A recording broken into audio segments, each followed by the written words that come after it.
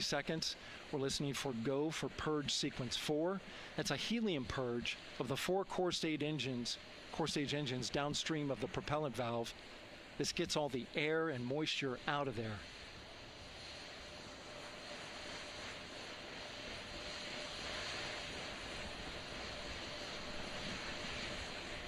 GLS is go for purge sequence 4.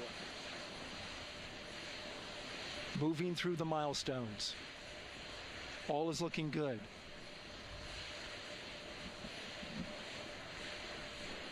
Coming up in just a few seconds, we're going to get that thrust vector control actuator test. This is a gimbaling of the engines.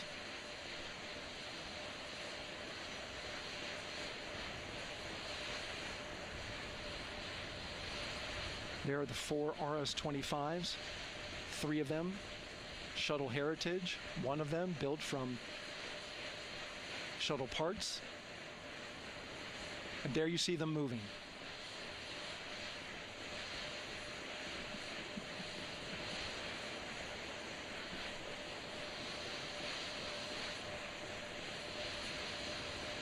Now we're going to start moving the power from both the upper stage and the lower stage of the rocket to internal, taking ground power away and now going to battery power.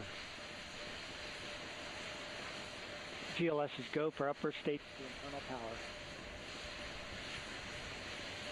All right, power is removed from the rocket's upper stage, the ICPS, and it's been switched to battery. Same milestone for the lower core stage coming up at T-minus 1 minute and 30 seconds. Right now, the 4-person Artemis 2 crew is 248,000 miles away from the moon.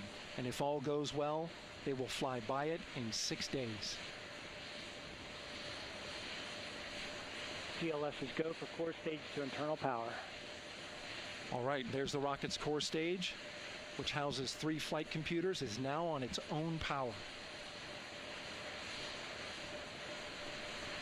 There's no more hold time because there's no more margin on these batteries. So we would have to recycle back to T-minus 10 to recharge if we had a hold.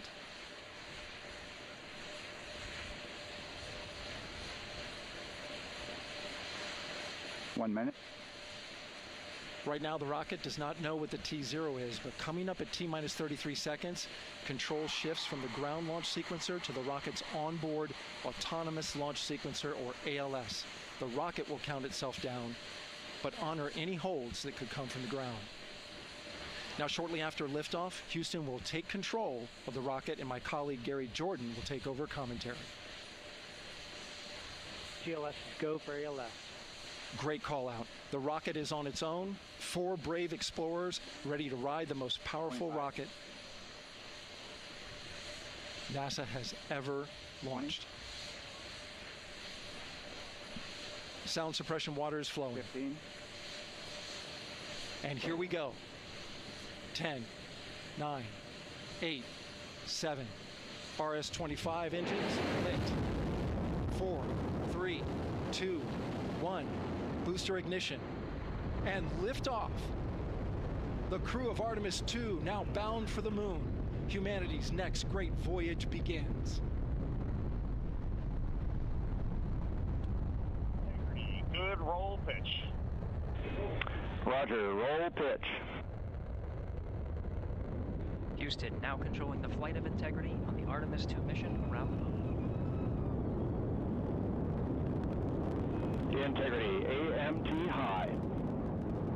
AMT high. On time passing 30 seconds into the flights. Integrity passes the alternate beacon. Target milestone. Mission Control Houston seeing good performance on the 4 main engines. Space Launch System core stage. Integrity, 3 miles in altitude. Traveling more than 1,200 miles per hour.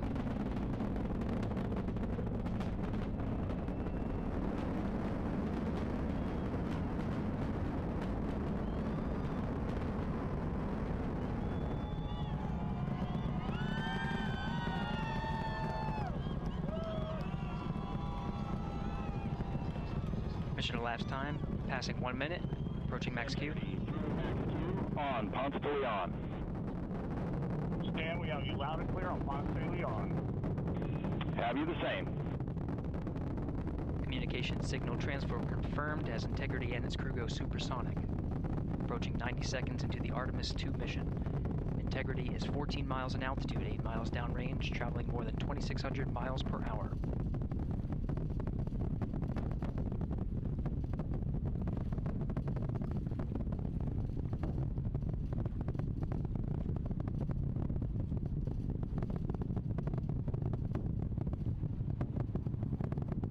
Minute 50 seconds of mission elapsed time, standing by for main engine throttle down to 85%, ahead of solid rocket booster separation, expected at the 2-minute 9-second mark.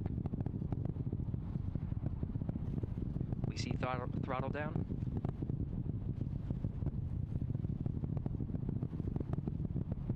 Confirmed separation. Main engines throttling up, guidance converged.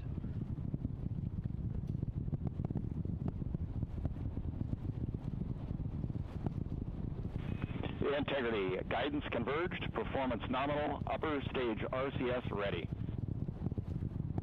Copy all, Stan. Integrity, SM priming complete. SM priming complete. 2 minutes 45 seconds of mission elapsed time into the Artemis 2 mission. Thrusters on Integrity and upper stage confirmed in a ready state, ahead of service module fairing separation.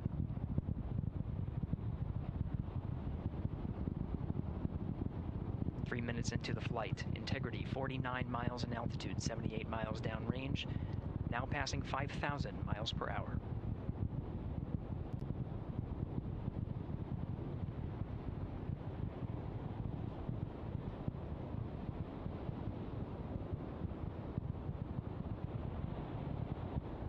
Standing by for launch abort system jettison. Houston Integrity, good last jettison, great view. Copy jettison, Team Eco 8+02. We see the same on board, Stan. And Houston has you loud and clear on Tidris at the Carmen line. Outstanding, Stan, we have you the same. 3 minutes 50 seconds into the flight of Artemis 2, Wiseman, Glover, Cook, and Hansen cross the boundary to space with good comm checks. GPS signals acquired after last jettison now working on internal checks to verify accuracy. Flight Dynamics Officer analyzed the time of main engine cutoff, confirmed at 8 minutes 2 seconds, time of MECO.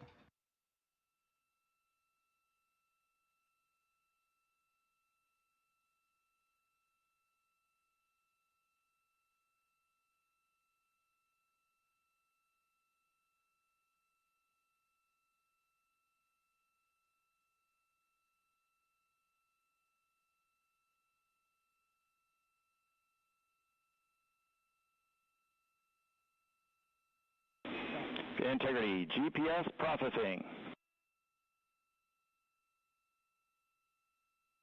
Outstanding, Stan, we see the same, and we have a beautiful moonrise. We're headed right at it.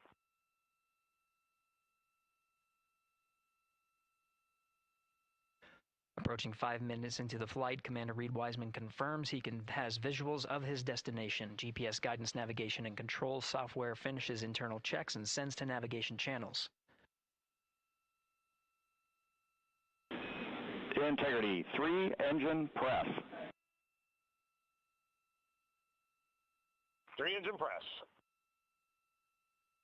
On time, now passing 5 minutes 20 seconds of mission elapsed time into the Artemis 2 mission. At this point, 3 good main engines are all that's needed to carry Integrity to a nominal main engine cutoff target.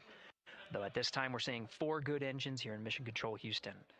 Integrity, 75 miles in altitude, 330 miles downrange, approaching 10,000 miles per hour.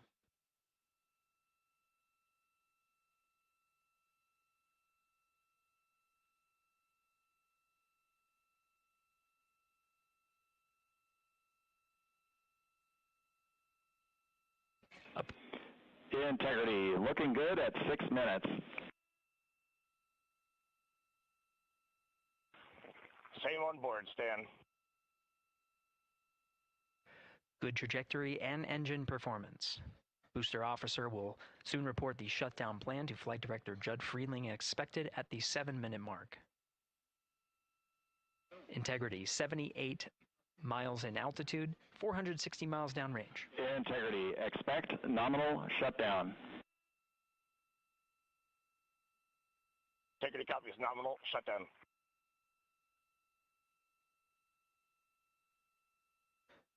Six minutes, 40 seconds of mission elapsed time. Shutdown plan is as expected.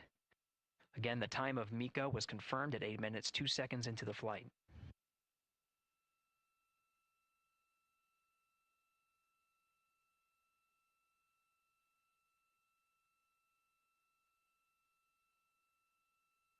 Seven minutes of mission elapsed time. Throttling down as we approach the abort once around option.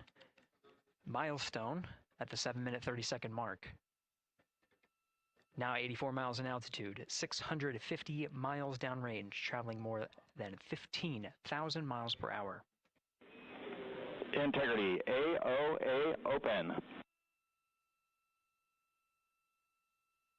AOA open. The window is now open for an abort once around option that would target splashdown in the Pacific Ocean. Still following nominal ascent at this time.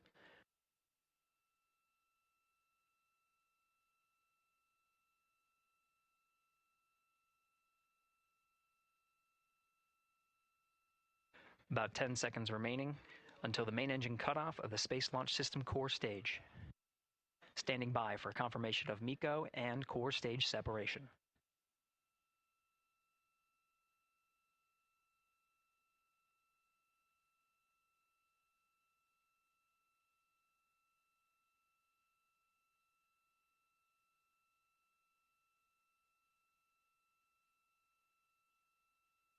Integrity and nominal MECO, core stage separated.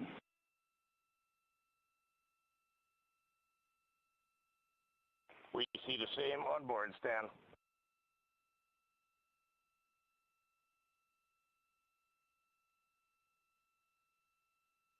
Eight minutes, 40 seconds into the flight, we have a nominal main engine cutoff heading in the right trajectory on the way to swing around the moon.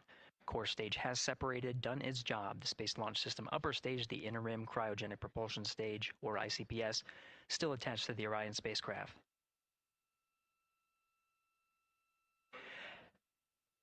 Nine minutes of mission elapsed time. Integrity crew of Reed Wiseman, Victor Glover, Christina Cook, and Jeremy Hansen now in orbit around the Earth at the beginning of their journey to the moon.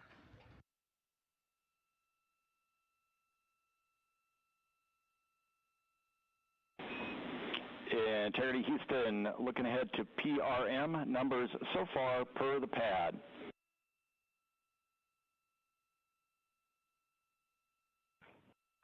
Copy that, Stan. Numbers for the pad.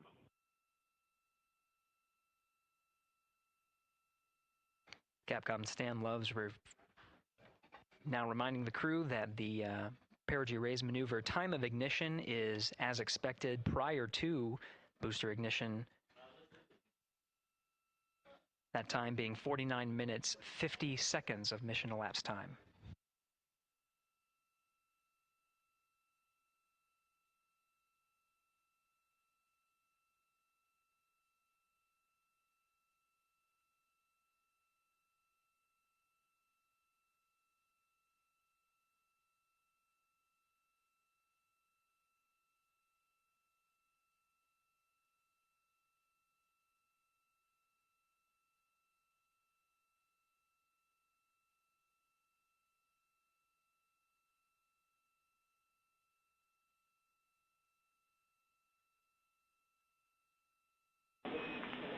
Integrity, good. NEDS deploy.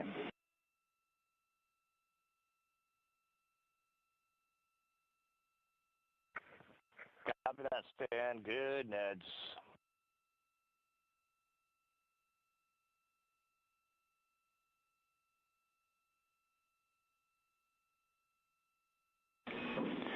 And Integrity Houston for PWD setup. Just a reminder, halfway open on the secondary.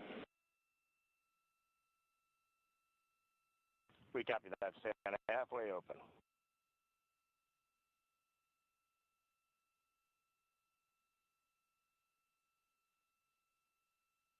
Passing 11 minutes of mission elapsed time. overhearing the conversation between Capcom Stan Love and Commander Reed Wiseman, already passing some milestones. We have a good nozzle extension deployment system. That is confirmed, complete. We also have the visors are confirmed up, now past the dynamic phase of flight, that is ascent. Their launch and entry suits that provided them an extra layer of protection. Now not as needed. They're going to raise those visors. And later in today's mission, they will begin to egress or get out of the suits to begin some of their initial tasks of activating some of the systems aboard in the Integrity spacecraft. It's passing 12 minutes of mission elapsed time. Again, the perigee raise maneuver that's targeted near 50 minutes of mission elapsed time, 49 minutes, 50 seconds. That's what the crew is going to be working towards. The Commander Reed Wiseman, pilot Victor Glover will focus on preparing for that milestone. In the meantime, mission specialists Christina Cook and Jeremy Hansen will start some of the activation of environmental control life support systems. You may hear confirmation of their activation over the Orion to Earth communication network.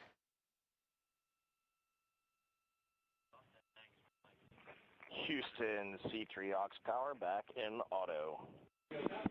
Copy C3 aux, and we're 2 minutes to maneuver.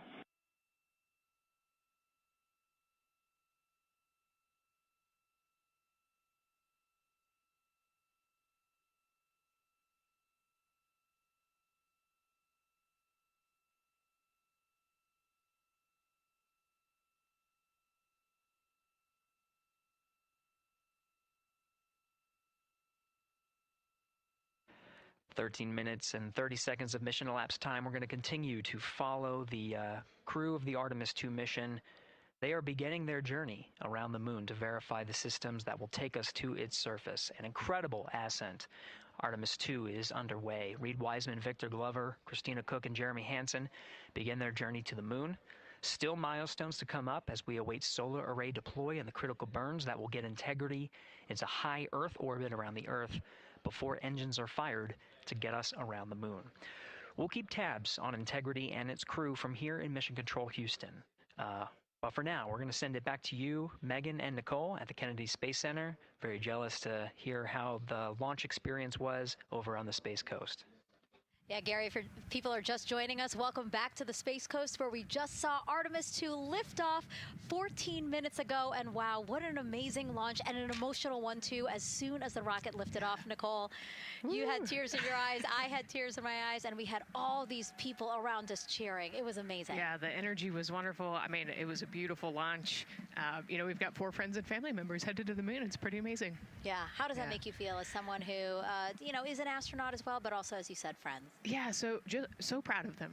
You know, man, we don't have the words in the English language to describe this kind of an event, and pride, love, so many emotions. You know, they are truly breaking some barriers, and hopefully, you know, as Gary just said, they've got a long day ahead of them, so wishing them well on everything, but so far, what a beautiful launch to watch. Yeah, to be returning to the lunar orbit in more than 50 years. Maybe they go farther from Earth than any other humans before them. Maybe they see parts of the moon that we've never seen before. I mean, what a great start to what could be all of these milestones that we break in just a 10-day mission. Yes, what a way to welcome in the Artemis generation. Yeah, how do you feel? I mean, we saw some beautiful shots we were covering of course, the rocket, of course, the Earth falling away as we continued up into our ascents, but also some of those crowd shots where we saw young and old, just emotional, overcome by this history-making moment. Man, we are going back to the moon for all, and we saw that today. We saw that in all the crowds. And yeah, you guys just saw that view, the sunrise or sunset, I guess. They just made it over the crest of the Earth, and you could see the sun peeking over. One of my favorite views from space. And I can't imagine what they're looking at now, and I can't wait to see what they're looking at in about 5 or 6 days. Yeah, and you know, I know a lot of people are like, you know what, I'm surprised this launched on the first try, because we know, like any little thing, we have to be keeping safety in mind, and we want to make sure we're ready to go. But we were ready to go, and I think it surprised a lot of people. What a wonderful surprise on this Wednesday evening. It did, you know, and it kind of surprised me as well. But, you know, it's just a testament to the team here that has been working so hard on Artemis. You know, Artemis 1, we learned a ton of lessons. We learned a ton from the wet dress for Artemis 2. We were able to go in, fix those things. We even had a couple mishaps today, not mishaps, but a couple, you know, anomalies today that the team creatively came up with solutions for. It's just a testament to the teamwork that gets us to the moon. And so we can continue to watch Christina, Reed, Victor, and Jeremy on their way now to the moon in Earth's orbit and awaiting the next in-flight milestones, deploying Orion's solar arrays. So why don't we get back in with Mission Control and Gary. Hey, thank you, Megan. Again, we're following along in the action. It is a long day. They have a number of procedures they need to get to immediately in their timeline. And Integrity Houston, crosstie is on board per the ETSI-DEM. We copy Houston. Thank you.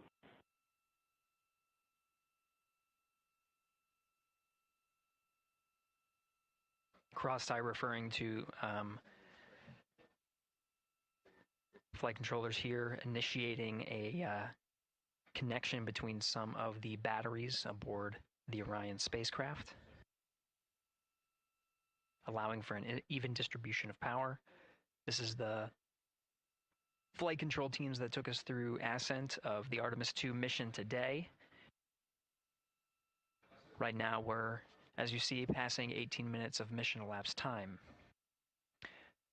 The Orion spacecraft integrity and the interim cryogenic propulsion system are maneuvering tail to sun. It is in this orientation, this attitude. Integrity, any words on that momentary prop caution?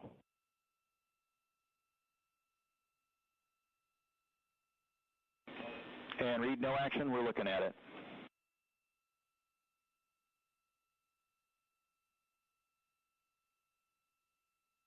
Commander Reed Wiseman verifying what is being routed to his displays aboard Integrity.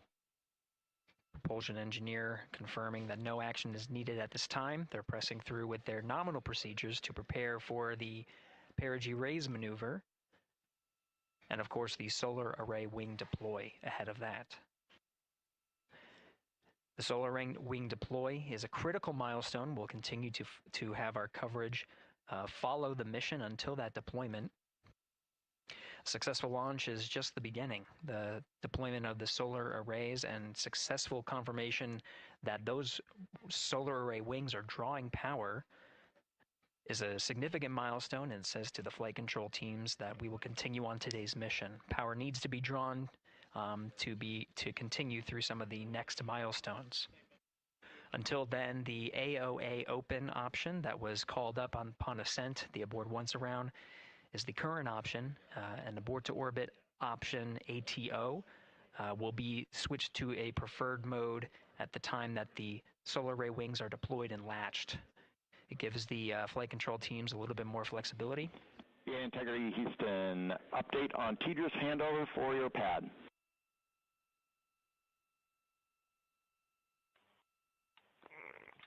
Give us just 1 minute. And Stan, you can read it. Ike is ready to copy. Roger. TDRS handover east to west expected 1 second earlier at 5:1 minutes 26 seconds.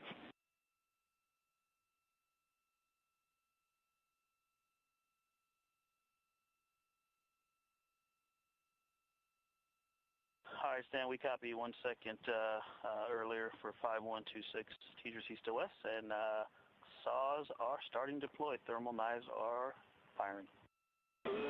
We concur. Thanks for the report.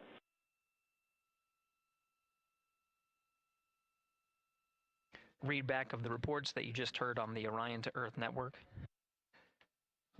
Integrity has maneuvered tail to sun. The RL-10 nozzle on the end of the ICPS is pointed towards the sun, and the solar array deployment sequence has begun. With the deployment confirmed, It'll be several minutes until they are what is called in a latched position. Once they are latched and confirmed to be drawing power, they can switch the mode to ATO and continue along the mission. The teacher's handover at the pad, that message meant the crew was provided some preliminary numbers of when to expect handovers between the tracking and data relay satellites. Currently orbiting Earth at an altitude of 545 statute miles above the Earth, they are in a near-Earth network communication system. The tracking and data relay satellites, geosynchronous satellites that are stationed about 23,000 miles above the Earth.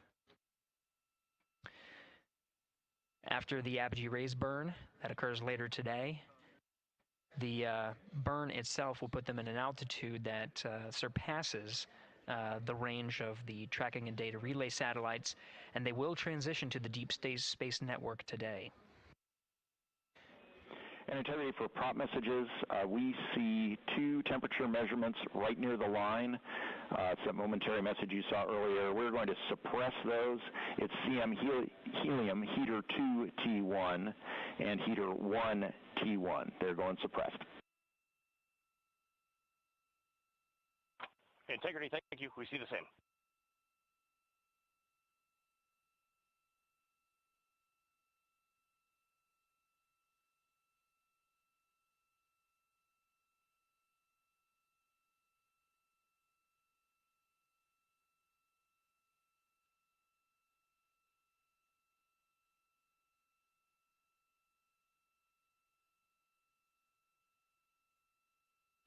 This is Mission Control Houston, passing 23 minutes of mission elapsed time into the Artemis 2 mission.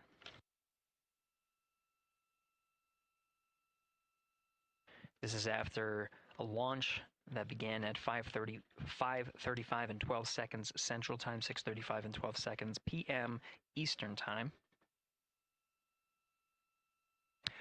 Right now, the orientation you're seeing from our arrow visualization that translates some of the telemetry that we're getting from the spacecraft and puts it into a model so you can follow along on some of the milestones that we are following here. The RL-10 nozzle that you see at the left end of your screen, though it is currently not firing, that nozzle is pointed towards the sun, and the solar arrays are currently deploying. From this visualization, they look fully stowed in a position. Integrity, we are happy to report that Jeremy has the O2 sensors on. Copy O2 sensors.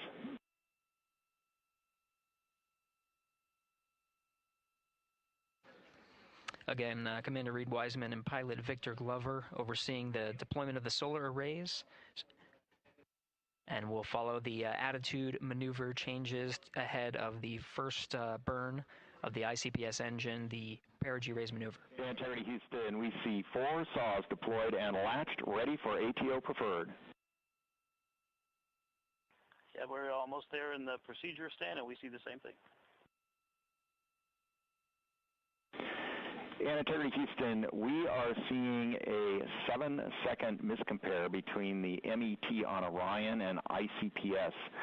We'd like you to read us the MET from your center status bar and for the ICPS on StackSum.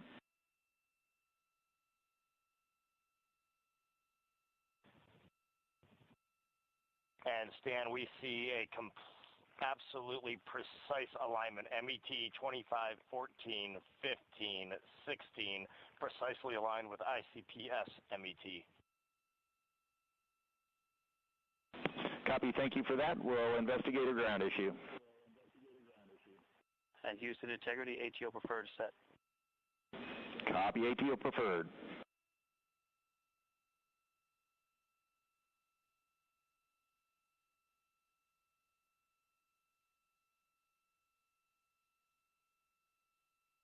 This is Mission Control Houston, 25 minutes, 45 seconds into the flight of Artemis 2.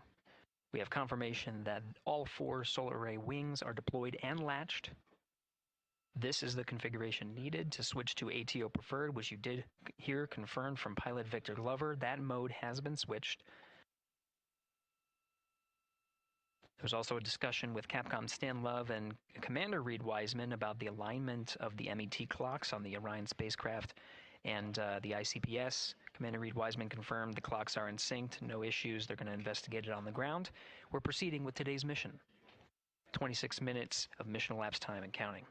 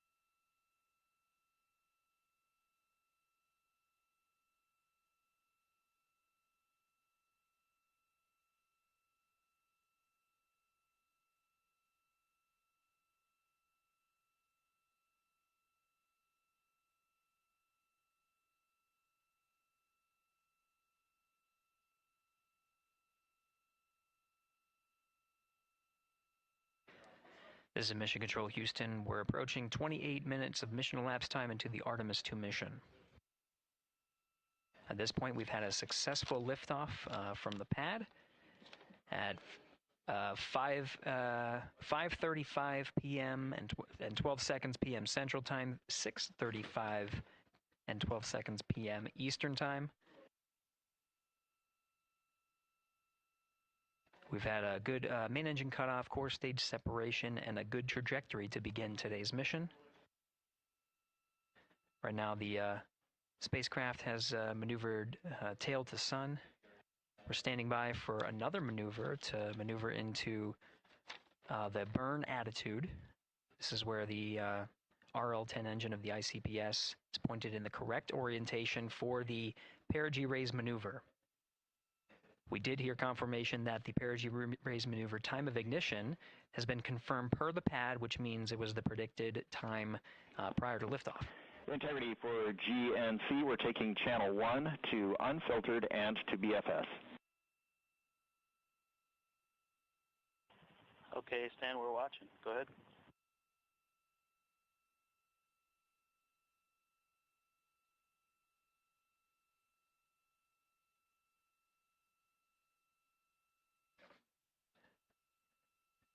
Capcom Stan Love reading up to the crew of Integrity. They will switch the navigation source from channel 1, standing by for confirmation that that switch has occurred. Pilot Victor Glover will receive confirmation when, and as at least watching to confirm that that switch has occurred. Again, the perigee raise maneuver that we're heading towards, not too long from now, we're actually inside 20 minutes at this time from the time of ignition of the perigee raise maneuver. We did have a successful deployment and launched of all 4 solar array wings. This is the configuration needed to commit to the perigee raise maneuver. Of course, flight controllers here in Mission Control Houston will continue to evaluate that everything is good before committing to that burn. The perigee raise maneuver does raise the perigee, the lowest point in the orbit, from 15 to 100 nautical miles. The 100 nautical mile mark is needed to continue in low Earth orbit and hit the target for the apogee raise burn.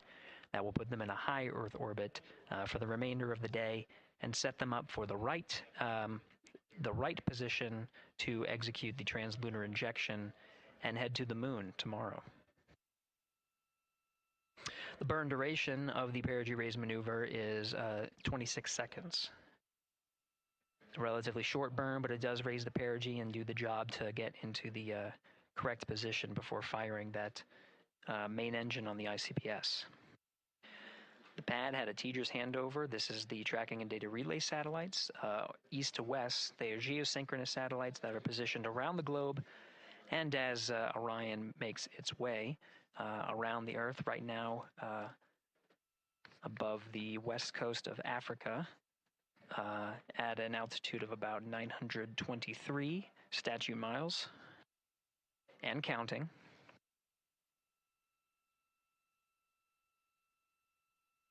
The perigee raise maneuver is not executed at the perigee. It is rather executed on the,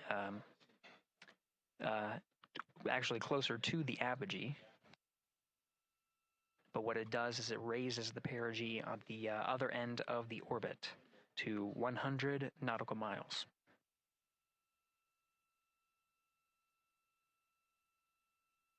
The 26-second duration burn does not conflict with the time that they've reported of the tracking and data relay satellite handover from TDRS east to west.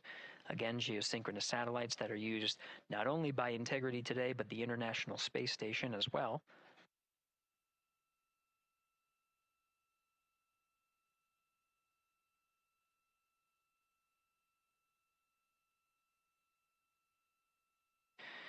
That time of handover is 51 minutes, 26 seconds. Plenty of margin before the perigee raise maneuver cutoff happens, and the trajectory is analyzed to see whether it was a good burn. A good burn means that the burn was performed as expected and sets the trajectory on course for that 100 nautical mile perigee target mark.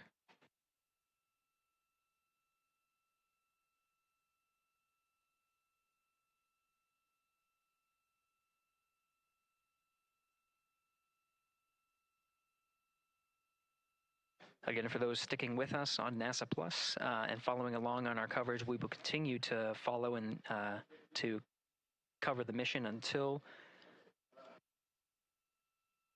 well, actually, we'll continue to cover the mission 24/7.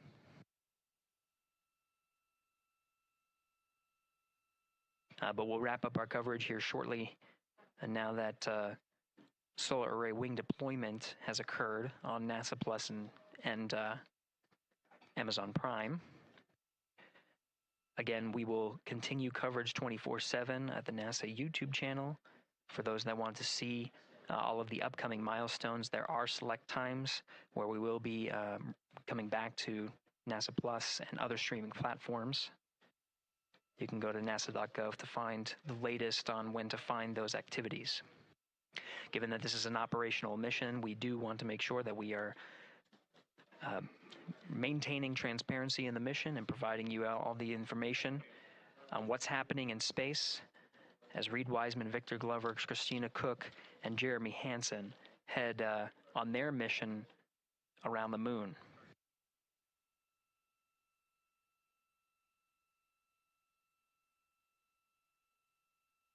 Inside Integrity at this time, again, the solar array wings have deployed. The Integrity is maneuvering to its burn attitude ahead of the execution of the perigee raise maneuver. Overseeing these steps is primarily done by Commander Reed Wiseman and pilot Victor Glover.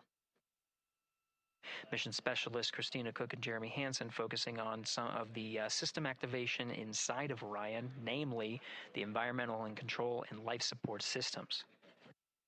The activation and checkout of some of these critical systems are very important to continuing on the mission, making sure that those systems are in a good condition and in a reliable condition to provide the necessary environmental and control needs of the crew, with humans on board through the duration of the mission that extends 10 flight days.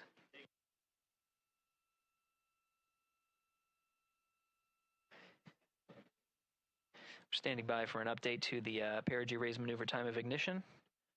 Should be right up to the crew very shortly. Integrity Houston, updated PRM numbers when you're ready to copy. All right, Houston, we are ready to copy. TIG is 2 seconds earlier at 4 9er minutes, 48 seconds. TGO unchanged at 26 seconds. 49, 48, TGO 26.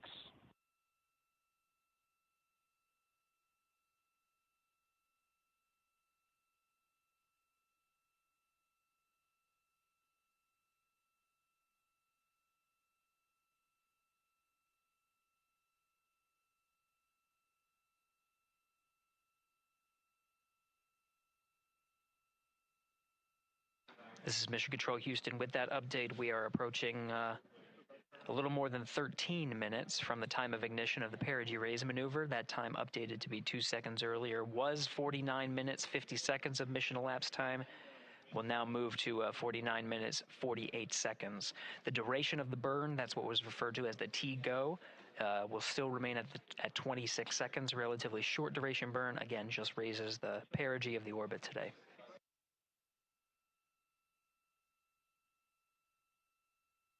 Making sure they hit the mark on that time of ignition is the primary concern of Commander Reed Wiseman and pilot Victor Glover. Mission Specialist Christina Cook and Jeremy Hansen inside activating those environmental control and life support systems.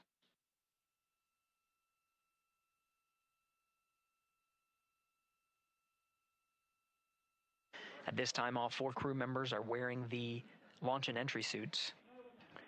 Integrity Houston, for Optimus on the PCD, we have time update instructions when you're ready.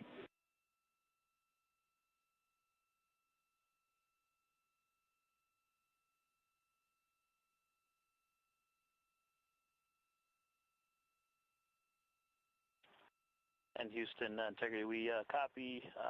Hands are pretty busy at this time. I think we will call you back when we're ready for that.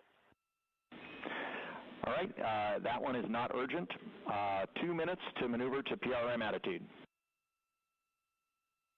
We are watching and concurred. 90 seconds-ish, maybe. Pilot Victor Glover confirming that maneuver less than 2 minutes. Again, the point of that maneuver is to point the main engine of the ICPS, the RL-10 engine, in the proper orientation to execute that 26-second burn. It needs to point in the correct position to achieve the goal of raising the perigee to 100 nautical miles.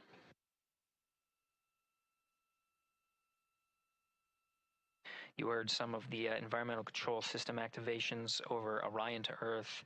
Jeremy Hansen activated the O2 sensors. They'll be measuring the cabin of Orion.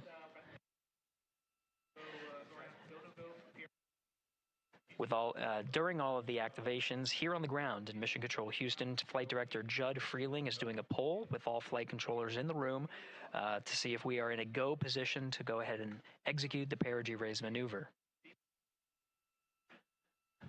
Once concluded, Stan Love will report it back up to the crew, and we'll stand by for that.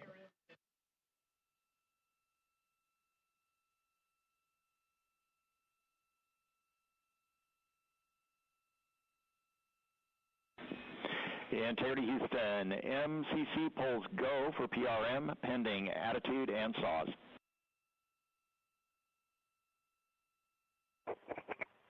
Hey, we copy. MCC is go. Maneuver starting.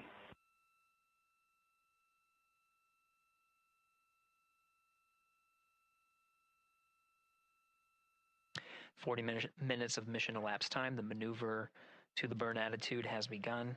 The maneuver also is paired with reorientation of the solar array wings that have been deployed. They will have various positions throughout the duration of the flight. Of course, solar arrays meant to maximize the draw of power from the sun. So when deployed, we're in a biased solar array wing configuration that was called solar normal.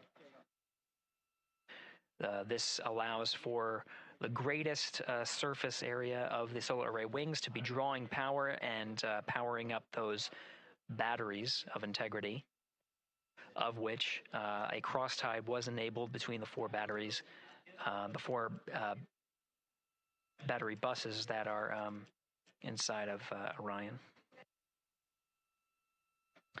However, However, for the perigee raise maneuver, the solar array wings will be put into a position to take on the loads imparted by the ICPS main engine when they execute the 26-second burn. You can see in the animation here, the solar array wings are in motion, and the attitude is being reconfigured to point the engine in the correct direction, those solar array wings being pointed forward.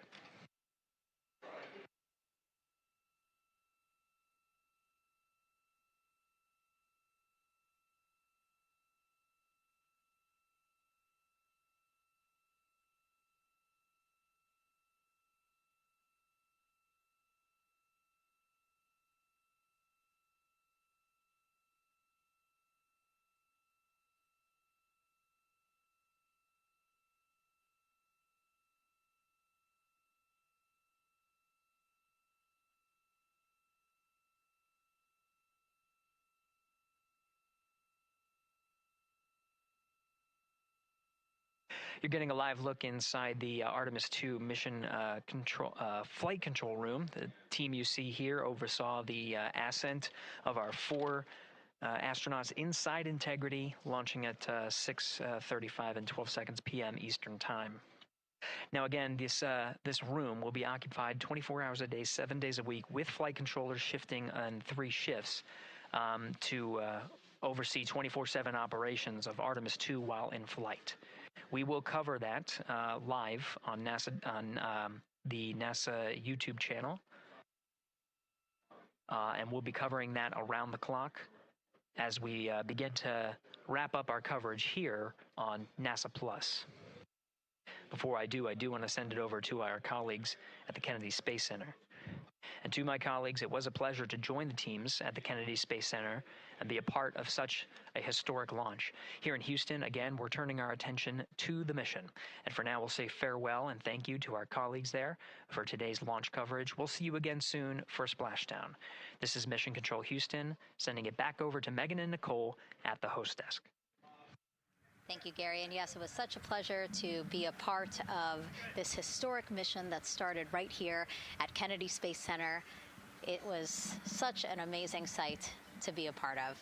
And now, as Reed Wiseman, Victor Glover, Christina Cook, and Jeremy Hansen begin their journey, we here at the Kennedy Space Center are about to wrap our broadcasts. We'll, of course, though, have 24/7 coverage with our colleagues at Johnson Space Center starting as soon as we sign off, so don't worry. You can follow along our 4 astronauts every minute of their nearly 10-day journey to the moon and back. Nicole, I'll definitely be watching it, and I'm sure you will, too. Yes, of course. You know, they just started, right? The launch was beautiful. This was a historic day. They're on their way back to the moon for the first time in over half a century, but they've got a lot of work ahead of them, and so we're excited to see what they have to do and excited to test out the Orion spacecraft. This is a test flight after all, and we're excited to see what we can learn from this mission. Very humbling, inspiring. It was really amazing to be a part of this, and I'm so glad that so many people joined along by either watching here in person or watching online. And of course, Nicole, thank you so much for sitting through this, answering questions, adding so much context and information that really brought a lot out of what we saw today. Oh man, I had a blast. You're a rock star. You're a professional. This was great. Oh, you're great. So this was a wonderful day. Well, again, thank you so much, and thank you to you for watching at home. You know, tonight we didn't just launch a rocket, we launched the next chapter of human exploration. Our Artemis II crew now on their way back to the moon, and we're taking you with us. So thank you again for watching, and go Artemis II.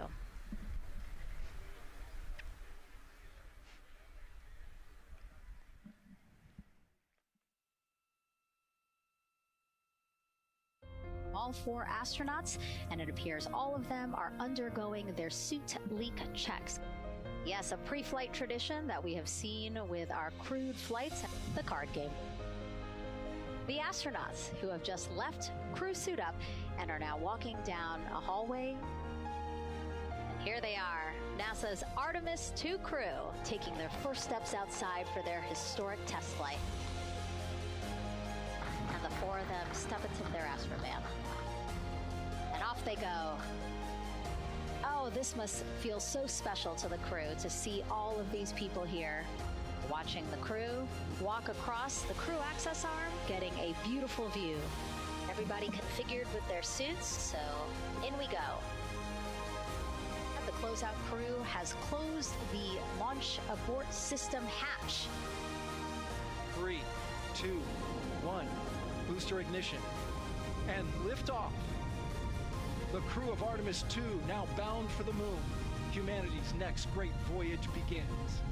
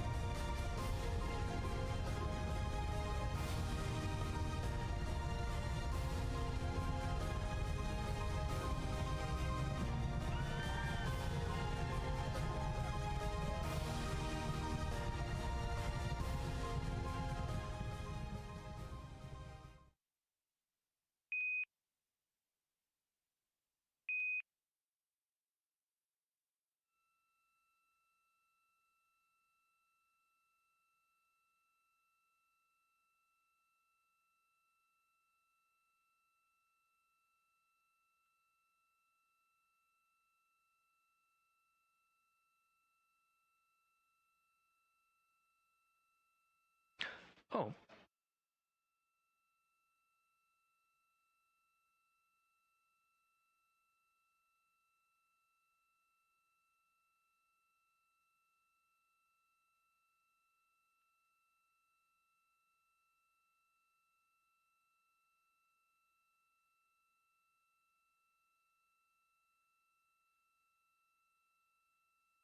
All right, this is Mission Control Houston. Welcome back for our 24/7 coverage of the Artemis 2 mission. At this time, we are a little more than 1 minute from the time of ignition of the perigee raise maneuver. At this time, the Orion spacecraft integrity has been maneuvered into the burn attitude, is pointed in the right direction, and the solar arrays are in the position to take on the loads imparted by the 26-second burn.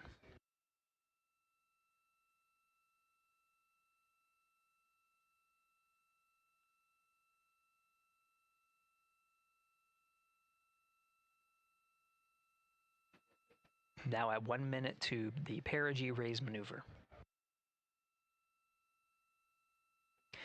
The teams here are part of the ascent team of the Artemis 2 mission. Now getting our first views from one of the solar array wing cameras over the tracking and data relay satellites. We are in a night pass as we are about a little more than 1,300 statute miles above the Earth, just east off the coast of Madagascar. So we have, you can see the Terminator line right just west of the Philippines and the west coast of Australia, where we'll start to get some sunlight again. Now we're just seconds away from the time of ignition. We have ignition.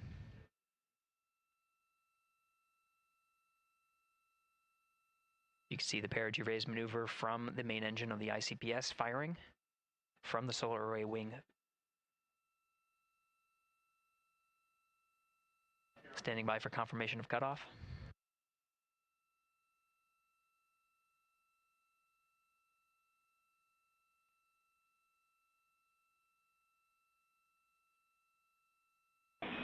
Integrity good, PRM, and 1 minute to teeter handover. Copy that. We see the Sable on board, and the sun is rising on integrity. Outstanding.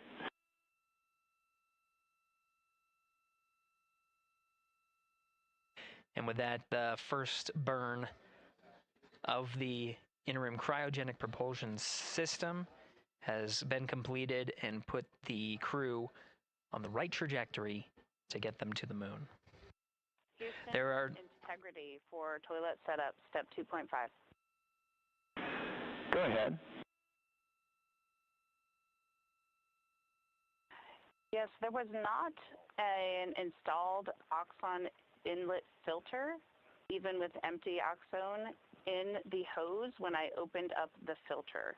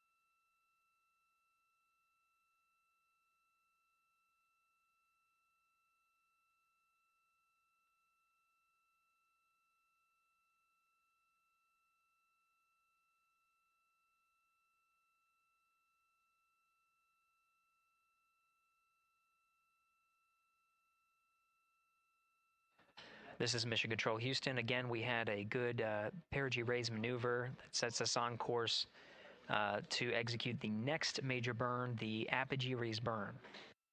Now, the perigee raise maneuver just adjusts the orbit while we are in low Earth orbit, but the apogee raise burn is quite a significant burn, just shy of 18 minutes long.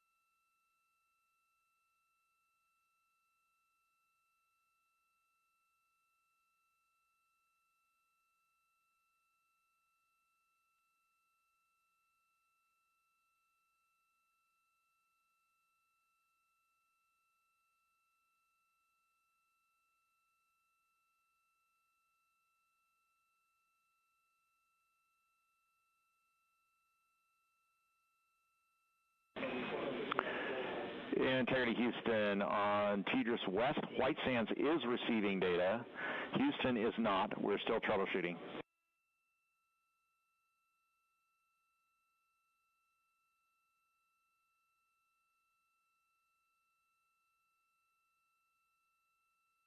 That was Capcom Stan Love, part of the Ascent team here in Mission Control Houston.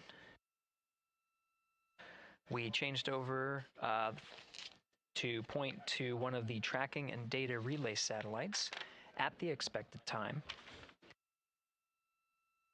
That time was updated to 51 minutes 26 seconds of mission elapsed time, going from TDRS East to TDRS West. Upon switching to TDRS West, Mission Control Houston not seeing some of the data coming from Orion, coming from Integrity, so we're standing by to regain the ability and troubleshoot some of the rationale as to why we are having some intermittent gaps in our data and communications with the crew.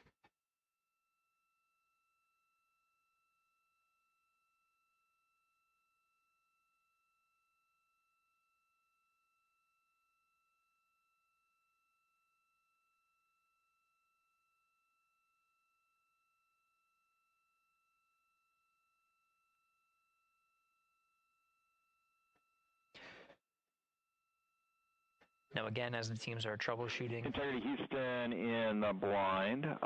We see good solar normal maneuver. ARB TIG is expected to be 45 seconds earlier than the pad. That's 1 hour, 46 minutes, 0 9 seconds. No update to TIGO yet.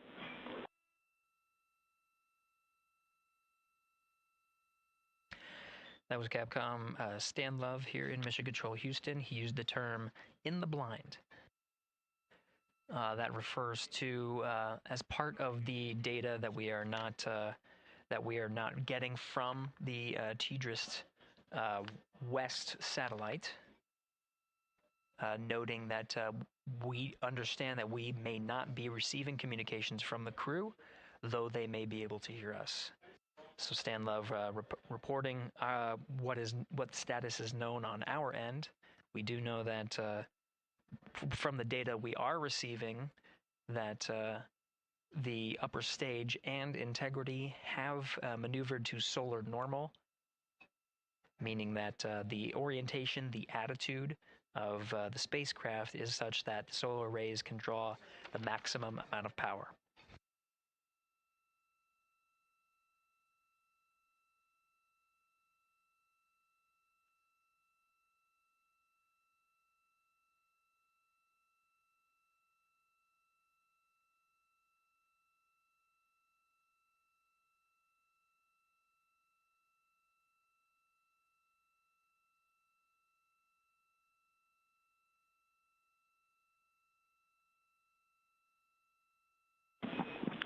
Integrity Houston in the blind for Christina.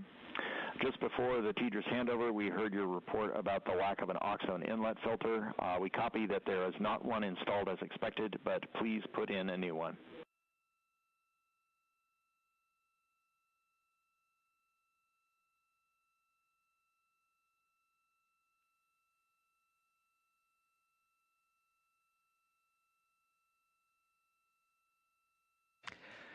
Team here you see in this row at the Capcom console is NASA astronaut Stan Love, the voice that you're hearing from the teams here in Mission Control Houston up to the crew of Integrity. A Capcom voice that you'll hear throughout the mission as well. Next to Dr. Love, to his right, is Jackie Mahaffey, the Chief Training Officer for the Artemis II crew, and a voice that you'll hear from here in Mission Control Houston. Flight Director Judd Freeling is to Stan Love's left. The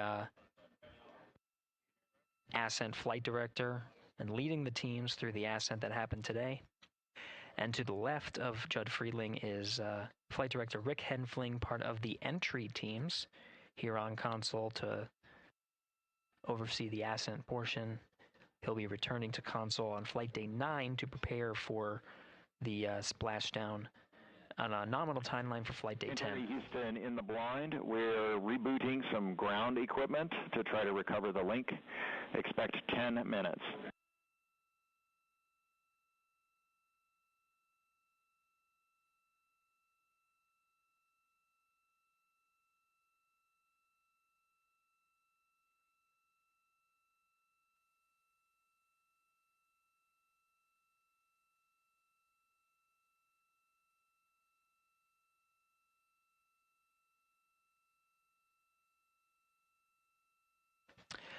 This is Mission Control Houston.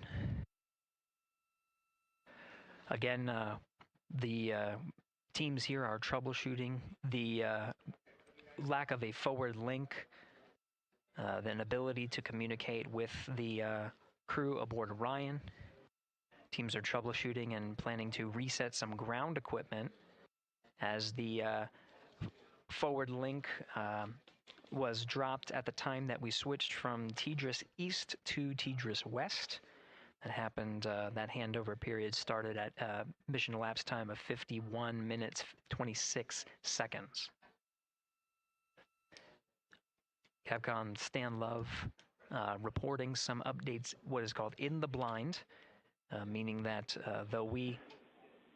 Integrity Houston in the blind, expecting an imminent automated swap to string 2 on board. Also, reminder, we are still receiving good ICPS data.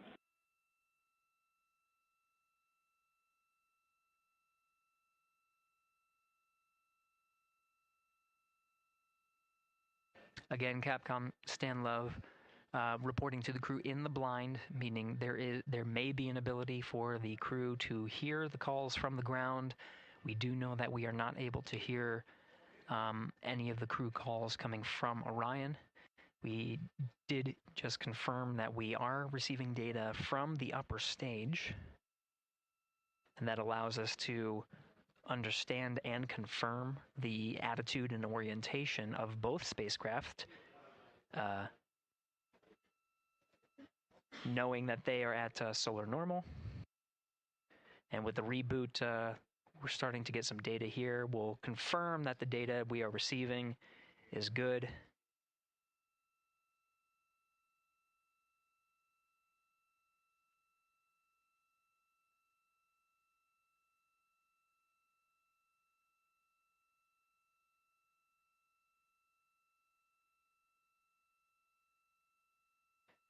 And with the regain of comm, we're starting to get some views aboard the Orion spacecraft. Integrity Houston, voice check on Tidris.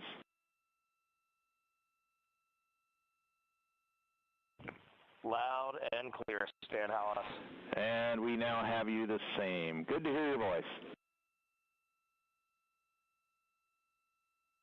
And good to hear yours as well. All right, we are still trying to understand whether the automated swap to S-band string 2 recovered comm for us or what was going on the ground. We gave you calls about an ARB TIG and an Oxone inlet filter. Did you copy them? Copied all. Excellent.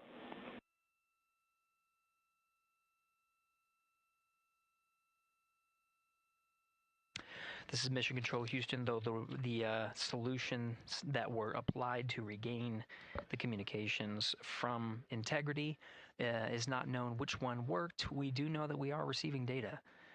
We're getting confirmation that is updating some of our telemetry that shows that the solar array wings have been reconfigured to the solar normal.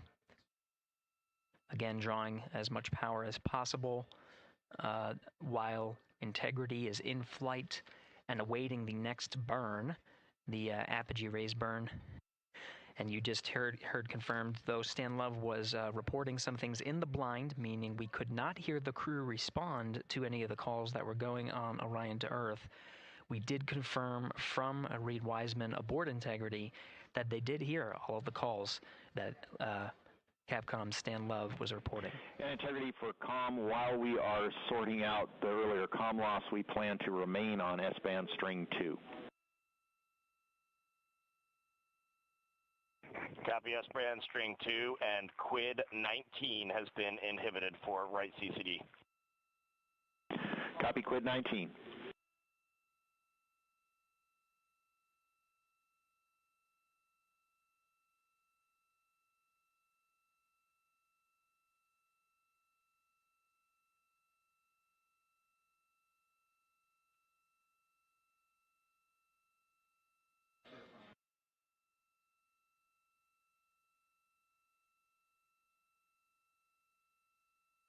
This is Mission Control Houston.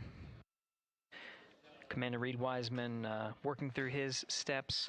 At this time in the timeline, mission specialists Christina Cook and Jeremy Hansen should be closing out some of the procedures that were activating some of the environmental control and life support systems. And again, those steps relayed from Capcom Stan Love were received by the crew, so they did copy them and address any of the feedback that was provided by Capcom Stan Love. The launch and entry suits for Mission Specialist 1 and 2, that's Christina Cook and Jeremy Hansen, per the timeline, they are in the period of time to doff or take off the suits. The launch and entry suits for Commander Reed Wiseman and Pilot Victor Glover will remain on until after a successful apogee raise burn. Their role is to oversee the successful burn there. In the meantime, they're configuring some of their equipment and configuration that's needed ahead of the day's activities, starting with covering a CCD, cursor control device. And they're well on their way to a nominal timeline, of course, addressing the communication link by resetting some ground equipment and changing the string of communications, which addressed the issue, and now we're getting full data from the ICPS as well as the Orion spacecraft.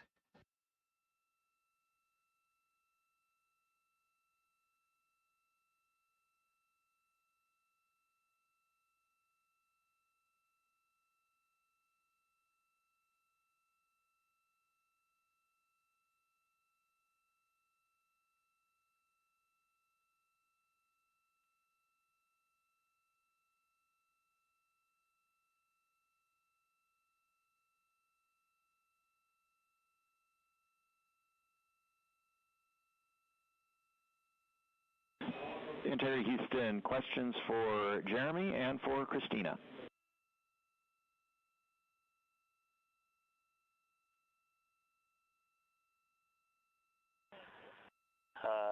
Stan, can you power on the toilet, and then we'll stand by for your words for Jeremy and Christina.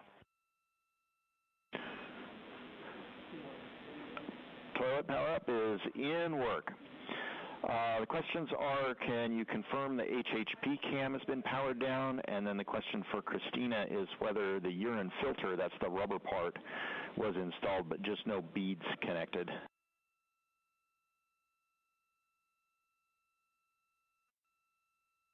And that's affirmative. The filter was installed, no beads. Thank you. And Stan, we are wrapping up PWD right now. Jeremy will get the HHB cameras after that. There was a tremendous amount of back pressure on all those settings, so it's taken a little bit of all the connectors, so it's taken a little bit of time. Copy. Thank you.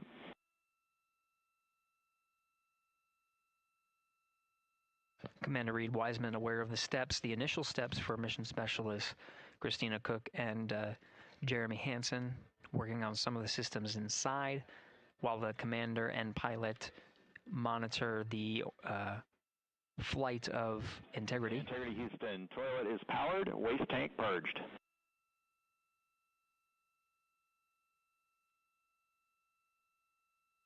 We copy that, Stan. Thank you. Some of the equipment inside needs to be activated by flight controllers here in Mission Control Houston.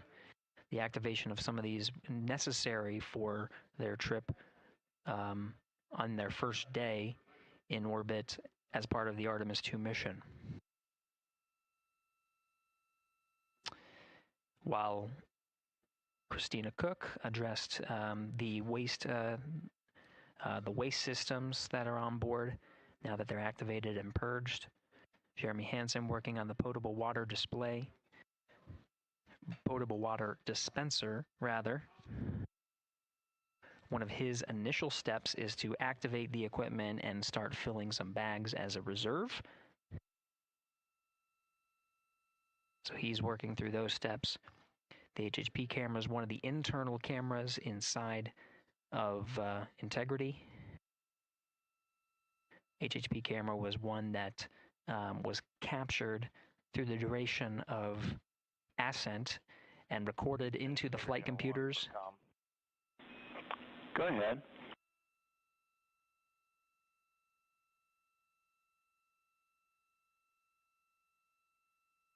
Yeah, I doubt it helps you at all, Stan, but that whole time that you all had, it seemed like you had a good forward link. We just had no return. We saw a good frame lock, and everything looked good. The only thing we did not have was a good ping. I don't know if that helps you. That helps a lot, Reed. Thank you for that report.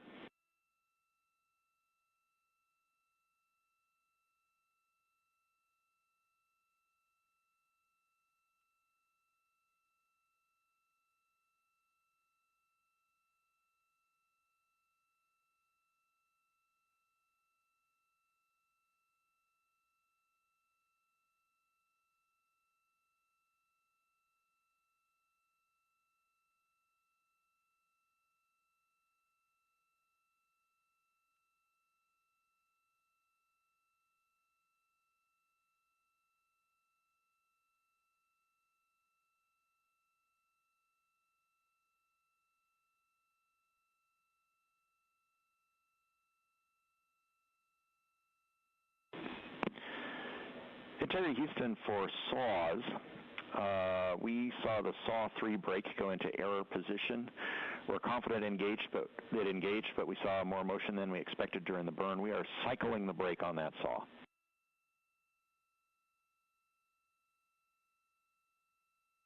Okay, Stan, we copy that.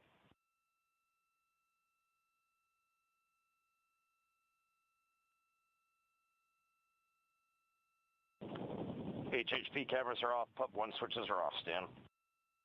Copy HHP and PUP, thank you.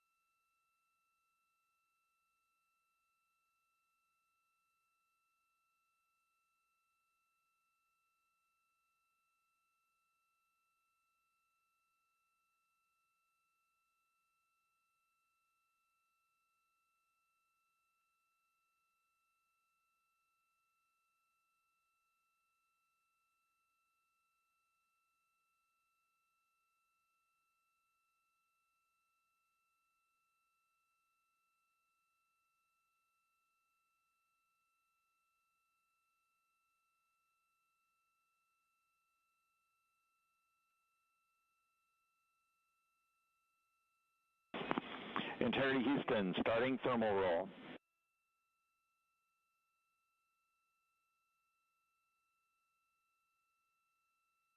Houston, integrity on toilet, step 6.7. Go ahead for step 6.7. Yes, during 6.7, about 20 seconds after starting the water into the funnel, after a nominal startup, the toilet shut down on its own, and I have a blinking amber fault light. Copy, talking about it.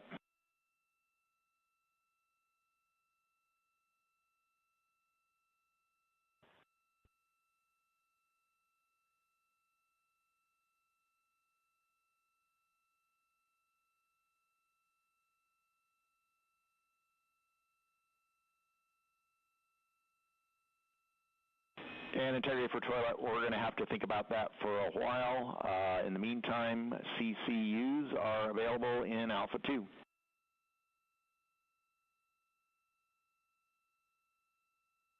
We copy, and I'll be returning the funnel to the cradle. Good config.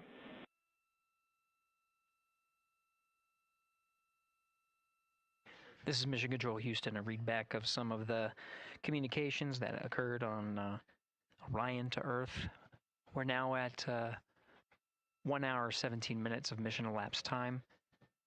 We got confirmation that the upper stage and Integrity began a thermal roll. They are on the illuminated side of the Earth right now at an altitude of just a little more than 1,000 statute miles. The thermal roll allows for even distribution of heating from the sun at that altitude. Distributes it a little more evenly ahead of the apogee rays burn. In the meantime, Mission Specialist Christina Cook working on the activation of some environmental control life support systems and waste management systems. Currently, as teams on the ground analyze some troubleshooting of the activation steps that she was going through, she'll gather some of the backup waste management capabilities that they have aboard Integrity, just as a precaution while the teams assess how to address what was reported down from Mission Specialist Christina Cook on the fault light.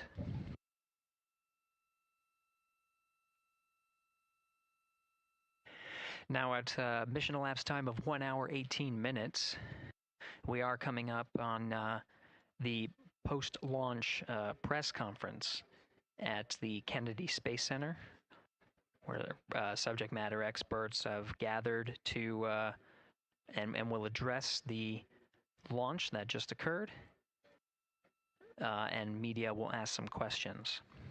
As part of our continuous coverage plan, where we are streaming this mission 24 hours a day, 7 days a week, throughout the duration of the Artemis II mission, the briefings themselves will also be streamed on this platform. The time of the beginning of the press briefing is scheduled to be 7 p.m. Central Time, 8 p.m. Eastern Time today. So coming up in just about 6 minutes. While the post-launch press conference is Integrity, thermal roll complete, and a question for Christina for toilet. All right, Stan, just give us a minute, and the view of Australia was epic just now. It's amazing to be at this altitude, and Christina's working hard. Roger. And Integrity, we also have a story about a water tank valve problem during powered flight. We saw an anomalous indication on the water ISO valve between water tanks Bravo and Charlie. Based on the signature we saw with the tanks during the PWD checkout, we think that valve is closed. We are going to troubleshoot that going forward.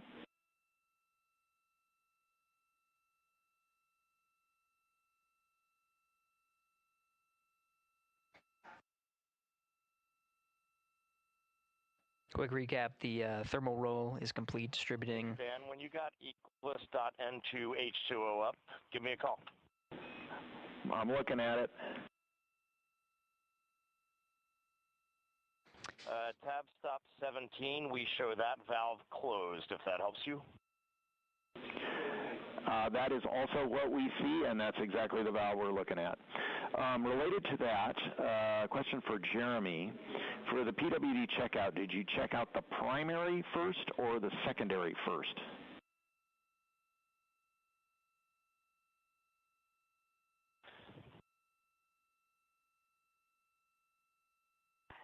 And Stan, Jeremy says primary first because he had trouble getting the secondary on, and I'm also ready to take your call. Copy primary first. We appreciate that. Christina, for the toilet, can you please tell us what the status LED is doing? Or was doing when you saw the fault?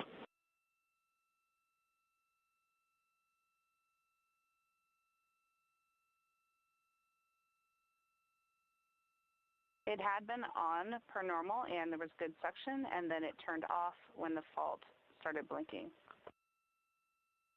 That's valuable information. Thank you. Teams on the ground continuing to troubleshoot the waste management systems aboard Integrity. Now we'll continue to follow the mission here as the 4 astronauts work on the steps to activate some of the systems and prepare for the apogee raise burn. About 3 minutes from now, 7 p.m.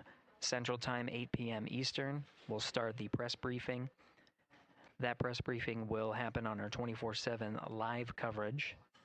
While that is happening, you can listen to the Orion to Earth loops and continue to cover the mission and views from the solar array wing cameras aboard Orion. And you can follow that at our clean live stream, also available at NASA's YouTube channel.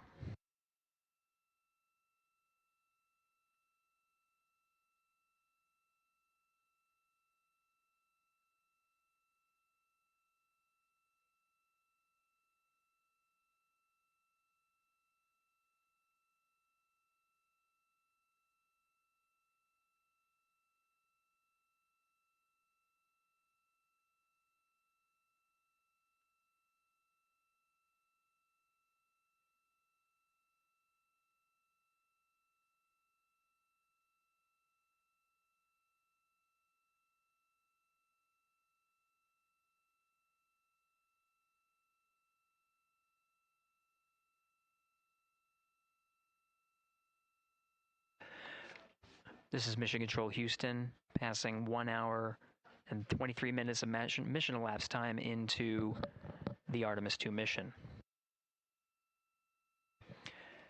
The Integrity crew, about 800 statute miles over the Earth, currently passing over Australia. Commander Reed Wiseman confirmed that pass over Australia, they were able to peek out the windows and see that view from an altitude that is higher than any of them are used to.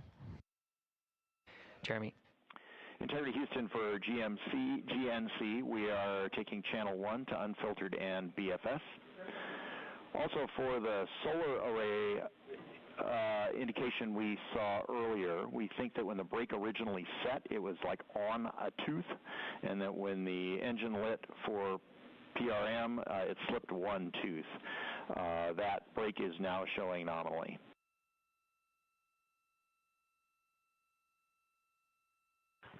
Okay, Stan, we copy that. And I'm just curious, I feel like about a half an hour ago you took 1 to unfiltered and BFS. Is this nominal or did something happen? Victor, this is nominal. Okay, thanks. Copy.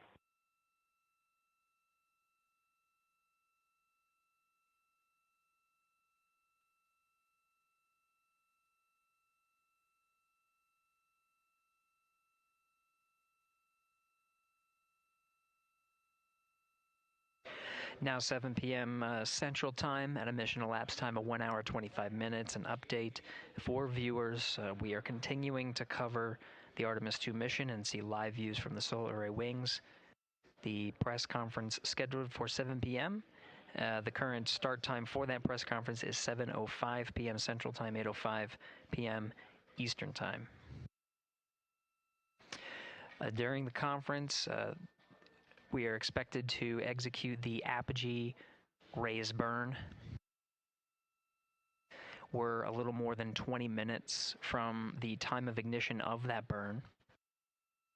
We do know that the time of ignition has been updated from the pad. This is the predicted time of ignition and trajectory that was uploaded to the crew prior to liftoff. The current time of ignition is 1 hour 46 minutes and 9 seconds of mission elapsed time.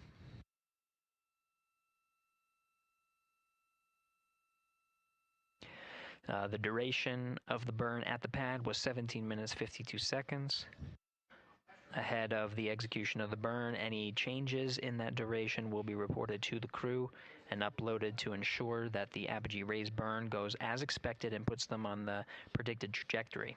That trajectory being 43,730 miles by 0 statute mile orbit. This high Earth orbit will take the crew of Integrity past the tracking and data relay satellites that are positioned about 23,000 miles away from the Earth. Again, they're currently on TDRS West. And they will transition to the Deep Space Network. The apogee raise burn time of ignition again at 1 hour 46 minutes and 9 seconds of mission elapsed time. That is expected and will occur during the post-launch press briefing. So as part of our 24/7 coverage, the briefing itself will overlap with that particular milestone. To follow along on our 24/7 coverage, we won't necessarily stop our coverage. The clean Orion to Earth loops will be available on our clean feed that will show a view similar to what you're seeing now. This is a view from the solar array wings, and you'll also hear the communications between Capcom Stan Love here and the crew aboard Integrity, and you can listen as they confirm the execution of the burn and any changes of the burn. When we come back from the press conference, expected about around 8:05 p.m. Central Time, 9:05 p.m. Eastern, we'll go ahead and recap any of the milestones that occurred while we transitioned to the press briefing to answer the questions that come from the press, and continue along on our 24/7 coverage.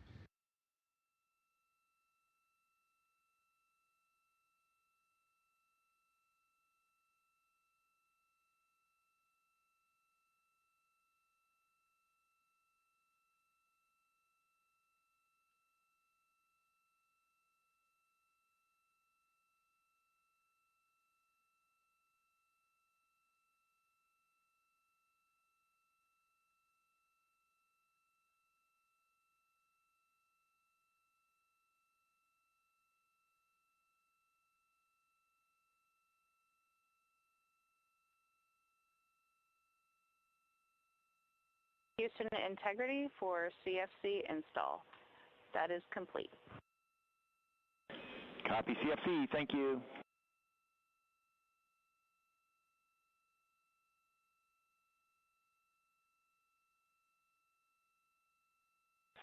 And Houston, just want to let you know, since we're running a touch behind timeline, we have not yet started suit doff for any of the 4 crew members. We'll get to it in a bit. Copy, thank you.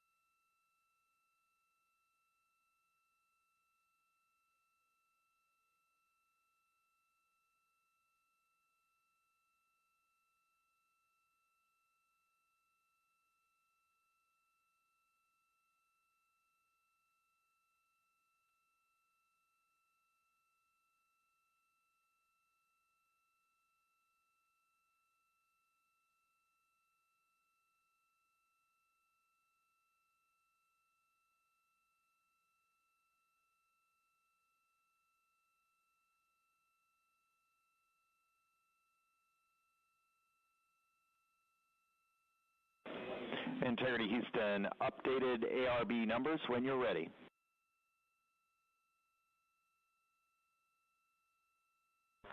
Stan, we are ready. And sorry, false alarm. Still integrating on the ground. We'll be back with you shortly.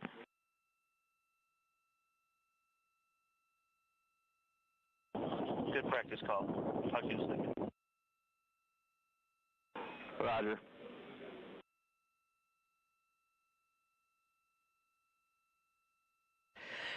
This is Mission Control Houston. For those still with us, the press briefing that was scheduled to begin at 7:05 will begin shortly. They're just getting set up, and just stay tuned until we are able to transition to beginning. Activity on Jeremy's timeline is complete.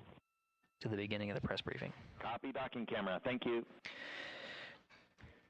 Teams on the ground are analyzing the time of ignition and what's called T-GO, the duration of the burn.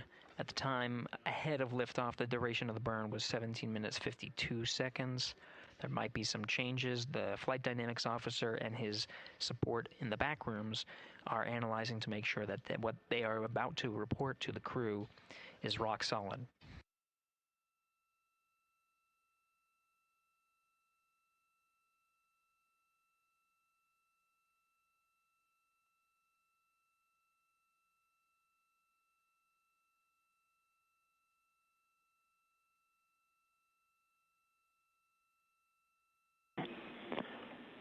Integrity Houston with new ARB numbers for real this time.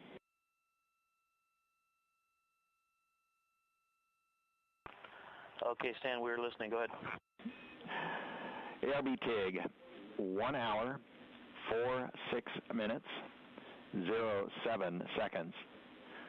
TIGO is 18 minutes, 06 seconds.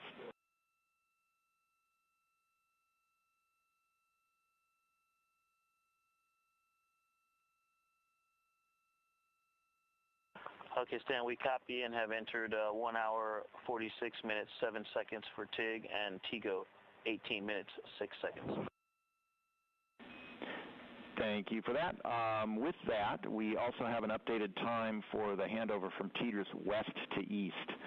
That is going to be over 6 minutes earlier than what's on your pad. You can expect that at MET 2 hours, 03 minutes, 04 seconds, 2:03:04.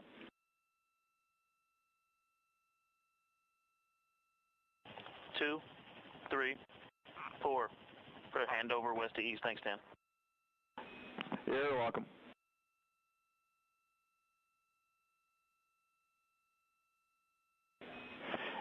And integrity 2 minutes to maneuver. PFE is reading 3, which is nominal. Copy PFE.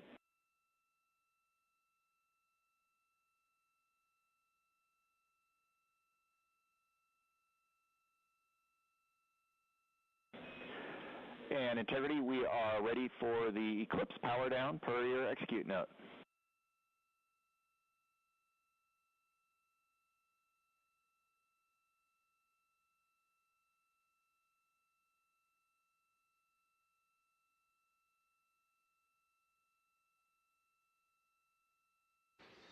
All right, as we've continued to follow along on the mission, here in Mission Control Houston and on the Orion to Earth loops, we'll take you over to the beginning of the press briefing, the post-launch press briefing over at the Kennedy Space Center.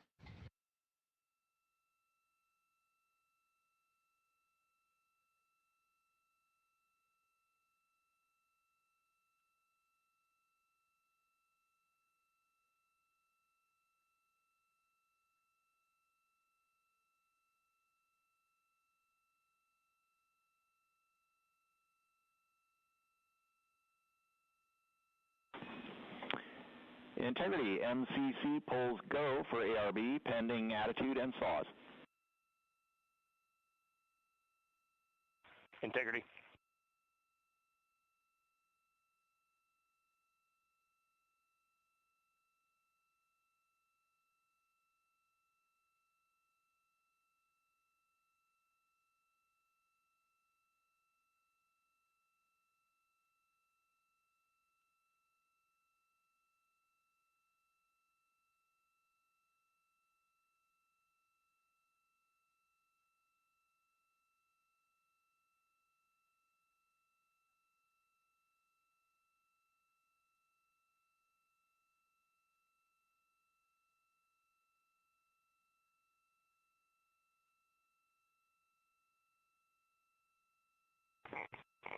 Houston, integrity, power down. Go ahead.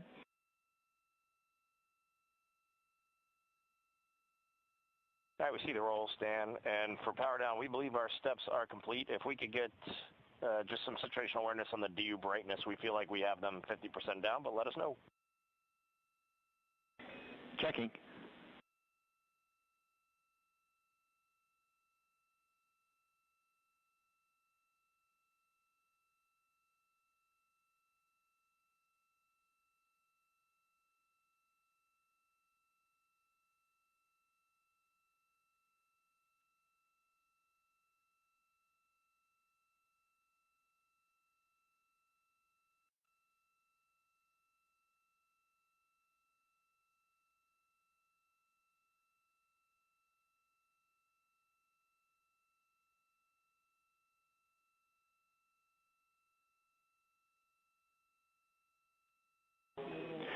Integrity, we see DU3 right at center. We see DUs 1 and 2, a couple of clicks above center. We're checking power draw now.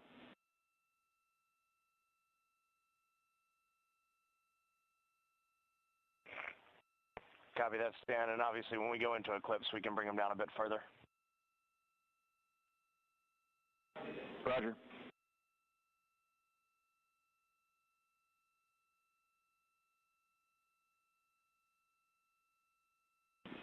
And Reed, when we get into eclipse, we would like those extra clicks on DUs 1 and 2.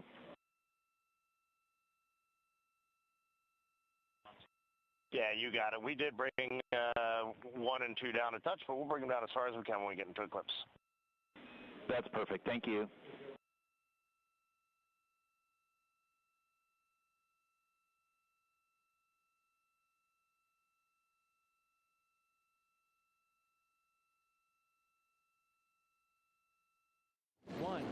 Booster ignition, and liftoff.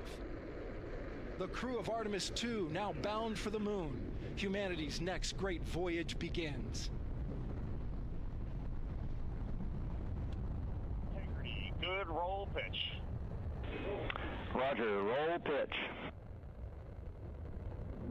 Houston now controlling the flight of Integrity on the Artemis 2 mission around the moon.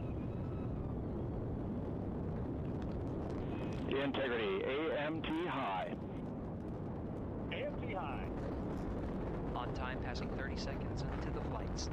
Integrity passes the alternate beacon. Target milestone. Mission Control Houston seeing good performance on the 4 main engines. Space Launch System core stage. Integrity, 3 miles in altitude. Traveling more than 1,200 miles per hour.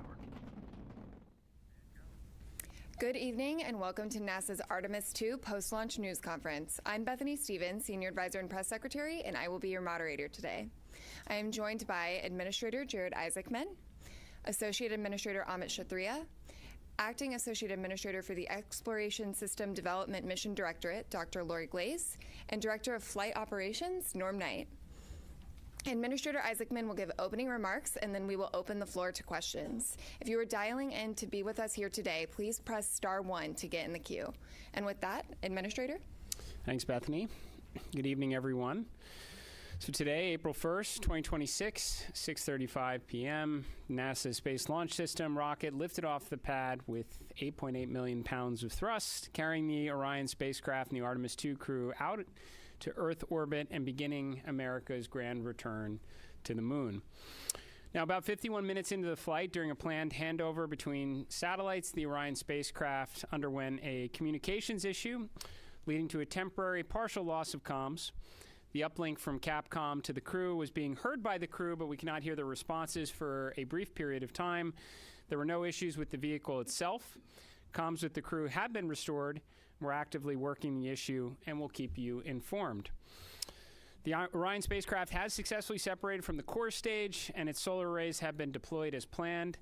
Soon, the crew will execute the apogee raise burn, placing the spacecraft into a stable, high Earth orbit as we prepare for the translunar injection and the journey into cislunar space. NASA astronauts Commander Reed Wiseman, pilot Victor Glover, mission specialist Christina Koch, and Canadian Space Agency mission specialist Jeremy Hansen are safe, they're secure, and they're in great spirits. We will continue to monitor their health and the status as we move into the next phase of the Artemis II mission. So after a brief 54-year intermission, NASA is back in the business of sending astronauts to the moon. We have arrived at this point through a sustained effort and national commitment and the work of thousands across the agency, our industry partners, and our international allies. I want to personally thank the ground crews, pad controllers, the entire workforce here at Kennedy Space Center. This mission belongs as much to you as it does to the crew. The crew is now in the capable hands of Mission Control Houston, the Johnson Space Center, where teams will guide Orion through each phase of the mission with the same discipline and precision that has brought us to this moment. We have certainly been here before. We know the challenges ahead. We have a lot of checkouts to get through before TLI. And when, if all goes well, everything is go, Artemis II will be moonbound. You have our commitment to keep the public as informed as possible on this historic mission. And we will celebrate when this crew, we will hold our celebration until this crew is under parachutes and splashes down off the west coast of the United States. Thank you. So with that, we will open this up to questions, and we will start here in the room if we have any takers. We'll start right up here. Congratulations to all of you on a successful launch so far. My name is Jim Siegel. I'm with Florida Media Now. And I'm curious about when the astronauts will have their first meal on this mission. And secondly, is somebody on the Earth here, back in Houston or somewhere, keeping track of what they eat during this entire mission? And how do they go about doing that? Do they tell them what to eat, or do they kind of select what they want? What do you think? Well, let's see. I'll jump in on this one. Well, what I'll tell you is they do have planned meals, okay? So they have a planned meal today. I will tell you they're very busy. So ascent day is very tough. It's tough physiologically, and it's tough from a workload issue as well. And so this timeline between now when the crew goes to sleep, so MET of about 8:30 is pretty packed. They're going to snack. They probably have some pre-positioned meals. I know they did in their flight suit. Some of the snacks that they can use if they need. But I will also tell you that flight day 1 and flight day 2, you might not feel like eating a lot, and that's just part of it. Your body is acclimating to 0G. Your physiology is transitioning from a 1G environment to 0G, and it takes a little bit of adapting. So right now they're working hard. They are doing what they need to do. They sound great on the loops. That was really a good signal to us that they're feeling well. But just know that that's part of the equation, when they get on orbit. As far as the food being tracked, yes, we have a food lab, and we have folks at the Johnson Space Center tracking what they eat, the nutrition, the calories. It makes a difference. They do this on Artemis. They do it on Space Station as well. So we're well versed in that. We want to make sure that they're healthy, and we also want to make sure we know what they're doing, what they're eating, so we can also track that and make sure that they don't need any supplements or anything additional. Thank you. We'll head over to Joey.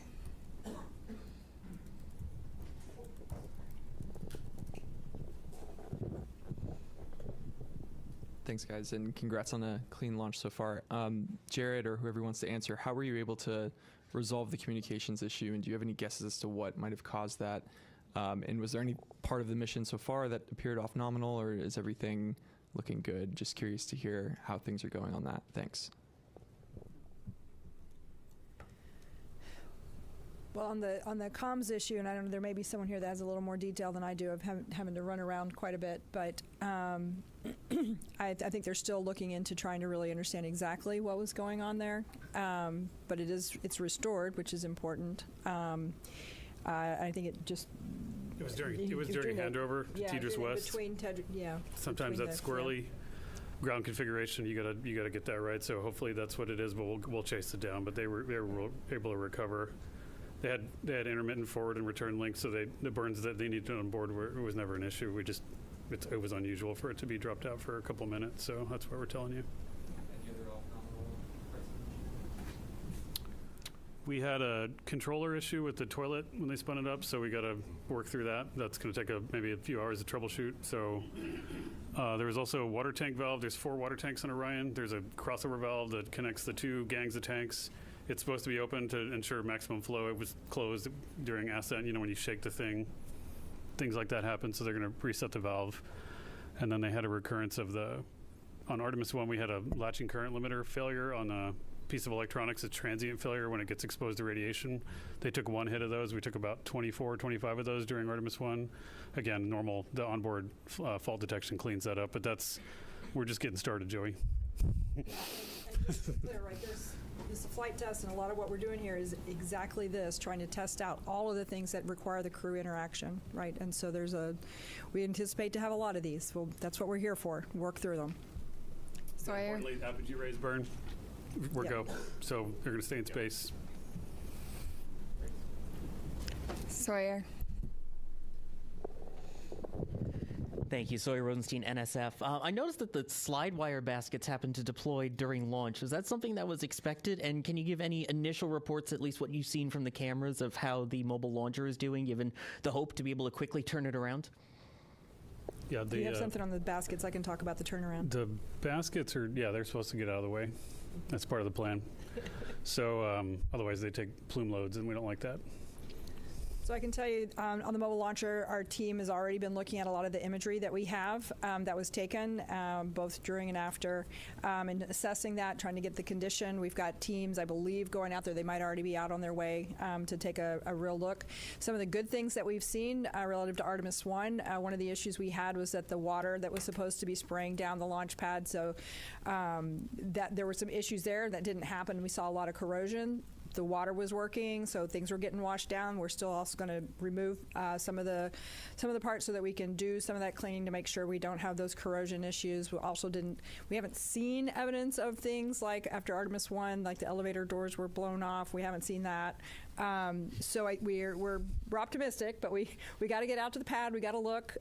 We did a lot of changes after Artemis 1, trying to harden the systems so that we can turn it around faster. We do anticipate there will be some items that'll need to be replaced. It's a pretty violent environment. But we're hopeful that that's minimized, and as soon as we have more information on that, we'll definitely let you guys know where we stand and how quickly we think we can get it turned around. Thanks. Lauren.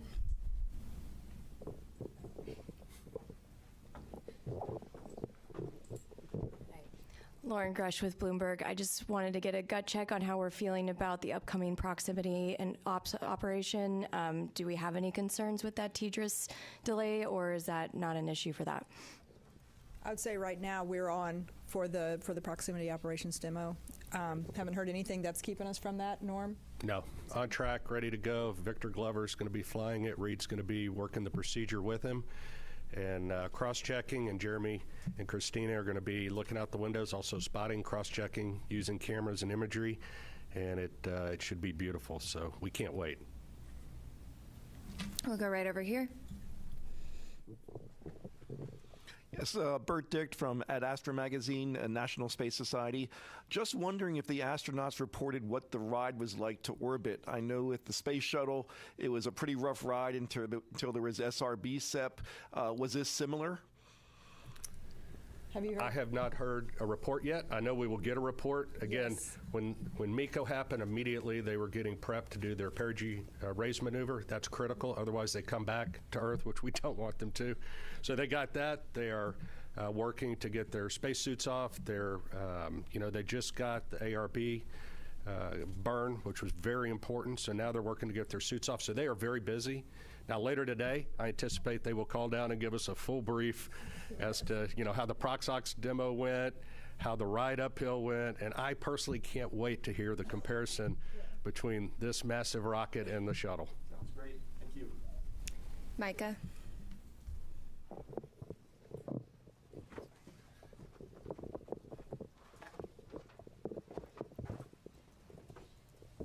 Thanks, Bethany. Micah Maidenberg, Wall Street Journal. Maybe for the administrator, I'd like to ask you, I know we're early on here, how you're thinking about success for this mission, defining success, a lot of tests ahead, and just what happens if you don't kind of meet that standard as the flight unfolds? Thanks so much. Well, I mean, to me, success is undershoots and in the water safely after a 10-day mission duration. So no early off ramps there. I think we're, right now we're already getting good ECLIS data. We've never flown Orion with crew on board, so that's pretty important. I mean, understanding the Orion spacecraft is, is paramount in this one to progress on to integrated operations of Orion with a lander. Every day we're getting data. It says, it was mentioned from the get-go, this is a test mission for sure. No crew have ever ridden this before. We'll keep gathering data over the next 10 days. We'll share updates, but we'll call success when they're in the water safely, and we'll start working on the next mission. Jackie. Hi. Right here. Sorry if I missed it. I just wanted to check in on the status of the perigee and apogee burns. Are those both finished at this point? And then I also wanted to check how best way to explain to the audience why we're doing that apogee raise maneuver and why we go into that high Earth orbit. Thanks so much. Do you want to take it? I mean, I can certainly say we completed the perigee raise maneuver. That was done pretty quickly, as you heard, and the apogee raise burn should have already happened. That should have been happening while we sat here. They were getting ready as we were walking in. And then if you want to talk maybe about the rest. So we go into a high Earth orbit. Roughly, the perigee is about 1,000 nautical miles, rough, give or take, of the Earth, 25,000. So it's pretty elliptical. That's getting us, everything we do is getting us set up for the translunar injection burn. And so it's getting these burns, it's all converging down to what we call TLI. So we got to get the ECLIS system checked out. We got to make sure we have our redundancy. We got to make sure these burns go off where they should go off and get Orion and the SM configured exactly where it needs to be. So when it comes around and it's time for the translunar injection burn, off we go. And that takes us really, that puts us outbound to the moon. That's a real big commit point. And so you'll be hearing more about that tomorrow. You might mention it not only sends us outbound to the moon, but it also sets us up for the gravity assist that brings us back. So we are set all the way. Yes. Once we make that burn. Go right back here. Hi, TJ Mosquera with the Epoch Times. Thank you all so much. Something that hasn't been really talked about is that the Space Launch System predates the Artemis program. We got going all the way back to 2011, so 15 years really invested in this. And just how does it feel to finally see it, launch with the human crew on board? Yeah, I mean, right now, like I said, we're focused on the next 10 days. But I mean, I'll tell you, I'm incredibly proud of the folks that worked on this machine for as long as they did. And one thing we didn't talk about earlier was, that one of the big objectives is getting the organization and getting our qualification standards and getting our certification rigor up to the standard for crewed flight. That's a big, even though the mission is a complicated mission, moving the entire organization to a mindset of thinking about risk in the right way to fly crew is a big deal. And making sure that the way we've gotten the machine configured to fly crew with the resilience and the reliability we care about is also a big deal. So it takes time. I mean, we got a lot in front of us, but I mean, it's for the guys that were out there, there's a big celebration in launch control for the rocket guys. The rocket guys can go out and play now, but the spacecraft guys got a lot of homework. So they're going to go work on that. But yeah, for them, I could see it on their faces. Jeff.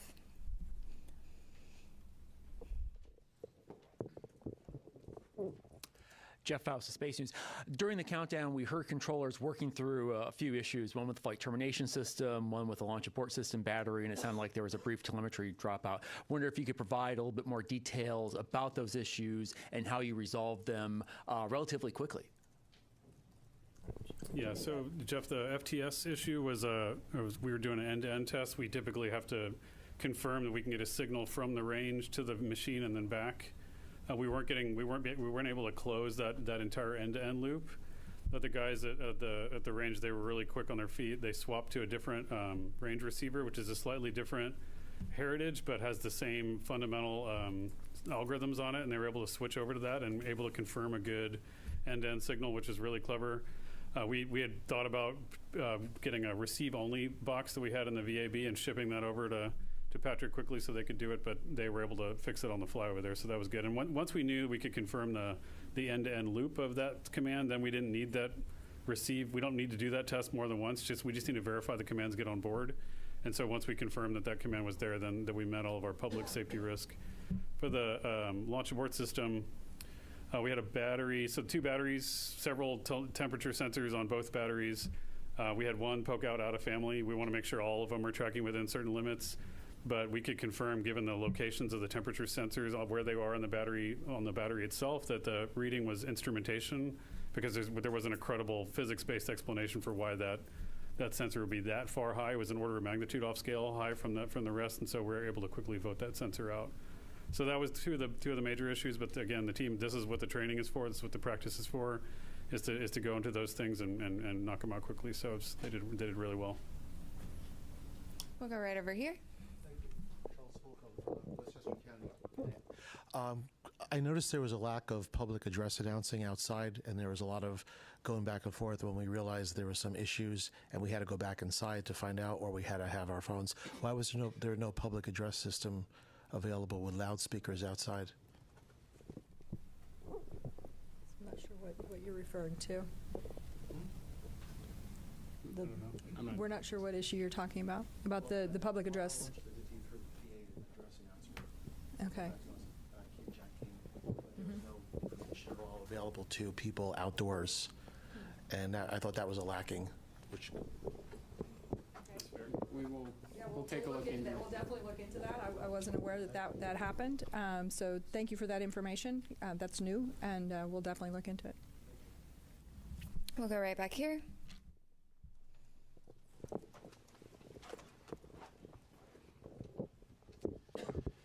Thomas Moore, Sky News. Administrator Isaacman, as a fellow astronaut, what were your feelings watching your crew rising above Pad 39B? And do you feel that extra sense of responsibility for the crew as they head further into space? I certainly felt that it would be, just from, I guess, my perspective in it, that, I don't know, it is far less stressful to be strapped into the rocket than to be responsible for it here on Earth. So I definitely had those feelings quite a bit.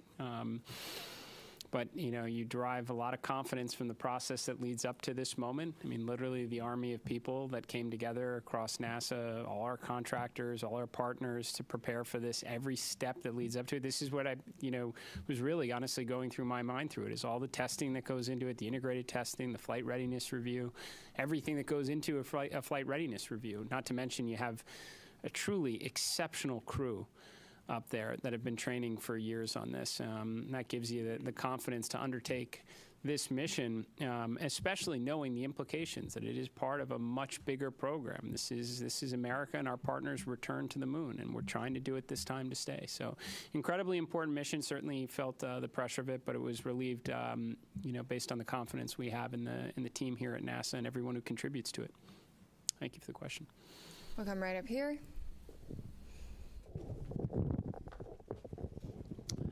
Frederic Castel with France 24. First, of course, congratulations to NASA for the grand return to the moon. Mr. Administrator, I have this question that they ask me constantly in Europe and in the States. In the 60s, NASA was using just the slide rule to go to the moon, and they could launch almost every 3 months. Of course, they had more money probably, but what happened in 50 years? Why is it so difficult to make it again? What has changed? Thank you. Well, for sure, we knew. Look, it's a very fair question. I know a lot of people ask it, not just in your country, but here in the United States. Certainly, financial resources are part of the equation. NASA's budget, if I recall, was somewhere between 4 and 4.5% of the discretionary budget during the space race. About a quarter percentage of that today. And I mean, to be very honest with you, I think competition is a factor in this as well. it's a great way to, mobilize the resources of a nation and concentrate on something extremely challenging, and that's what we did in the 1960s. And I think with absent some competition, we focused a lot on partnerships and all that we could do collectively with respect to science and discovery. But competition can be a good thing, and we certainly have competition now. I think that's why you're seeing us start to concentrate our resources back to the objective, and do it with a great coalition across the NASA workforce, our contractors, all our partners that have come together, our stakeholders in Congress and the administration who came here to witness this launch, is because they know we have competition, and this one's going to be close. And I think as a result, you're going to see a lot more progress, more so than you have in the, since when this was originally conceived under Constellation. We're going to get back into the business of launching rockets on a regular cadence, and we're going to bring the world along with us. So. We're going to take a couple of phone bridge questions for just a moment. Reminder that you can join by pressing *1 to get into the queue. We're going to start with Will Robinson-Smith from Spaceflight Now. Hi, thank you, Bethany, and congratulations everyone on a good mission so far. Question about the upcoming TLI burn tomorrow. At what point during the day will the team conduct a poll on readiness to proceed into the TLI, and what are the main criteria that you'll be assessing to make that final determination? Thank you. Okay, well, the TLI burn actually happens about the time that launch happens, so it's one day into the mission. So tomorrow, Eastern time, would be about 6:35-ish. Obviously, those burn times can change, so check that before tomorrow. But what are the teams looking for before TLI? We're looking to make sure that the life support systems work, that the vehicle's healthy, the life support systems have been checked out, they're ready to go. We assure that those are functional, because once we commit to TLI, they have to function. And so we want to make sure. So that's why we spend a day checking out the systems. Ascent is, you shake, rattle, and roll a little bit, the vehicle. You saw that today. And you can imagine what that does to the systems. The systems, though, are performing very well. We anticipate that they continue to, but we want to get some track record on them before we do that. We also want to make sure we have redundancy in the system for comm, for environmental life support, propulsion, those type things, before we embark on that TLI mission. So that's what the mission control team in Houston will be doing tomorrow. Jeff Radigan and his team, as the lead flight director, will be well into that. The teams are well versed on it. They have trained for it. They work very closely in conjunction with the engineering team, the mission evaluation room in Houston, where the engineers that have the intricate knowledge of Orion come together with the operations team, and together they work with the crew to make sure that the vehicle, is doing what we want to and accomplishing the mission objectives that we need to. But it always comes down to crew safety, vehicle safety, and mission objectives in that order. I might also mention, as those teams are checking out all of those systems, there will also be a meeting of the mission management team that's led by John Honeycutt, whom I think many of you have seen before, and they'll be meeting tomorrow afternoon to hear all of the results from what's happened over the last day, in preparation to make the decision on whether or not we proceed with the TLI burn. We will next go right back here to Manuel. Thank you so much. Manuel Masanti with Exploración Espacial. I understand that the CubeSats are going to be deployed like 5 hours into the flight. Is there any chance we're going to see live images of the deployment? And then when is the crew, I know they're super busy right now, but when are they going to start using the flywheel machine? On its way to the moon, when everything is more like... The second question was to do when they start doing the manual as far as... flywheel machine. Oh, the flywheel machine. Sorry, thank you. The exercise machine. I guess after the TLI. I'll do this exercise. Yeah, I'll hand that to you. But I can answer the CubeSats. So the CubeSats are installed in the Orion stage adapter, which is actually a part of the upper stage piece, right? So once Orion separates from the upper stage, we'll do the ProxOps demonstration. right? And then once Orion has cleared and we're away, then they will be deployed. So Orion won't be there to take images of them. And once they are deployed, they each of them have their own plans for being able to communicate back down to Earth to various ground stations. They have their own communication plans. So we'll start to get information back from those individual CubeSats. So that's kind of the plan and the path forward on the CubeSat deployment and what you can expect. We're going to take one more question from the phone bridge from Christopher Mick of the Hudson Star Observer. Thank you very much. Congratulations to all the teams thus far. I had a question from an earlier media availability with Jeremy Hansen. He made mention of if the mission launched on April 1st, they would be experiencing a lunar eclipse. And I just want to follow up on that, if that's where that would be happening in the mission timeline, and if there would be any video perchance of that happening, or is that just going to be on the astronauts' photography at the time? So you may have to answer the question on whether or not there'll be the availability of the what kind of real time. I'm not sure what we'll have there, but the crew will get to observe the eclipse. This is pretty unique. It's kind of interesting. It actually doesn't happen when they're out of comm, so they will be having communication during that eclipse time. But during the eclipse, the moon will be blocking the sun. They will be able to see the sun's corona, which is kind of cool. So they've been having a lot of science lessons over the last couple of days to learn about that and the eventuality that we actually launched today. So they're prepared to make those solar observations. It'll be a pretty cool and unique opportunity. I'm sure we'll get some images down at some point. I just don't know if they'll be live. Tarek. Thank you very much. Tarek Malik with Space.com for the administrator. There have been a lot of comparisons of Artemis 2 to Apollo 8, a pioneering mission, daring, that sent astronauts on an untested crewed vehicle around the moon.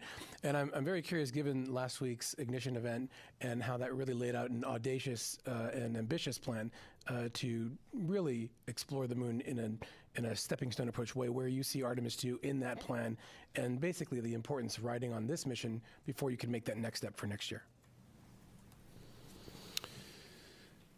So, I mean, no matter, I guess, how you slice it, it's the opening act for sure. I think there are areas where we're clearly combining, Apollo 7, Apollo 8 into a single mission. Which we should be able to do. There has been, to your question earlier, there's been substantial progress, over the last half century. We have tools. We've certainly been there before, so I would expect us to be able to get some, mission efficiencies through. But I would say that what we learn from this, for sure, will inform how we think about Artemis 3. Now, there's certainly big picture objectives in that. We'd like to get the lander together. We'd like to test that out in Earth orbit before we go to the moon with it. But if there are things that we don't see, maybe it is comm-related issues, then we're going to try and fix those, and then we're going to want to validate that on the next mission as well. So, and that should be the idea, right, as we progress forward. I suspect when Artemis 3 comes around, we're going to learn a lot about the integrated operations that we'll want to validate and ensure is rolled into the subsequent missions. But yes, this should be a philosophy that we take across all of the grand efforts that we are pursuing right now, to not necessarily jump to the ultimate desired state, but to build up to it. I'm going to jump right up here.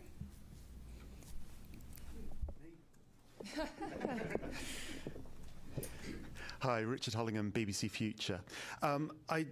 Related to Apollo 8 in a way, really. I just wondered what plans had gone into a new Earthrise image. A lot has gone into the aspirational nature of this mission. Have you a plan? I assume you have a plan. What is the plan? Oh, go ahead. I do know that the teams have been looking at what the opportunities might look like. They've looked at the different launch dates, and so I know that they're really going to try to make that happen. I can't give you a confirmation on that yet, but stay tuned. My understanding is they have been equipped with additional camera imagery capturing, equipment. So we're going to do everything we can to try and make that happen. It'd be awesome. We're going to go right back here.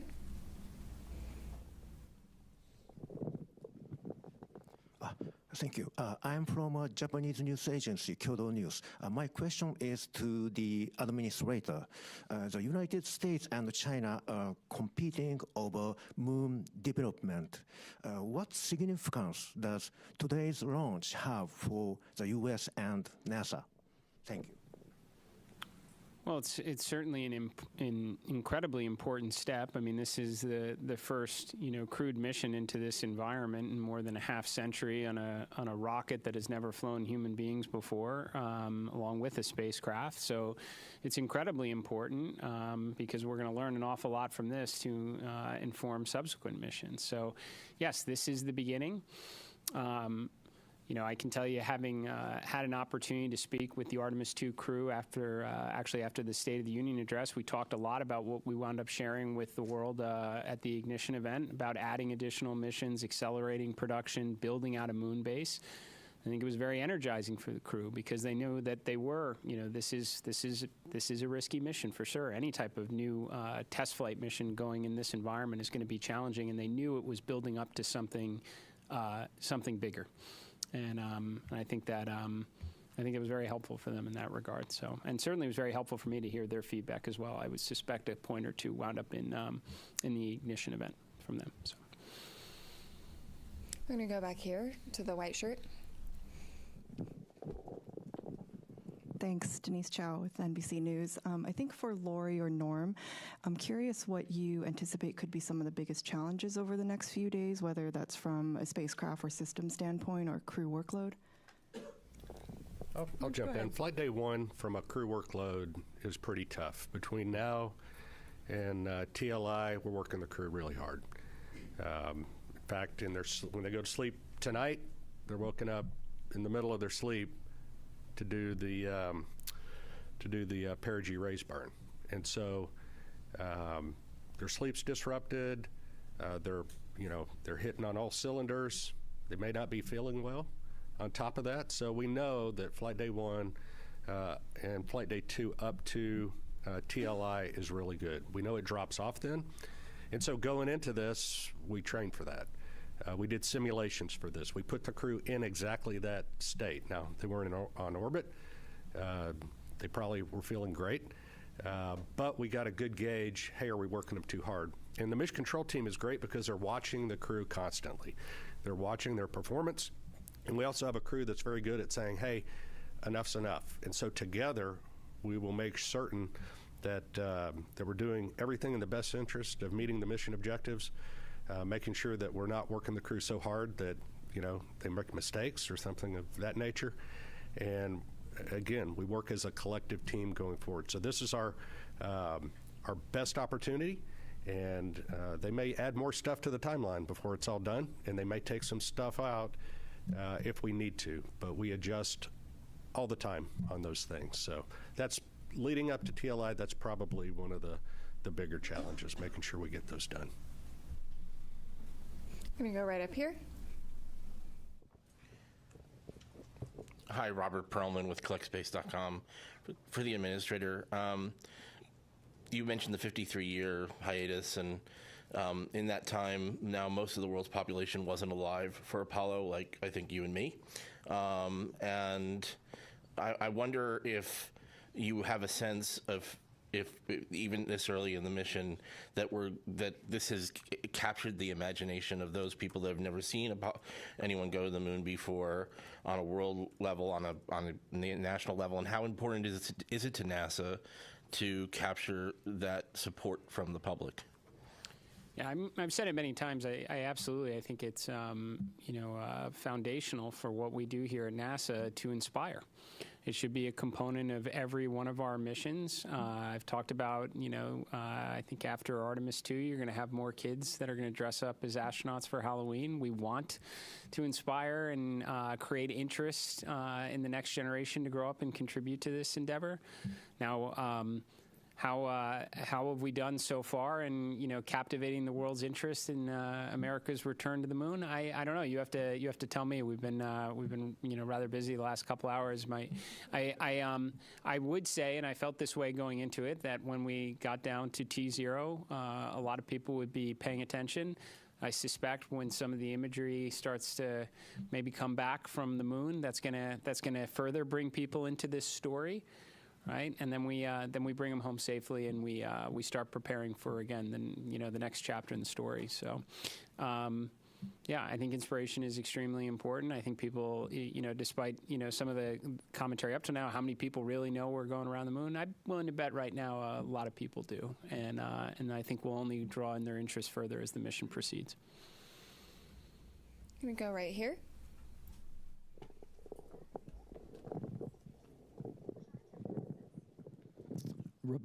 Robert Coppinger, British Interplanetary Society Spaceflight Magazine. Commander Wiseman said during the crew news conference in September last year that when they get off the planet, they may only spend 3 or 4 days going around the Earth. What sequence of events would need to happen for that to occur? I was quite surprised to hear him be so specific about such a scenario. I know you all talk about it being a test flight. So what would need to happen for the mission to be curtailed in such a fashion? I didn't cover the question. So I think the question had, just confirm, it's kind of hard to hear, but the question is that the commander talked about one of the alternate missions where they maybe would stay in Earth orbit for 3 or 4 or 5 days, yes, that sort of thing. What would need to happen so for one that? So one of the scenarios that would have led to that is if for some reason during the launch that the SLS did not quite deliver us to where we needed to be, or the upper stage didn't deliver us to the orbit that we needed to be in, that would have been one of the scenarios. I think that's probably the main scenario that would have ended up in that one of those kind of alternate missions. Yeah, but I don't think we're going to need to worry about that, hopefully. But the other thing is if for some reason we're able to stay, but we're not able to do the TLI burn, we would stay in Earth orbit. So there's a couple of scenarios where that could happen. We're right back here. Hi there, Joey Vars with the Gabber for anybody. In the weeks leading up to the launch, we were talking about some of the distance records and altitude records and speed records that would be achieved that were contingent on the specific day and time of launch. I was wondering if we had a better concept of what those might be now that we are successfully off the ground. Thank you. Norm has that data for you. Well, based on the predicts right now, assuming all the burns go as planned and the timeline is executed as we think it's going to be, it'll be on flight day 6. At an MET of about, 18 hours, 18 and a half hours. And again, check that as we get closer because burn durations and things like that matter.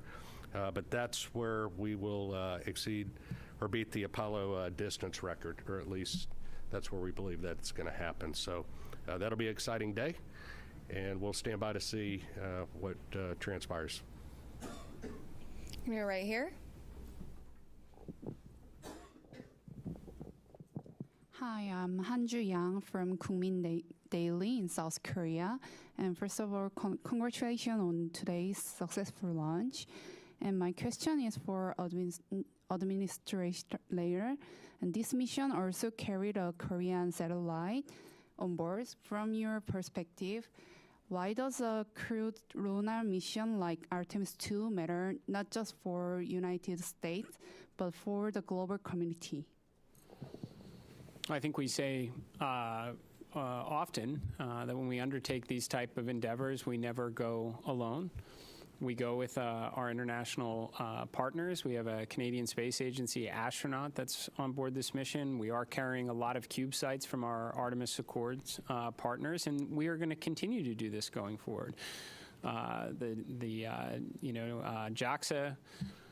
is contributing a pressurized rover, a major contribution to our efforts of having an enduring presence on the lunar surface itself. The Italian Space Agency, just a few days ago, we signed a memorandum of understanding for a habitation module on the surface of the moon, a component of the moon base. And to be honest, it was also a key component to the ignition event from last week. Half of the Artemis Accord partners were present. We spent a good portion of the second day talking together, recognizing that some of our partners can make contributions like a pressurized rover or a habitation module, and many others are going to work with their academic institutions and universities for science instruments that could wind up on the Phase 1 component to the moon base itself, or interesting tech demonstrations. This is something that NASA is extremely proud of and will continue to do so as we as we continue to press forward under this program. So we're going to do last question here. I'm going to go over to you in the back. It's Paul Brinkman, Aerospace America. Can you just talk a little bit about the propellant loading this morning? Was it flawless? Were there any leaks detected? Was it a repeat of the wet dress rehearsal? Did you learn anything? Yeah, go ahead. I think it went extremely well. What I heard this morning, and Amit may have an update from later, but some of the leaks that we'd seen of the hydrogen during the tanking for the hydrogen, we saw leaks below 1%, which was significantly lower. Again, the seals that we replaced seemed to perform extremely well. We did a pressure test kind of partway through, and the leak went up to about 1.4%.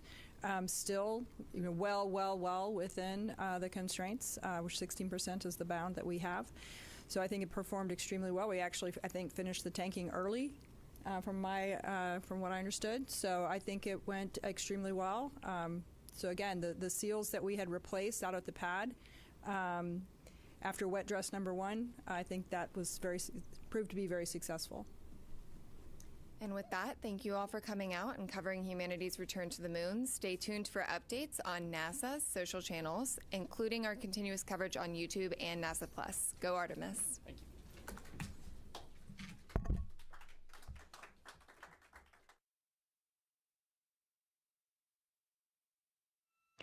This is Mission Control Houston. Thanks for coming back to us. We are here in the Artemis II flight control room. The White Flight Control Room here in Mission Control Center in Houston, Texas, following along with the mission and 4 Artemis II crew members who are making their way to the moon. For those that were joining on the press conference, we'll do a quick recap of some of the activities that happened over the course of the hour that happened during the press conference. We did have a successful thermal roll ahead of executing the apogee raise burn. The apogee raise burn occurred with an updated time of MET 1 hour, 46 minutes, and 7 seconds. The duration of the burn was 18 minutes and 6 seconds. At this time, the flight dynamics officer confirms that it was a good burn, so they are on a good trajectory for staying in high Earth orbit for the remainder of this flight day and into next. The high Earth orbit puts them into a 43,730 by 0 statute mile orbit, which orbits the Earth approximately once a day. It's a 23.5-hour orbit. Checking.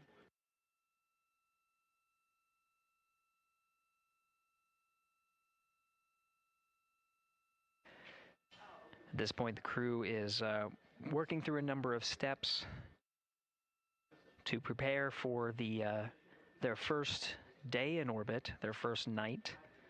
They have a number of activities coming up, including the proximity operations demonstration, where Integrity will separate from the second stage.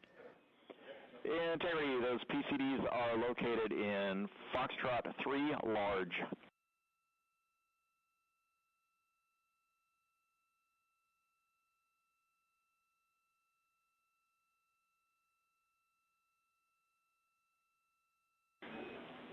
Integrity, good. String 1, helium clearing.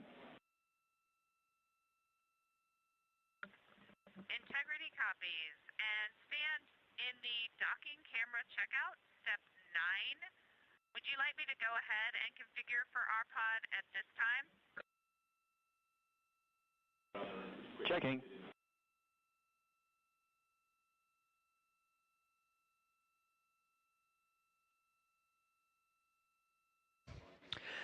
Continuing the recap, starting with the current discussion where Integrity is now beginning a thermal roll.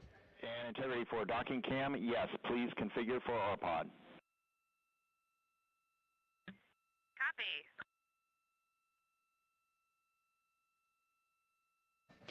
Mission Specialist Christina Cook is setting up the docking camera ahead of the proximity operations demo for later today.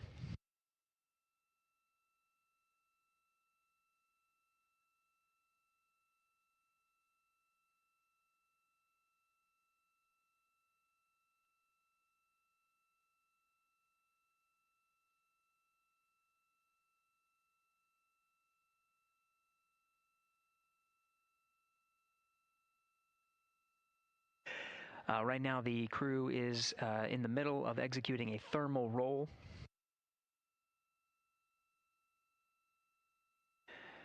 This procedure allows for more even distribution of heating on the interim cryogenic propulsion stage, as well as the Integrity spacecraft.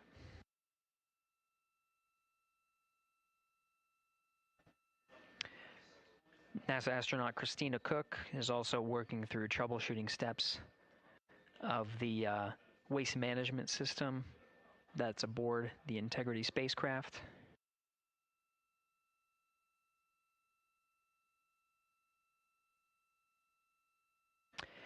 The toilet fan is reported to be jammed.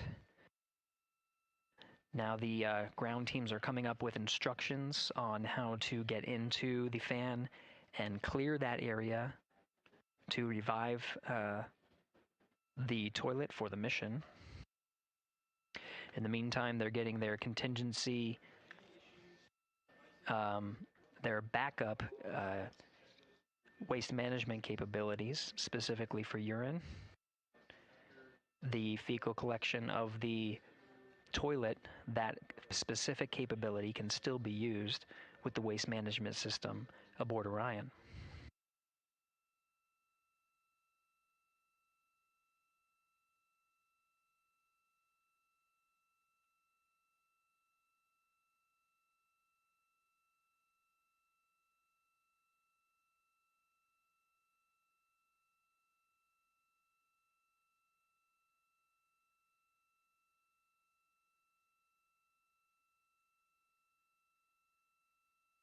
At this time here in the Artemis II flight control room, we're beginning the first handover of the mission.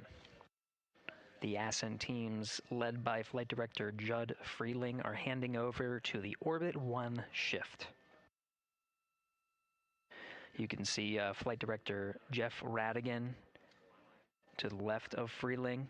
Right now he is the one conducting the handover with his team, getting a read on all of the activities they have upcoming for the rest of the day. Namely, the one in the near term is a proximity operations demonstration.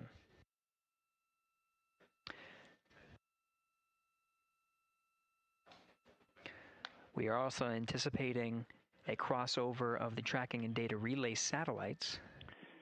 Integrity Houston for GNC. System is still performing nominally, but we are updating unfiltered and BFS with channel 1 again.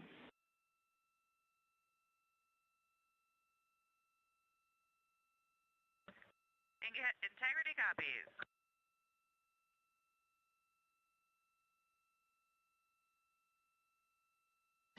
That call from Capcom Stan Love addressing the guidance, navigation, and control system navigation source, specifically channel 1. Now, as part of handover to Flight Director Jeff Radigan to begin the Orbit 1 shift on Flight Day 1, they're preparing for the proximity operations demonstration. Ahead of that, there's an expected handover from the tracking and data relay satellites to the Deep Space Network.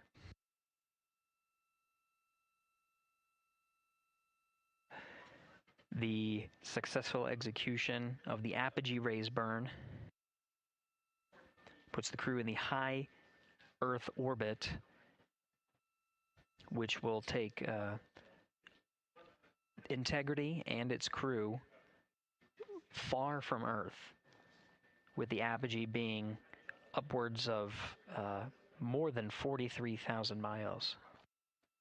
With the geosynchronous TDRS satellite network in a geosynchronous positioning around 23,000 miles, the crew of Integrity will pass the near-Earth network. With that, expected a little less than 24 minutes from now will be a transition from the TDRS to the Deep Space Network.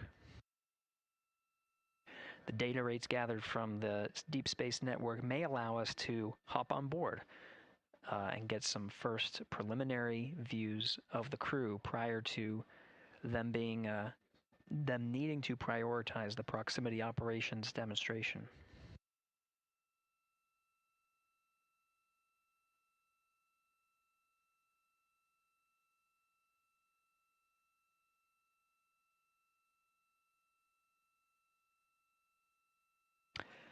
We'll take a pause here and listen for some Orion to Earth communications as the team goes through their handover procedures, so we can listen in on the next steps for the Orbit 1 team.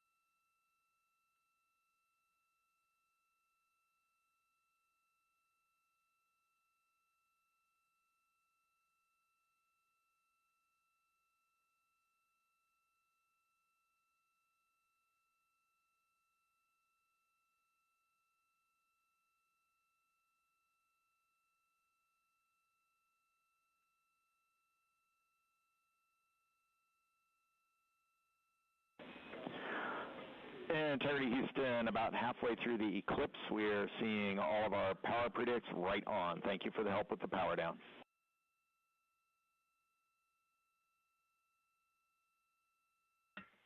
Integrity copies.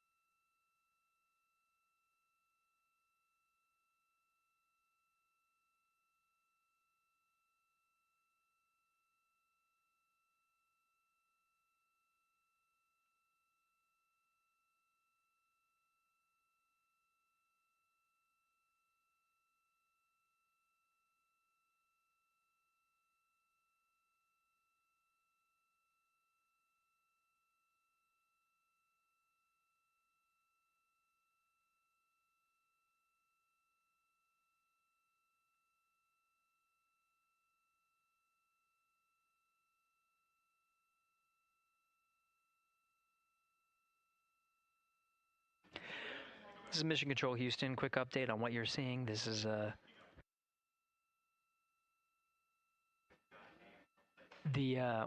this display is brought up onto the front screen by the control officer here in Mission Control Houston. It's called the Ascent PFD and is available at the first phases of flight.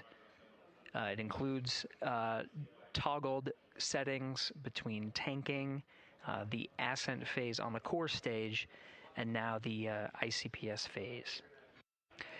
As you can note from the display here, we're in a post-apogee raise burn coast. Right now the attitude for integrity is...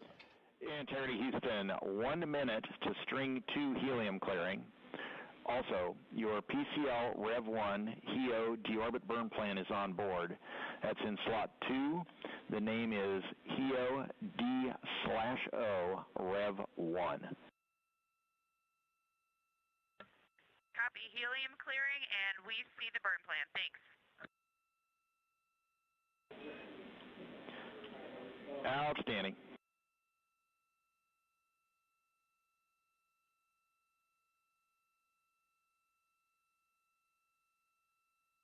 And integrity, 2 minutes to thermal roll. Copy.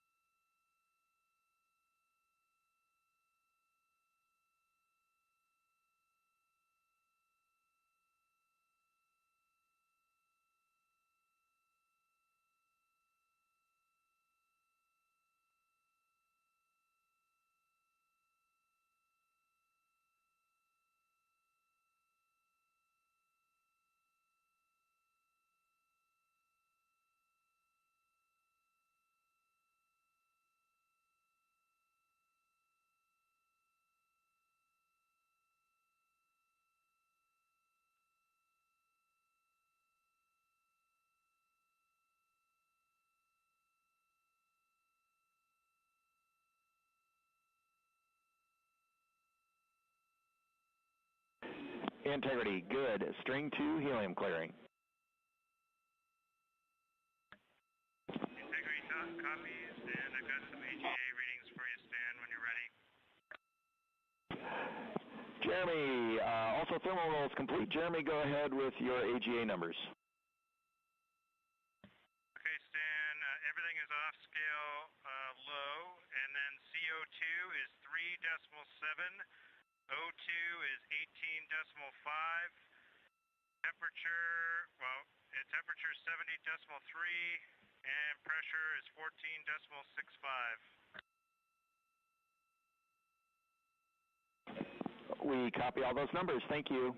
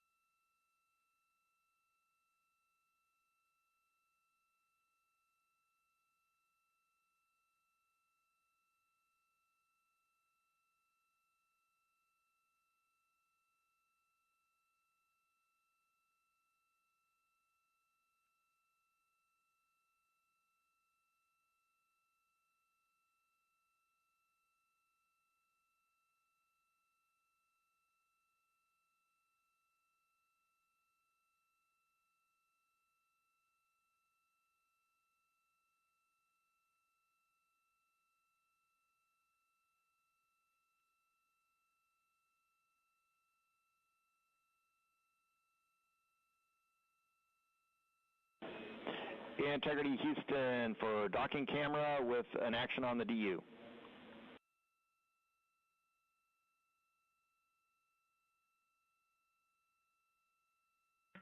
Go. For the docking cam, we see exposure set to 1 instead of 3. We think that'll be too dark.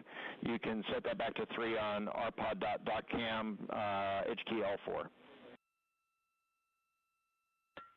Copy. Thank you.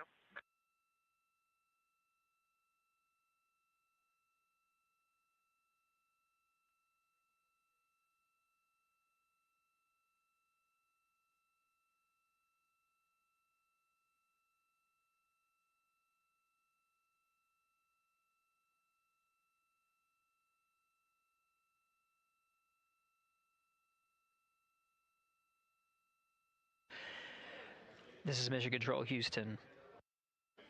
The Ascent and Orbit 1 teams have completed their handover. Flight Director Judd Freeling sent some parting farewell words to the teams here, congratulating them on the milestone of getting the 4-member crew of Artemis II where they are now,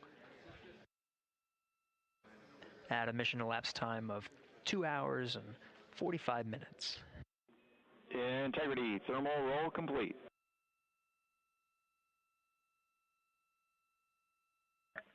Integrity copies.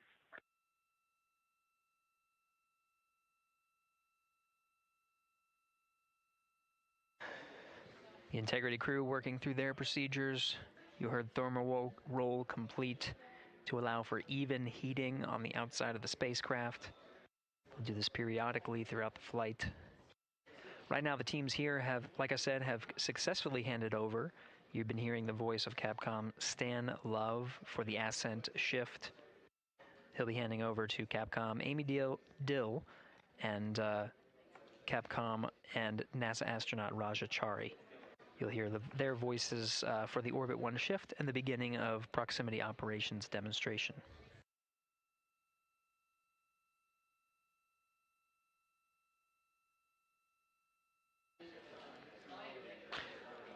From here, Mission Control Houston, that will conclude the Ascent shift. We'll hand over here at the PAO console to your Orbit 1 commentator, Leah Cheshire Mustachio. She'll take you through the proximity operations and some of the activities that lead to the end of the cruise day and the beginning of their sleep period. That's it for the Ascent team. This is Mission Control Houston. Stand by as we allow a few minutes to reconfigure the PAO console and provide 24/7 commentary. Integrity Houston, com check on Peltor. Houston Integrity, com check on Peltor. Hello, Christina. You're coming in louder. How me? Amy, great to hear your voice. I have you the same. Good to hear that our Peltor is a little louder than the mic stub. We copy.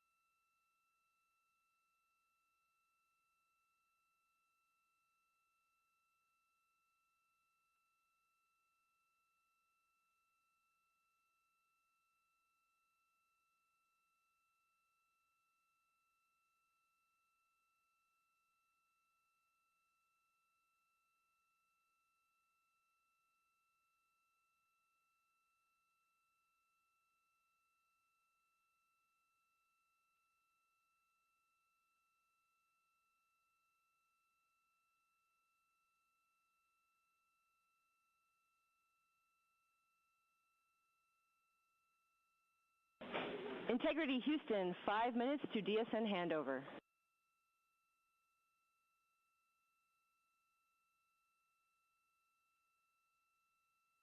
Integrity.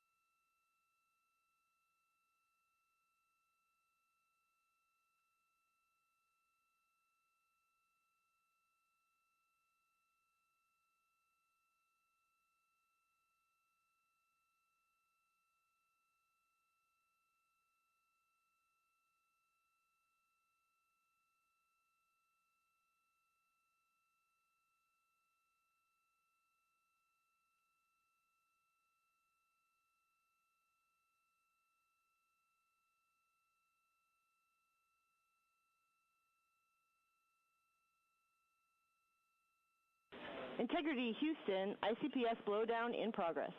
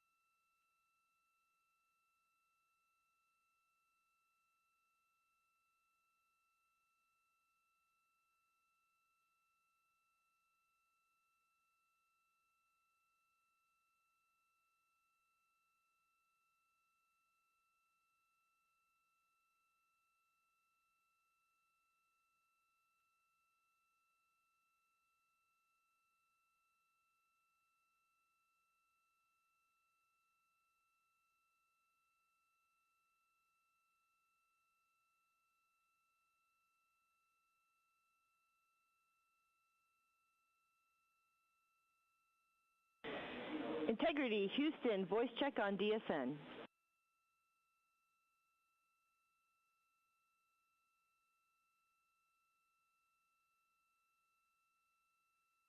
Houston, Integrity has you loud and clear on DSN.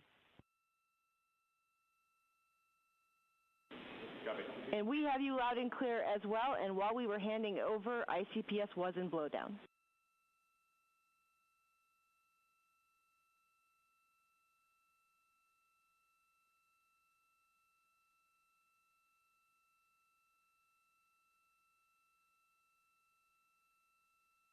Copy all, and we have 2 GNC cautions on the board for right RHC. Let us know if you see them.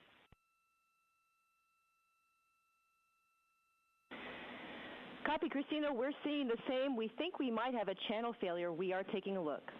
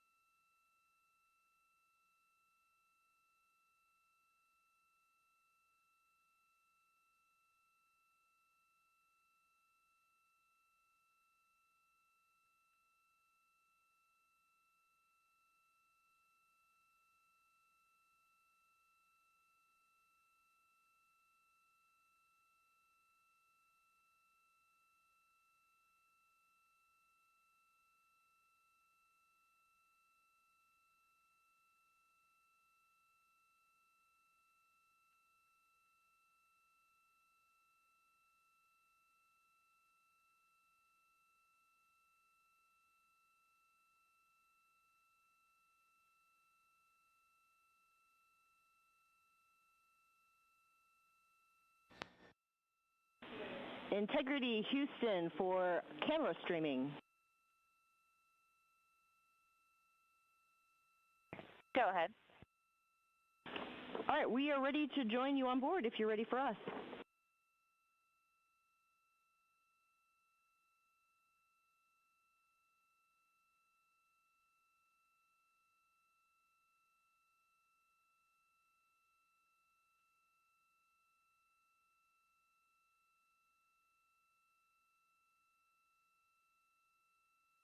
Houston, we are ready for you to come on board.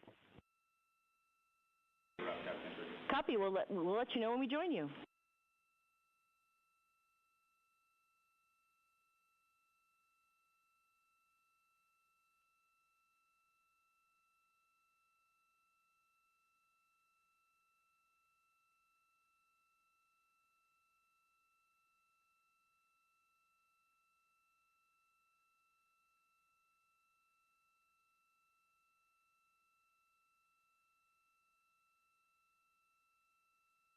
For the first time since they arrived in space, you're looking at a live view of the Artemis II crew in the Orion spacecraft.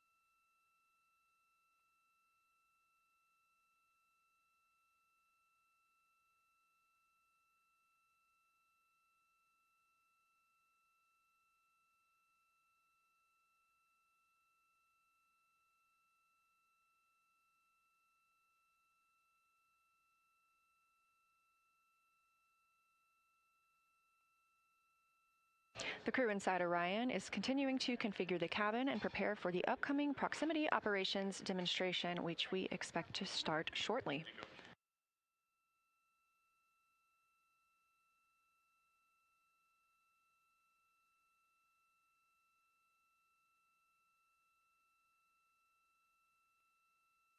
And as you can see, it's pretty dim in the cabin right now. The lights are dimmed as the vehicle is in an eclipse.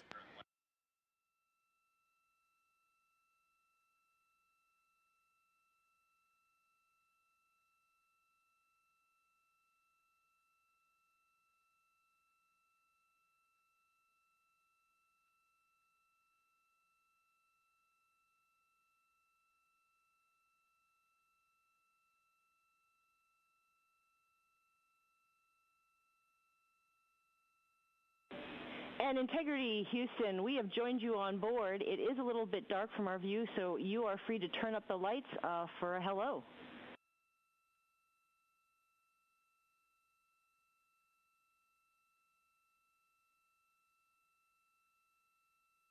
All right, Houston, I just want a quick comm check. Can you hear this transmission? Loud and clear, Reed. All right, Amy, welcome on board the Integrity spacecraft. We got, right now, myself and Christina are in seats 1 and 2, getting ready for rendezvous and prox ops demonstration. Victor's just finishing up getting out of suits and getting suit drying going, and Jeremy is hard at work in cabin configuration. It was an amazing ride uphill. The views, we've got 2 moon rises that we've had so far, and the views of planet Earth. We've circled it completely, and we forgot how beautiful it is to look down on Earth. Wonderful, Reed. It's spectacular to see you all, and so far so good with the day.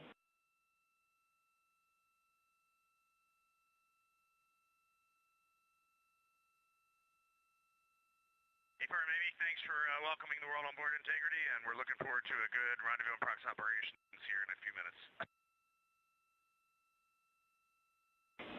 And on that note, Reed, we have the prox ops pad whenever you're ready to copy.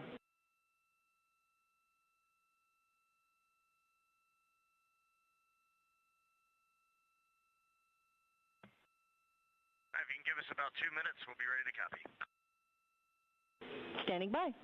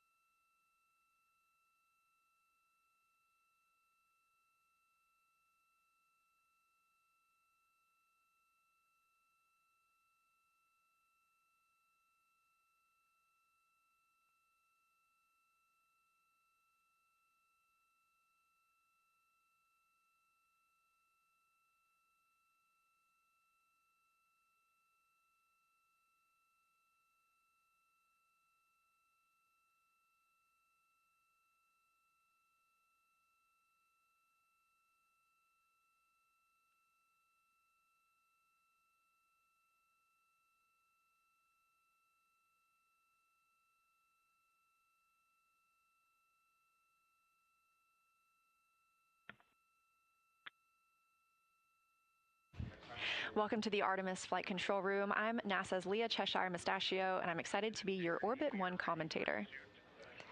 We're hearing some comms from the crew as they are preparing for their proximity operations demonstration.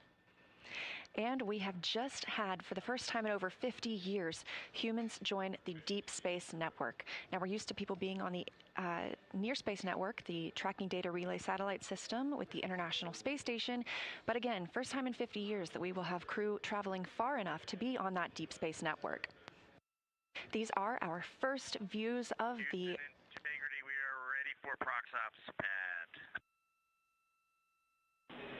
Integrity, all times MET.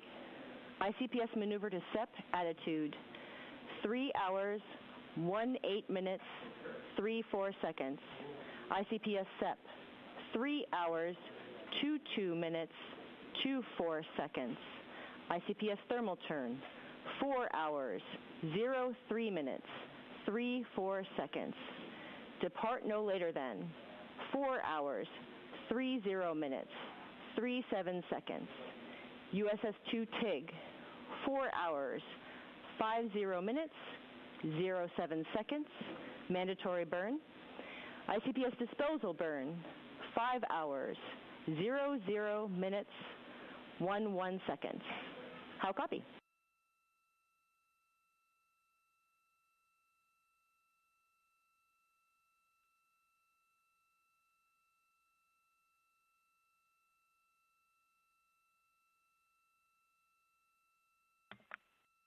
Okay, Amy, we copy all, and we are hopping over to 13.1.100 ProxOps FTO, and confirm you hear this transmitter loud and clear. Confirmed loud and clear.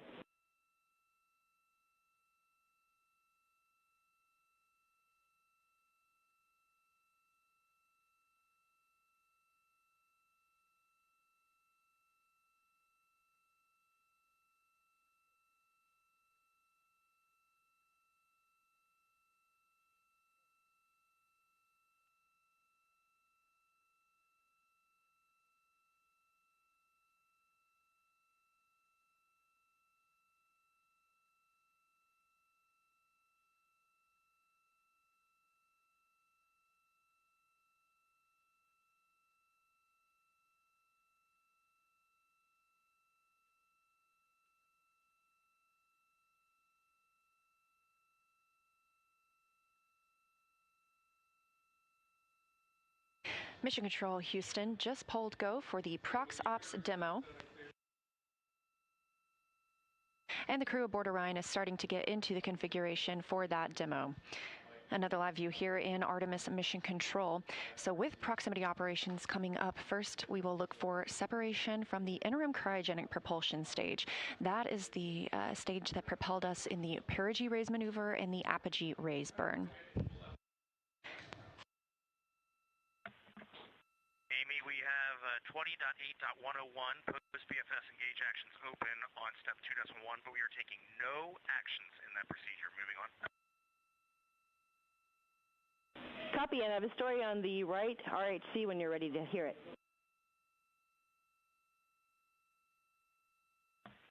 We'll call you in 2 minutes. Standing by.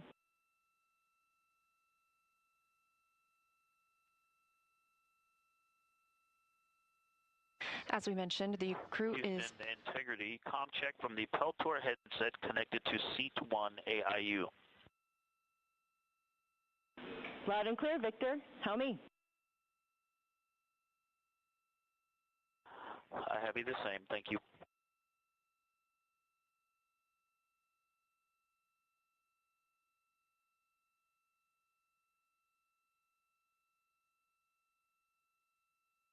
This view coming live from Orion, now just 3 hours and 10 minutes since liftoff today from Kennedy Space Center. As you have heard, Mission Control Houston is go for the crew to conduct the proximity operations demonstration. Again, we will see the separation of the interim cryogenic propulsion stage coming up first in just under 12 minutes. As we saw when we had video of the crew on board, Victor Glover has now moved to Seat 1.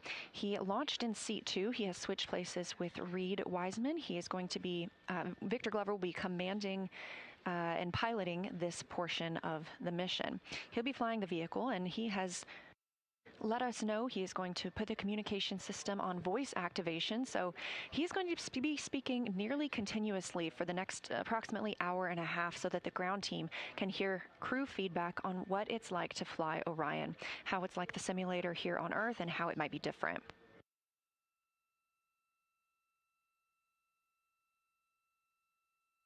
During the proximity operations demonstration, Glover will use the translational and rotational hand controllers to command Orion, first doing a translation control checkout and roll control checkout. He will get a read of Orion's roll, pitch, and yaw from this commanding. We'll hear calls about targets and degrees of width. There is no rangefinder available between Orion and the interim cryogenic propulsion stage, so this crew is using other data, like how big the upper stage looks outside of the window or through a camera. So the degrees that you'll hear him call out are the width of the target on the screen that he is monitoring. That screen is going to be fed by the docking camera that was set up after launch. The target that he'll be reading initially is the entire ICPS itself. We'll be about 100 meters or 300 feet away from the ICPS. Those degrees are going to be reported as greater on the screen because it's a larger target. Can you just confirm that we have a gas introduction of some sort, nitrogen, I'm guessing? Checking.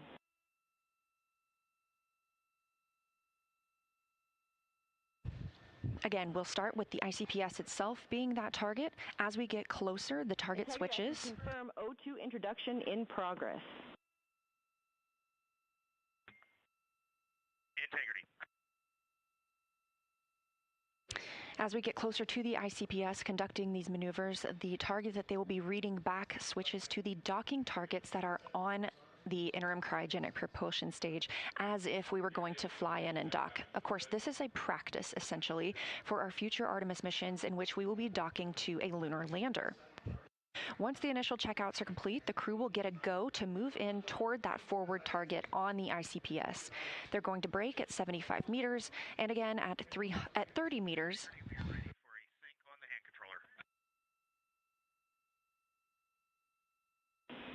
Okay, Reed, for the right RHC, it looks like it was a single event upset.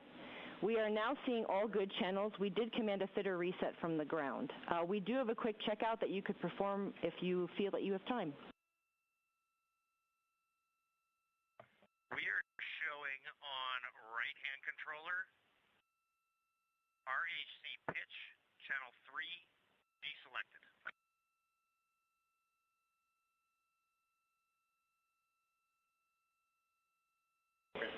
And we expect that. For the checkout, you're going to confirm CSS is not selected and then do a full deflection positive pitch, then negative pitch.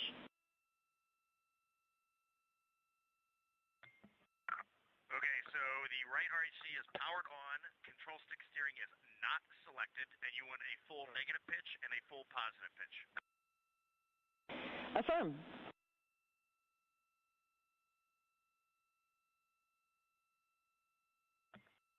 From C2, right RHC, here is a full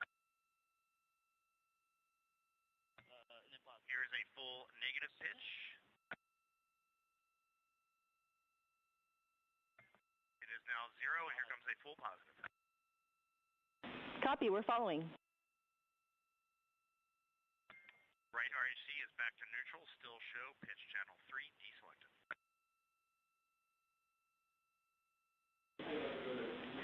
Copy, that's a good checkout, and we'll do the reselection of the channel from the ground, and you are go for Orion 180 pitch, ATP, and Prox Ops FTO after set.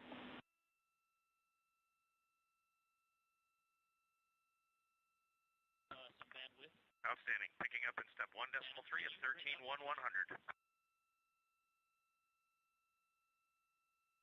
13.100. The crew just did a couple of tests with their hand controllers that they'll be using to command the spacecraft. Again, we expect to hear quite a lot of communication from them during this time period, so I'm going to front load you with a lot of information of what you can expect to hear. So initially, again, that target that they will be monitoring is the ICPS itself once we have undocked. And then as we move in closer, it becomes the docking target. The crew will fly all the way into 30 meters before, and they will brake at 75 meters, braking again at 30 meters, and then arrive and hold at 10 meters away from the interim cryogenic propulsion stage.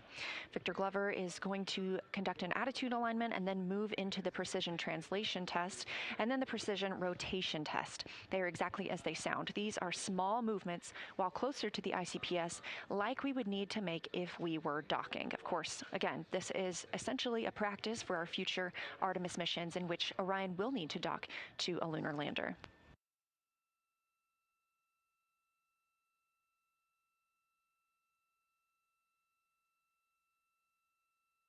Orion will then back away 20 meters from the ICPS for the ICPS to complete a thermal turn, setting it up for the next portion of the proximity operations, where the crew... Less than 2 minutes for maneuver to SEP attitude.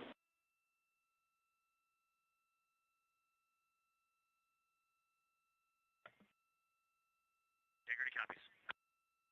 Once that thermal turn is complete, the crew will approach the side docking target. Again, we're not docking today, but Glover will command Orion to hold at 15 meters from the ICPS. He'll then move into the precision translation test again, but this time with the side target, conducting multi-axis tests of Orion's yaw before maneuvering the spacecraft to its tail-to-sun configuration, which helps generate power through its solar arrays. Finally, the proximity operations demonstration will be complete, and Glover will initiate Orion's departure from the interim cryogenic propulsion stage. This is the upper stage separation burn and provides the separation we need between Orion and the ICPS. ICPS will then have its own deorbit burn over the Pacific Ocean following Orion's departure.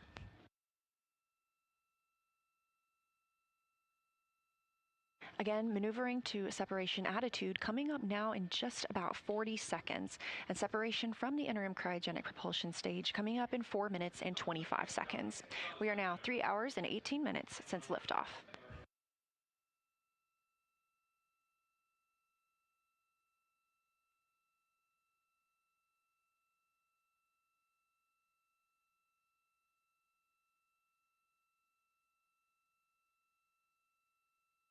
We expect to have views from the docking camera. This is new hardware on Artemis 2, and testing it out here helps us reduce the risk in using it for future missions. We'll be using this for proximity operations and our overnight demonstration tests as well. It remained stowed for ascent and was installed shortly thereafter. The plan is to keep it installed during the crew sleep period, but they will remove it during crew wake since it keeps the crew from observation and photography out of that window.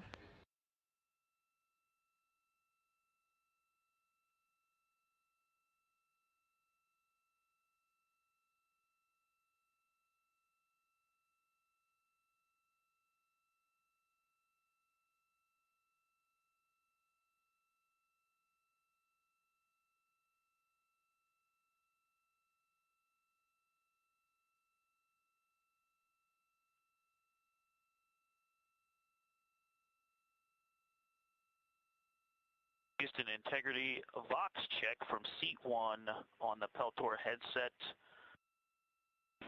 Loud and clear. Okay, I have you the same. Calls requesting a response will be prefaced with Houston. All other comm, no response required. Houston, how do you copy that? We copy, we're ready. We are ready. Just some words on my configuration. I am wearing my ox suit boots, and they're clipped in to the seat 1 foot pan to give me some stability. I've got the shoulder straps of the harness on tightened, holding me down to the seat pan, so I feel really stable for actuating the rotational and translational hand control.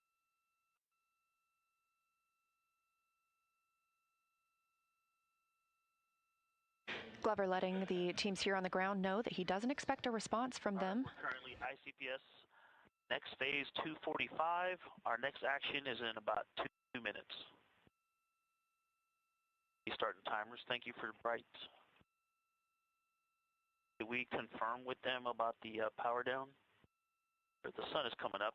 Houston integrity for the power down. Are we okay to brighten the DUs or prox ops demo? Your go to configure DUs as bright as you like. Integrity. Expecting ICPS separation coming up in about a minute and a half. Houston, ICPS maneuver complete. Good step attitude. Integrity copies. Reed shared just before launch. This is a crew activity. We will be hearing Victor's voice. But also the sun's coming up, so that could be it. Okay, about a minute until we start timers.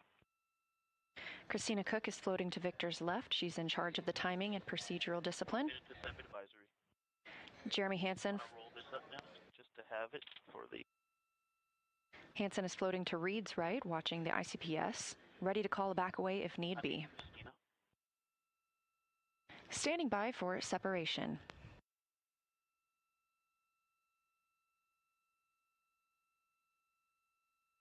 "30 seconds to timer start.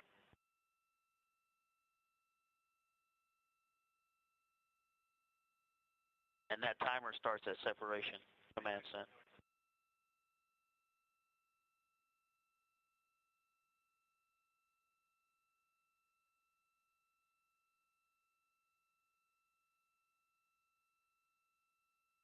Stand by for separation.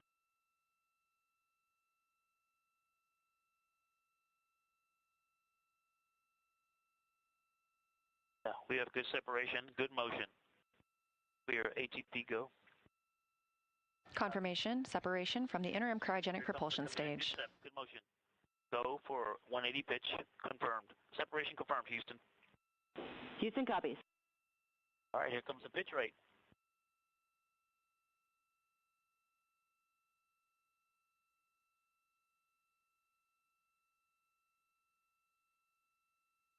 Video. I have no stop stream option. Straight out. Dot cam selected.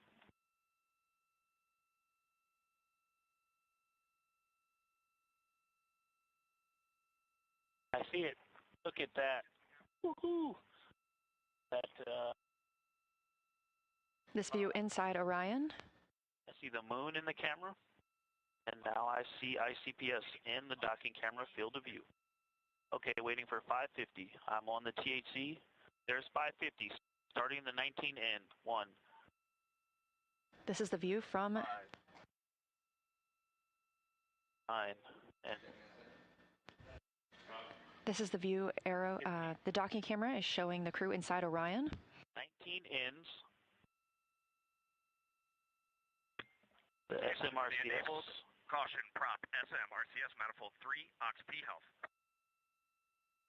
Much quieter. Got a little rumble like we're driving on a rocky road, but much quieter than in the sim. I'm showing about 3 degrees wide on ICPS. And it's holding right near the center. Integrity, no action for you on that enable prop caution. No action. All right, still waiting on the 19 ends to burn out. Thrusters are still fine. We've got a little rumble. It's like driving on a rocky road. All right, burned out. Okay, I see about 2.6 degrees wide on ICPS. All right, zooming in. It's 3x. 2.7 degrees wide. Here goes 6x zoom.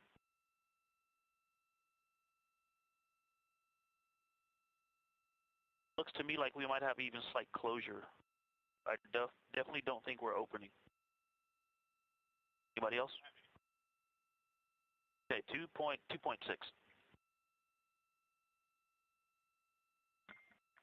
Houston, hold confirmed at 2.6 degrees.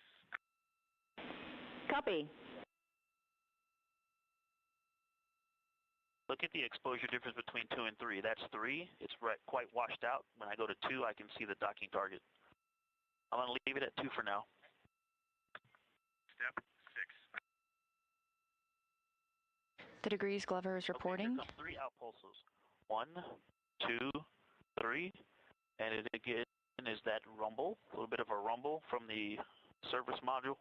I hear them still burning. It looks like they just burned out. And I'm seeing opening. We definitely have opening. 1, 2, 3, 4 impulses. And so far, what I can tell you about this is it's much tighter than the sim. There's not a lot of lateral movement, not a lot of rotational movement as these are burning out. ICPS is nice and stable in the camera field of view. It is 2.5 degrees wide, and we should have a slight closing rate. It is a half a degree below the center of the docking cam. It is 2.5 degrees wide.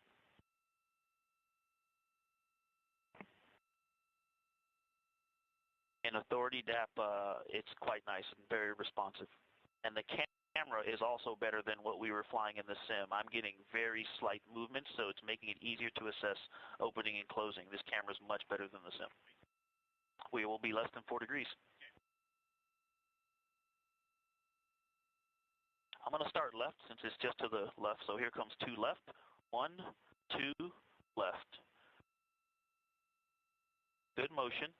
Looking for 1 full degree, so I'll start at the center pack. ICPS is centered, waiting for 1 degree to the right. I'm going to give it 1 down, if that's okay.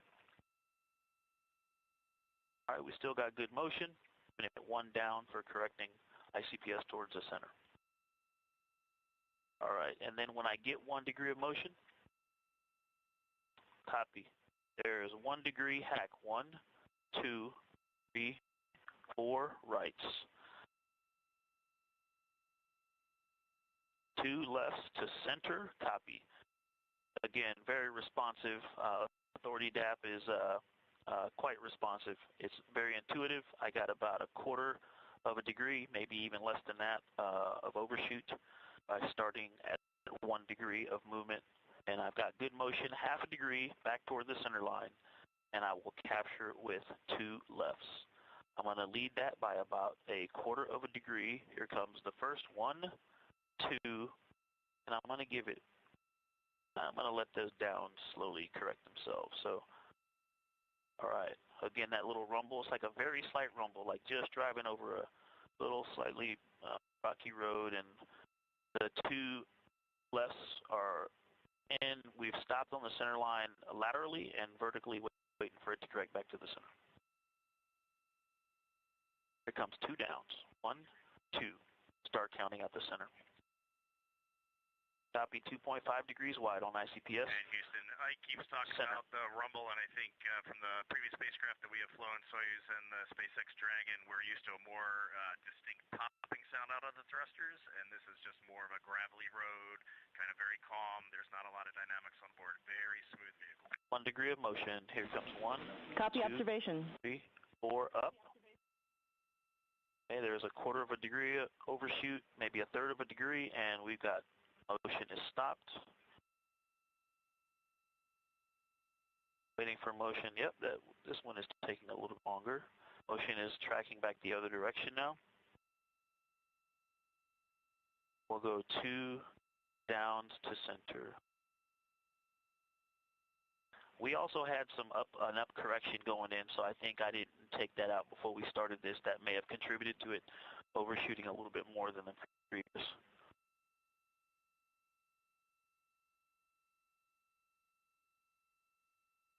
Yeah, we started with a little bit of Z motion due to that correction earlier on.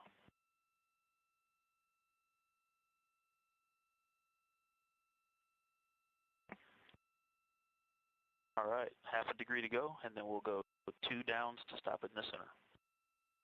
Still right at 2.5 degrees wide. We'll probably only need 1 down to stop this. Okay, gonna put that in now. There's 1 down, and we are centered.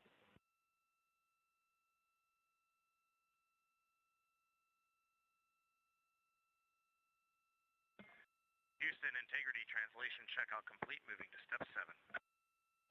2.5. Copy.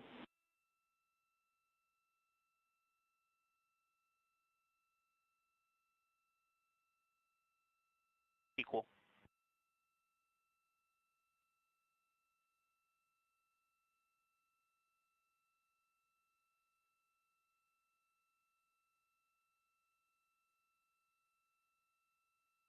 back to that step.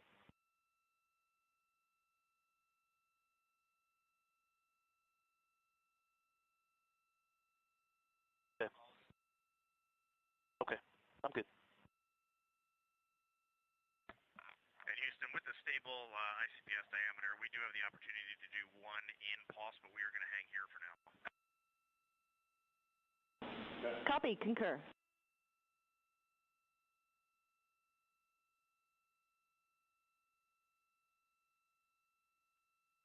Okay, I don't need to ref. Okay. All right, control stick steering. Engaged.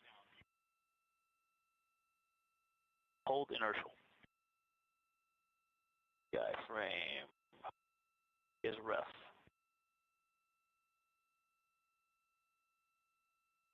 One degree on the rate scale set. Just trying to get that docking target background, so I'm going down exposure 1 now. I can see the docking target clear. Ready?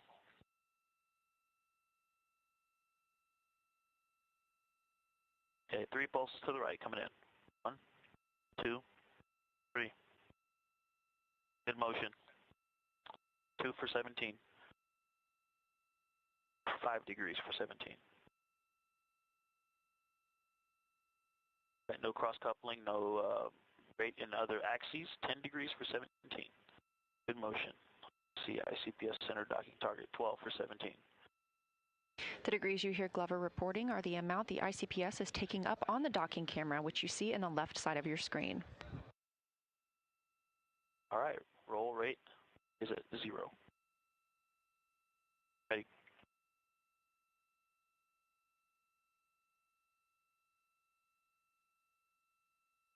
Aligned. Giving it 1 down, 1 left. Houston, roll alignment complete. Little gravel road. Copy. And we got another momentary enabled caution prop SM RCS manifold 6 aux P. No impacts to prox ops demo. Good to continue. Integrity. Point 2. Set. Okay, let me center ICPS and get stable. I'm going to go up. I'm going to go right. Okay, roll right and hold. All right, roll right. It's coming in. Roll, good motion, no cross coupling. It's only roll rate. I see ICPS. 2 for 5. 3. It is slow, easy to anticipate, and stopping at 5. Was able to stop right at 5.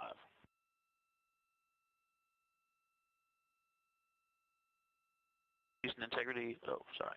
Okay, going left. Good motion. It's all roll.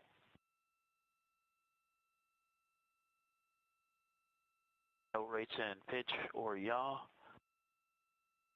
2.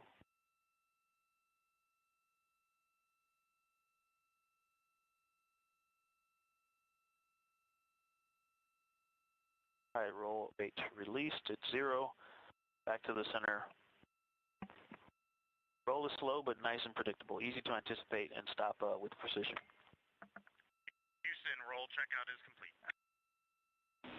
Copy. You're 2.6 degrees wide.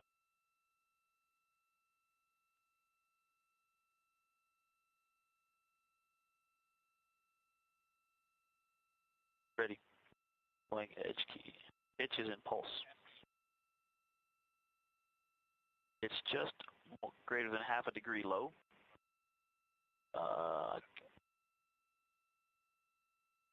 3x. Pitching up, 1 pulse. For 1 degree. Pitch up, nice and snappy. And there's 1. Anticipated, stopped it right on that 1.5 degree line. Okay, and returning it to the pitch down. Stop just greater than half a degree low. Stop. Very nice. That pitch was very tight, very responsive. I was able to stop it right where I started it.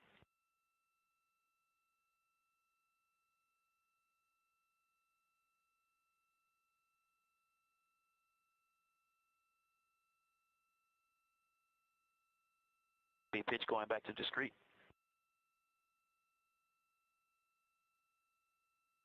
0.7 degrees low. Pitch up and hold. All right, pitch up. Stopping it. Again, very responsive, also in discrete. Pitch down and hold. Back to initial vertical position. Stop. Captured. Very nice.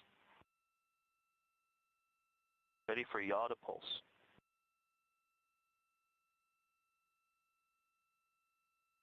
Going right, one pulse. A good motion. There's all right, and yaw left, one pulse, and stopped it right at 1 degree. Very responsive in yaw as well.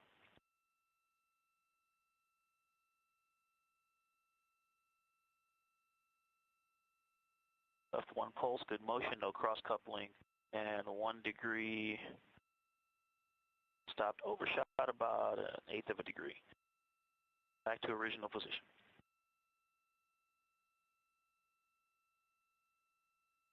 Yaw going back to discrete.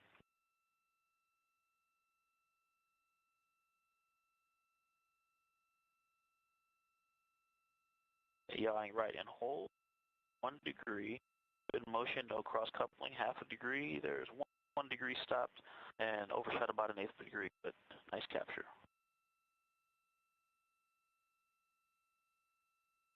Yeah, I'm getting a little of a bounce here. I think that, not sure, it's most likely from us, the camera, or this vehicle wobbling in yaw. So ICPS is moving, it's wobbling left and right slightly in the camera view. It did stop at the 1 degree of motion quite precisely, but we got this bobble just now, going back to initial position by yawing left and holding. So while it's yawing, it is solid. There's no bobble. Stop. Released. See if that bobble comes back. There is a slight bobble, maybe dead banding or just the camera or the vehicle fluctuating. Are you guys seeing that, Houston? Are you seeing the bobble in the docking cam video?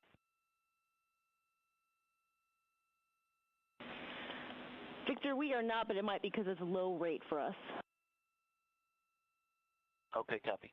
Had a little bit of a lateral oscillation there. Houston, authority, DAP checkout complete, ready for step 12. Copy, go to continue, and also, once you get there, you are go for forward target approach to 10 meters. Integrity.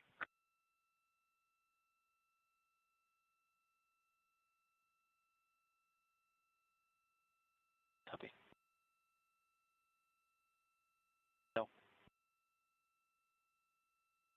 The DAP is going to course. It is showing course. 16 in, starting now. 1, 2, 3, 4, 5, 10, 14, 15, 16 ins.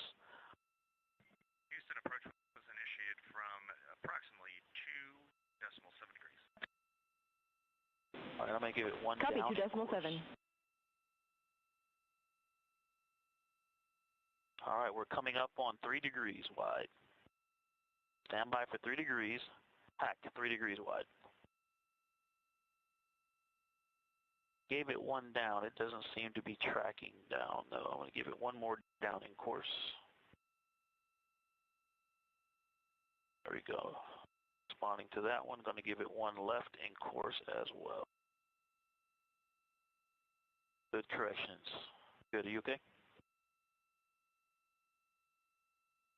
This view live inside Orion. Videos, do you, or field of view, do you need any lighting adjustments in the cabin?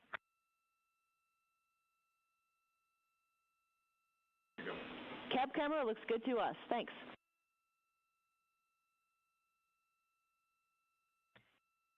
Integrity.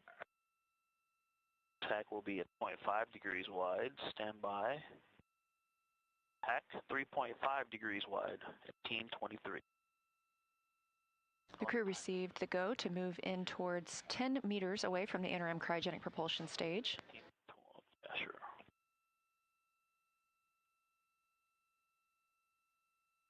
Again, pilot Victor Glover flying the Orion spacecraft right now. Hack will be at 4 minutes.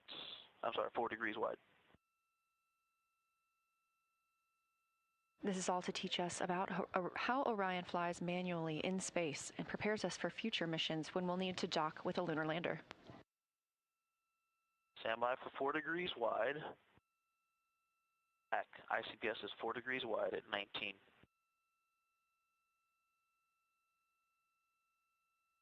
Course, and here comes 10 outs. 2, 5.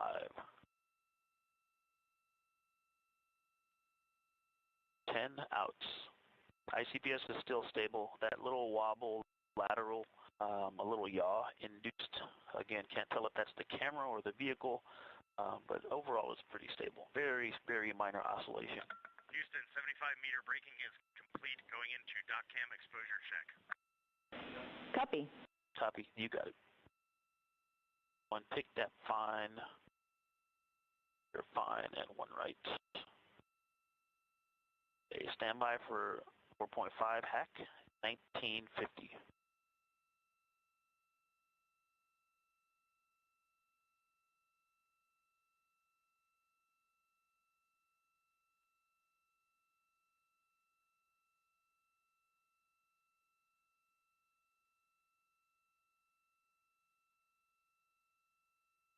All right, coming up on 5 degrees wide. And back, 5 degrees wide, 2020.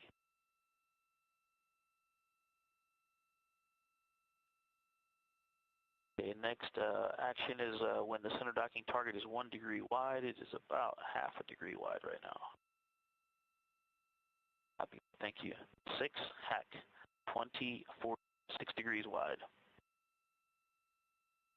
Fine, I'm going to go 1 up. Right.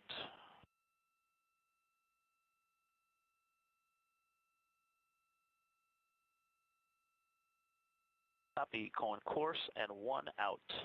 Your course, 1 out. Back to fine. 1 up. Stand by for 6.5 degrees wide. Excuse me. I may have skipped on you. 5.5. Hack. That's 5.5 degrees wide. That may have been the reason we thought I skipped 1 on you. I skipped 5. 1 up, 1 right. Okay. All right, course. We did a mistake in slowdown, so going back course and 1 in. Not as far ahead as we thought we were. Okay.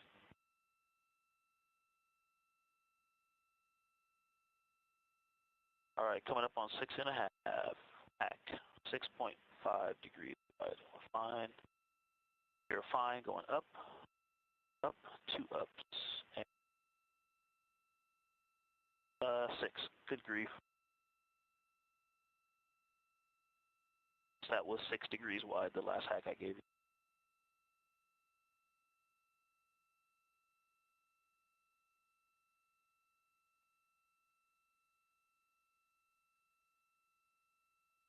I think I skipped through 6.5. I'll give you 7.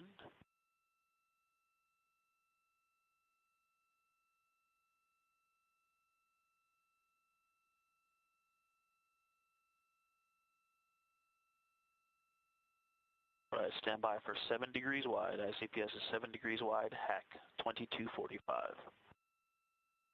All right, and ICPS, the center docking target is about 0.7 degrees wide.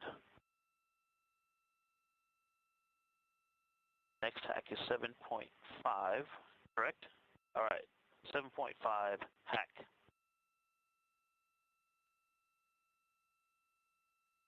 Right. Right about 0.75 degrees wide on the center docking target. left and fine. 8 degrees, hack, 2322.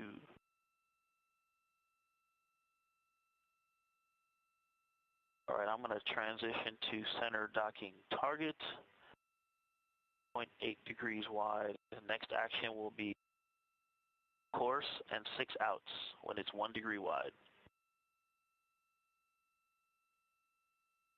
There's something floating to the right of ICPS. Did you see that float off the screen on camera view? 0.8 degrees wide. Quite large. All right, I'm going to course. 0.9 degrees. 1 degree wide. Here comes 6 outs. 1, 2, 3, 6 outs. Houston, 30-meter braking complete. Copy.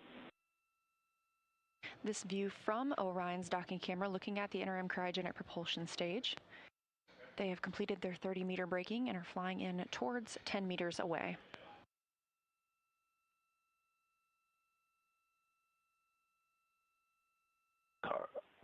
Copy. Looking for 2.5 plus or minus a quarter of a degree.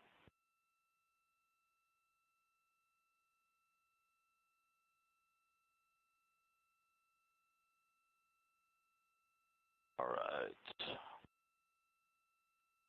It's about 1.2, 1.1.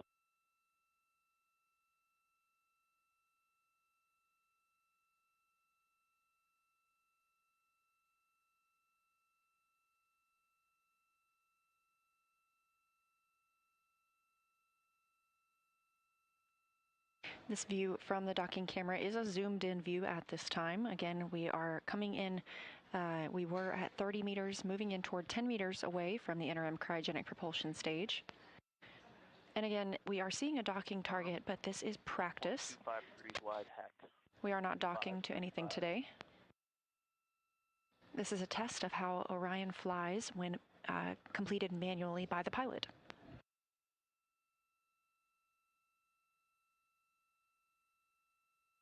That is definitely worth it.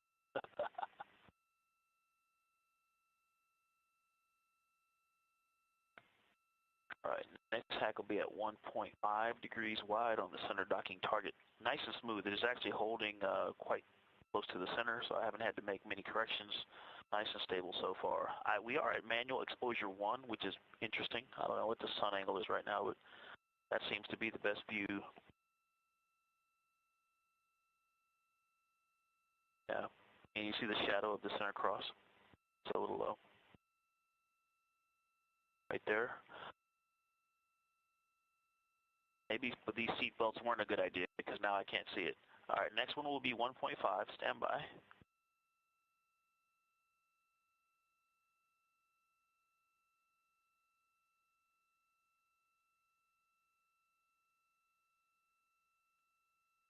Hack 1.5 degrees wide at 2650. And then at 2.5 plus or minus a quarter of a degree, it'll be course 4 outs.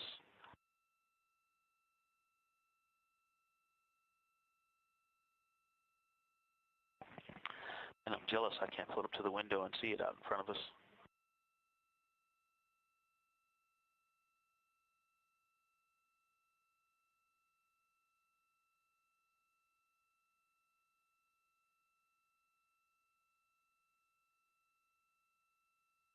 Coming up on 1.75 degrees wide.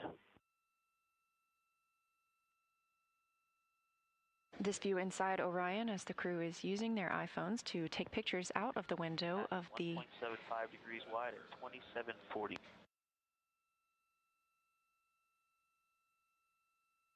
They're able to see the interim cryogenic propulsion stage outside the windows. It'll be 10-meter arrival next, so once we get to 2.25 degrees wide, we're in the window to start braking. Course and 4 outs. Coming up on 2 degrees wide.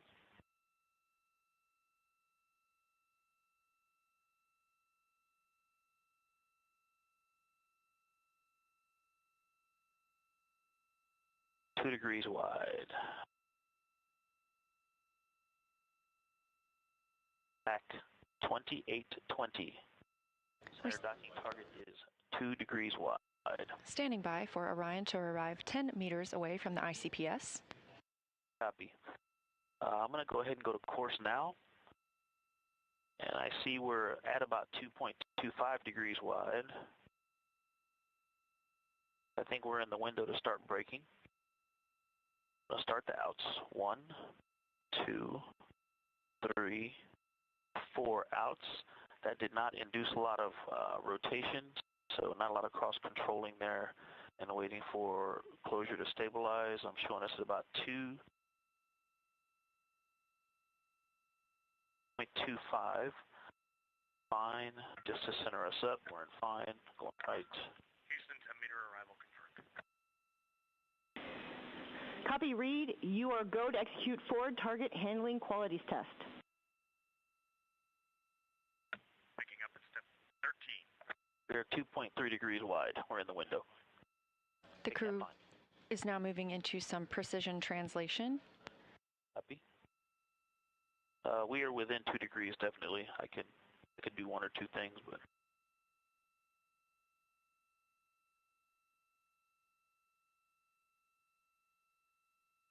the fly out. Okay, yep, I'm going to center it up, so I'm going to go down, translate down. Just a little bit. I mean, we're talking about a fraction of a degree. Going to 6x, and I'm waiting for that cross to get centered, and then I will pitch up. Again, Glover is able to... So I'm going to, right there, stop it. Now I'm going to pitch up, center it. Glover is using the docking camera on Orion, looking at the ICPS that you see in the left of your screen. That was very easy to do, and I show us as a flyout complete. Copy. Houston, angular alignment complete, ready to begin fine handling qualities test. Copy. Copy.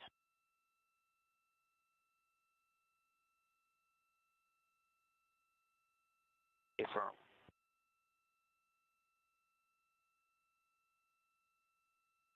We're in fine. 3x zoom coming. This is a zoom view from the docking camera on Orion. Fine.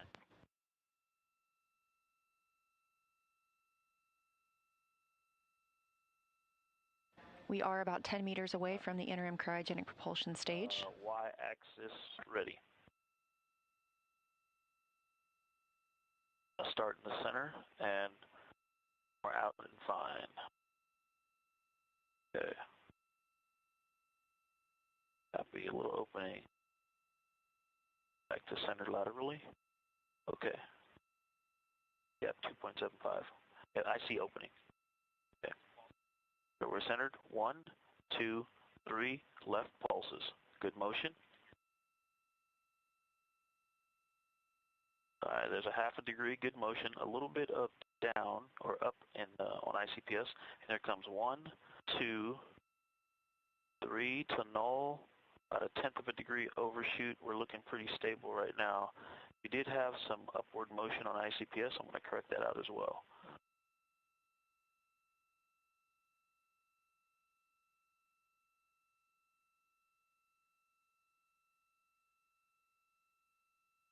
I'll give 1 more out and fine. Okay, and 3 right. Here comes 3 right. 1, 2, 3 right, bringing it back to center. Good motion. Picking up a little bit of upward motion. 2.7 stable on the range. Copy. And going to capture it with left. 1, 2, 3. You're centered. Do you feel that? Okay, a little rumble. Felt something here just a second ago. On 2.6 on the range. All right, and we're going to go 3 pulses up. I'll start measuring from the center. 1, 2, 3, up.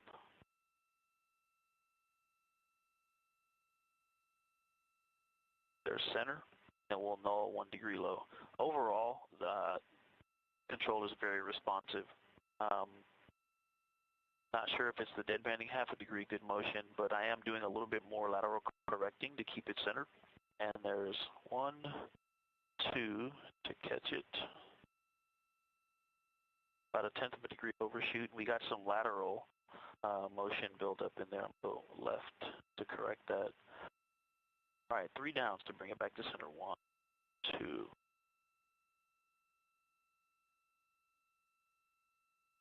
Range is good. We had to do some opening half a degree. Good motion. Starting to take out the 1, 2, 3 downs, and we are centered. And so like that, it does seem to move a little bit more, but it's very responsive in the corrections, and so I was able to stop it right on the center. Holding at 2.6, 6x zoom going in.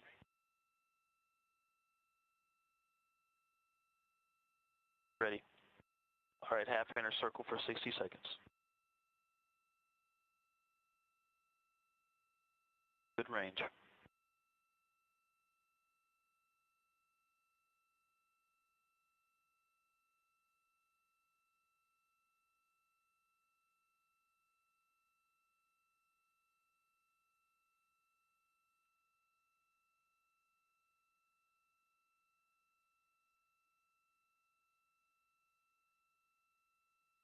Happy. Minute.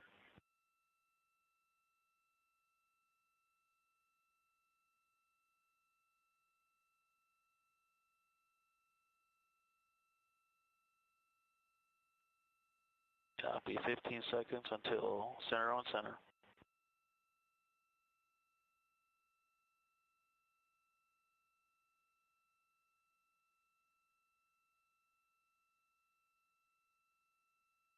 All right, going to on and on. A little higher gain there, definitely requiring some control, some more frequent control inputs. Stable there now, trying to minimize inputs and see if I can hold that stable. Copy.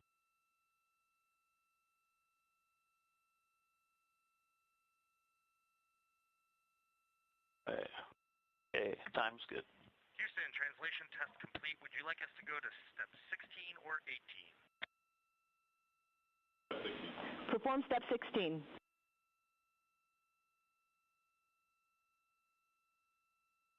All right, big dab is fine. We're holding at 2.5. Center. It's down and hold. For 1 degree, good motion, no cross coupling, half a degree. And waiting for 1 full degree of motion. Stop. Wow, stop right on the line. No cross coupling, good motion. There's half a degree going back to the center. That's very responsive.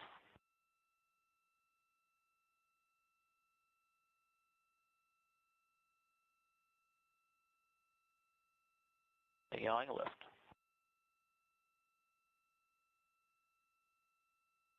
Half a degree. And stopping it right on the vertical grid line. We had a little bit of a translation. Back, yawing right, good motion, cross coupling, half a degree. Back to the center line, stop. Very, very nice control in the rotations. Go left to confirm motion.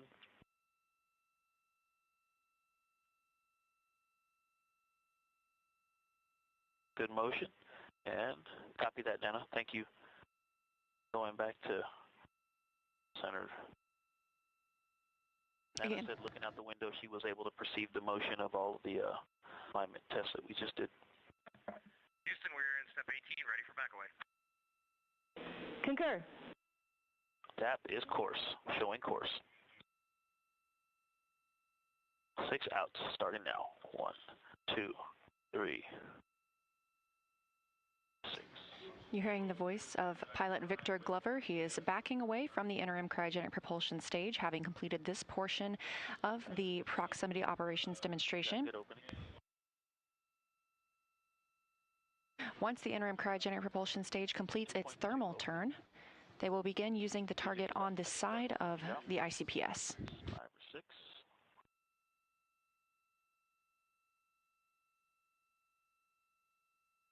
All right, picking it back up at 4. See the cross. 2 is pretty better picture.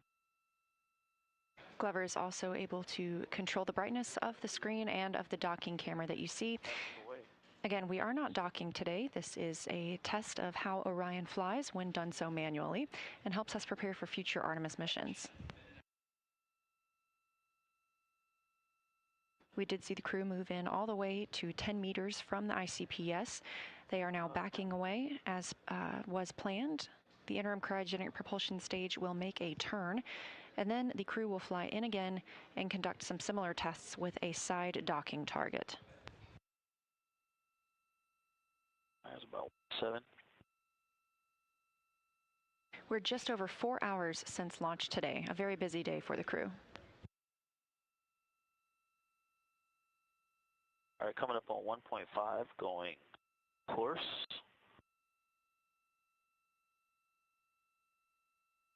1, 2, 3, 4, 5, 6 in. It's 1.5. Back away complete. Copy.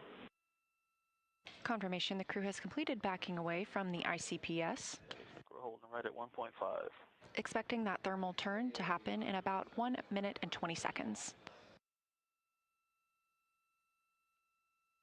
All right, I'm zoom 1x to watch the thermal turn.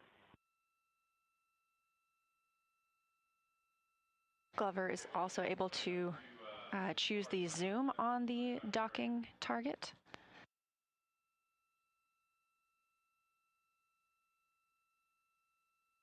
This view on the left will allow us to also see the thermal turn.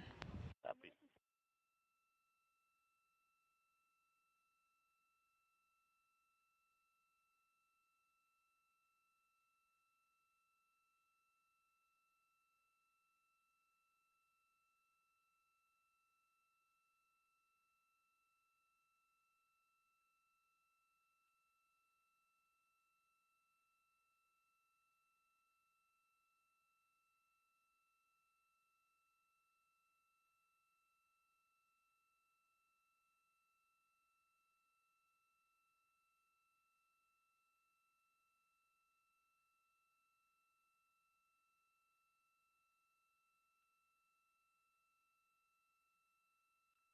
And I'm going to be course.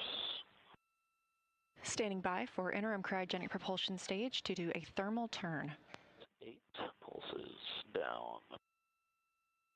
But I see motion. I see pitch on ICPS. ICPS thermal turn, start. All right, here comes down. On the display and out the window. Course, 1, 2, 3. 8 down pulses. Great view of the ICPS that powered Orion during the perigee raise maneuver and apogee raise burn. 4, 5, 8. I can see the side docking target. That is a good looking American flag.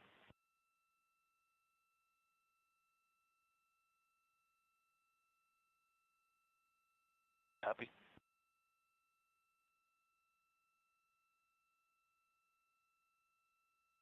Again, this view coming from the docking camera on Orion, looking at the interim cryogenic propulsion stage. You can see that docking target down near the bottom of your screen. ICPS thermal turn complete. Copy that, Amy. We'll start working our way down. Reminder, we are not docking today. This is a test of how it feels for pilot Victor Glover to manually fly the spacecraft. He's using the zoom feature on the docking camera to get exactly the view he wants as he prepares to move in and around the ICPS.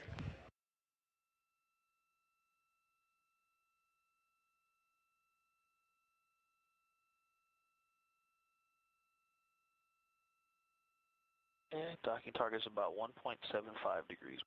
And Houston, we're holding at step 20, waiting for your go. Stand by.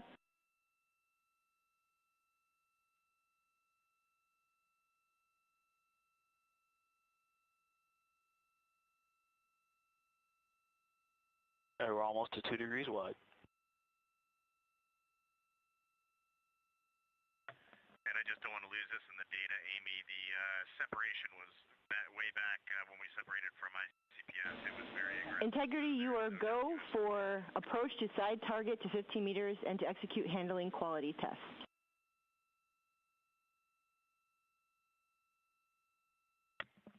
Our course. We are picking it up in step 20. I'll copy. We copy. Oh, it's almost 2 degrees wide.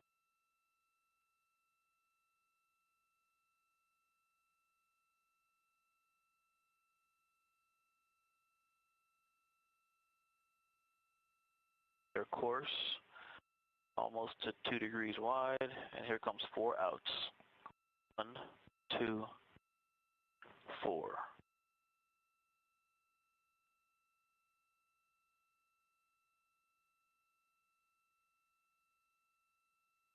All right, 2 plus or minus a quarter. We are. Houston, 15-meter hold is confirmed. Copy.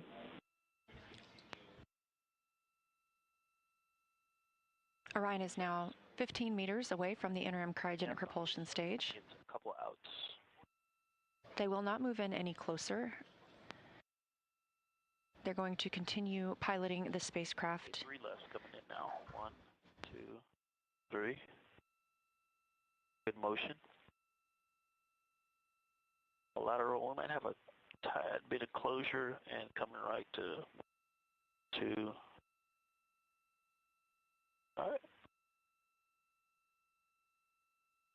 Okay, about a quarter of a degree, less than a quarter of a degree up to 3 rights, 2.1 degrees wide. Good motion. Half a degree. All right, here come the lefts to stop it. 1, 2, 3.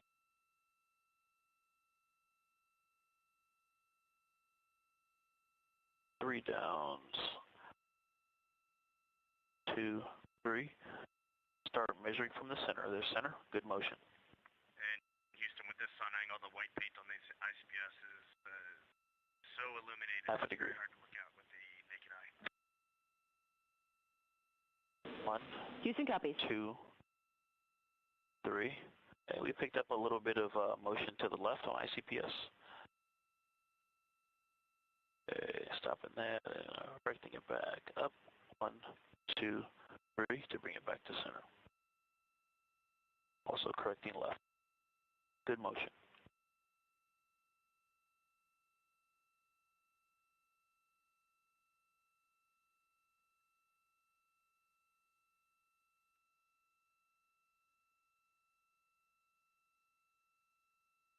"46 minutes since the start of the proximity operations demonstration.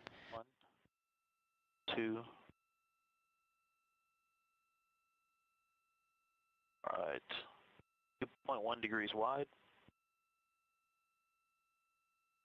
The degrees you hear pilot Victor Glover reporting are the amount of space that the docking target is taking up in his view that you're seeing here on the docking camera.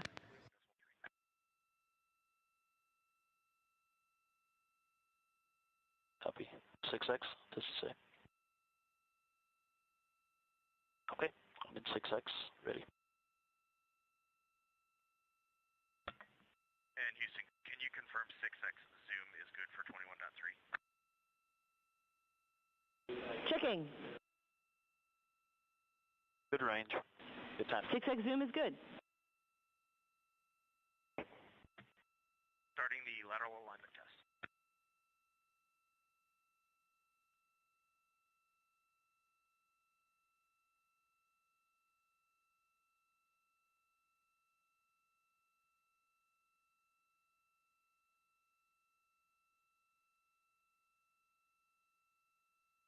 All right, good range. Just inside 2. Just inside 15 meters. Low gain inputs, not doing a whole lot of commanding. It's holding quite steady. When I'm not doing anything, it's holding nice and steady. The camera and the vehicle are holding steady. It's almost at the center. I will get set up for center on center. Cross over docking hatch cross.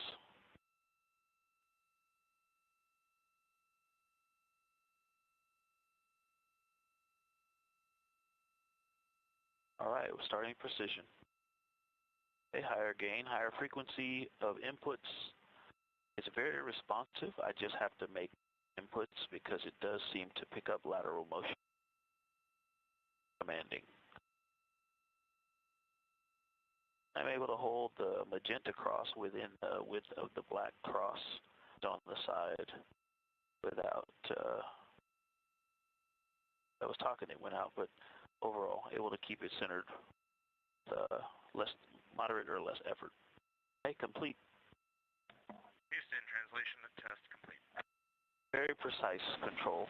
Copy, and you are go for the multi-axis test, and Reed, you are coming in much lower volume than Victor. Okay, I will speak up in the cabin mic. That's better, thanks. Again, pilot Victor Glover on the left side of your screen is manually piloting the spacecraft, executing the 6 degrees of freedom, translating forward, backward, left, right, up, and down, and rotating the pitch, yaw, and roll of Orion in relation to the interim cryogenic propulsion stage.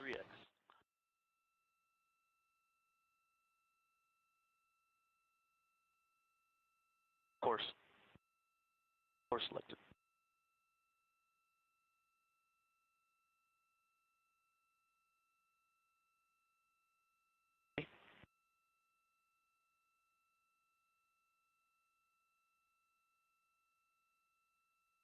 Left RHC, right on THC. Ready?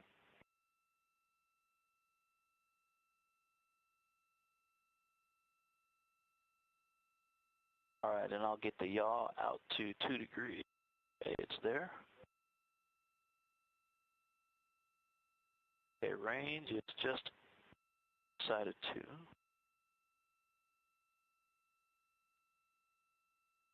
Integrity Houston, no action on the caution warning messages. Give it some ends. We copy that, Amy. All right, lateral motion is nulled. Okay, 355 for 355. All right, nice and stable, focusing on range. Out, got a little opening, some ends to correct. Got some dynamics there at the beginning, going yaw, then translation, yaw, and translation, but caught up, was able to correct it out without many problems, moderate or less workload. Now it's very stable, just focusing on range. 50 for 345, and at 345 we go left.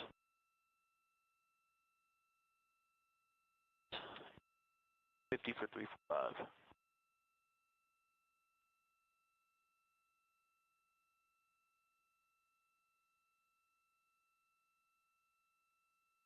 Nice and stable. Range is good. 48 for 3.5, nice and stable, so we're in a good position to go course.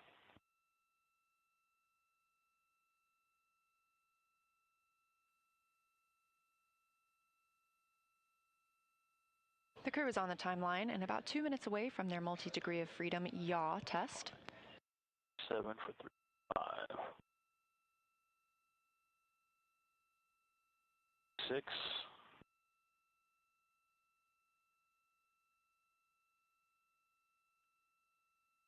Yeah, that rate has gone down quite a bit.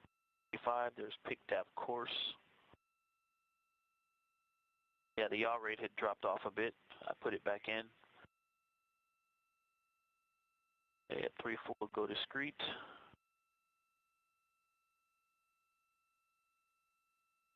342. Right, coming up on 3.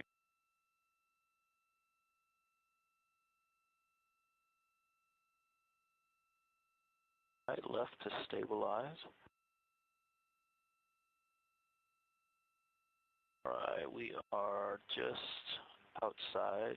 Range has opened a bit. Actually, we're looking nice right at 2. Okay, ready. Course. Stand by. It's nice and stable.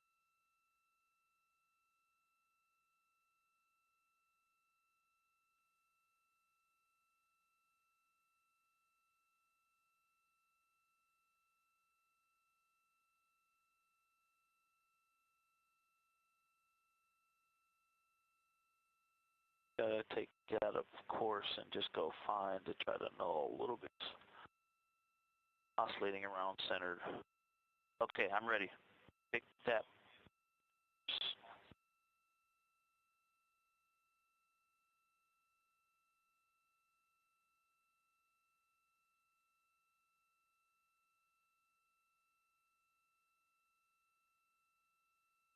All right, got a good yaw rate.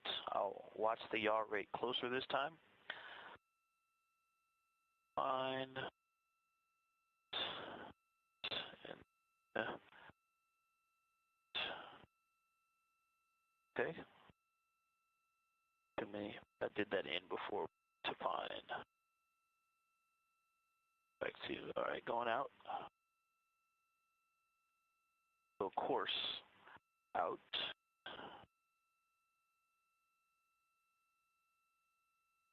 All right, there we go. I see opening. Everybody concur? All right, thank you. I'm going to go back to fine. All right, that yaw rate is slightly dropping off. I'm 348. One more out. I'll be 355 going to 350 for 35.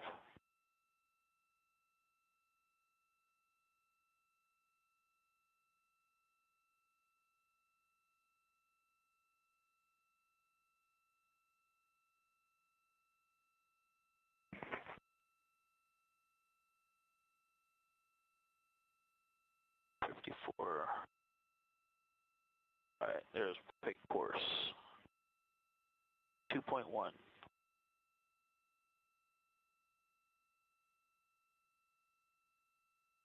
Again, a little dynamic at the beginning, but to stabilize all the motion and correct it. Going up on 0.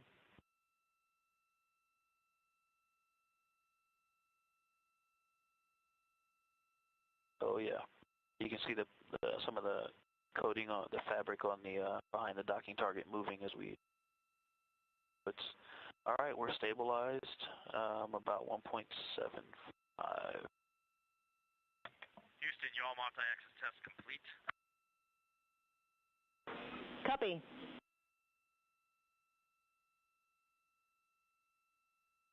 I do.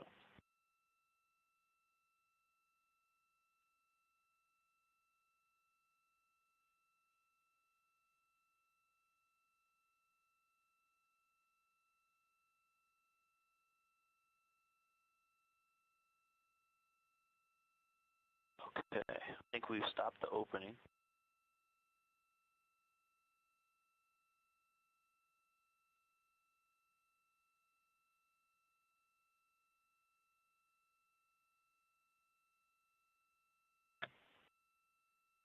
All right, Houston, we're in instruction 167. TTIG is not yet quite within 29. Waiting your instructions.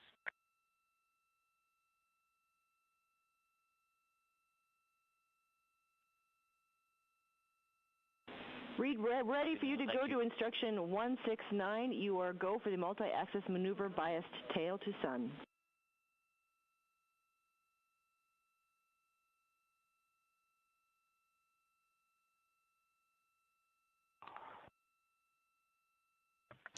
Coming up on 1 hour since separation from the interim cryogenic propulsion stage, again almost an hour ago, and now 4 hours and 20 minutes since liftoff. We are getting closer to the tail end of the PROXOPS demonstration.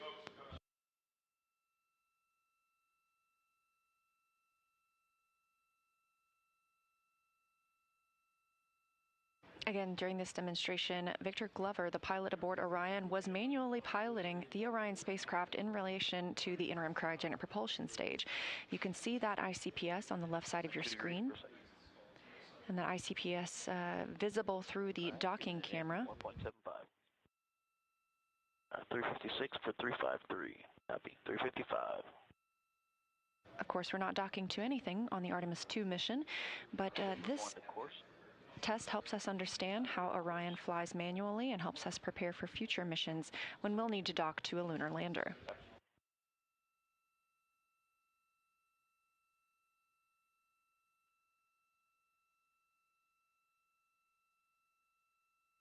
The commands Glover has been sending to... I did have to throw another yaw in there to keep it at point 2, yeah. Overall, guys, this flies very nicely. Copy, 347 for pulse.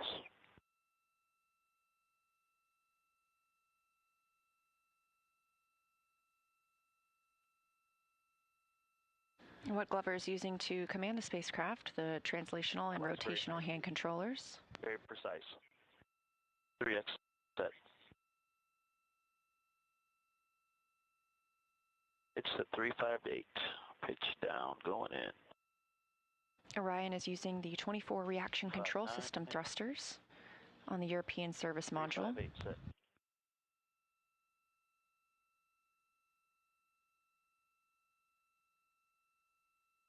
All right, going back to center. So course, back getting the docking count, target back to center. Focus on being stable. Yeah, the thruster firings are a lot less aggressive than I thought it would sound or feel, like driving on a gravelly road. The response is quite immediate. Not all the X's are even. Roll is very, very slow, but pitch and yaw are very snappy and responsive. And when you have the zoom set right, you can see very small motions, and so translations are all quite tight and very nicely balanced. Houston, are you ready for the ATP for depart tail sun? Affirm.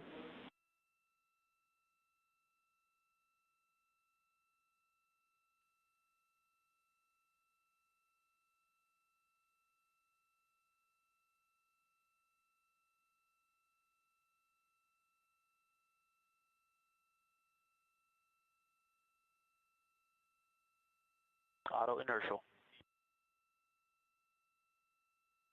Just going for stable. And we're stable. Step 25.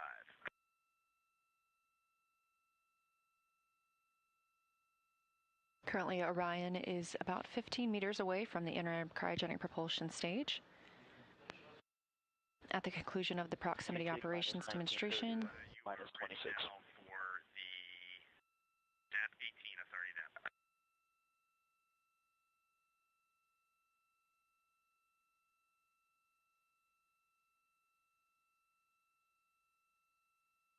And Reed, please repeat. Holding on instruction 185, just want to make sure you are ready for DAP 18 and go for departure. Go for DAP 18 and go for departure. Copy, Houston, that's in word. Capcom Amy Dill calling to the crew. They are go for departure from the interim cryogenic propulsion stage. 3 outs. Houston, integrity departure initiated. Copy. Orion is now backing away from the interim cryogenic propulsion stage. The proximity operations demonstration is complete. Coming up next, we will have the upper stage separation burn, providing distance between Orion and the ICPS. Oh, wow, look at that. Wow.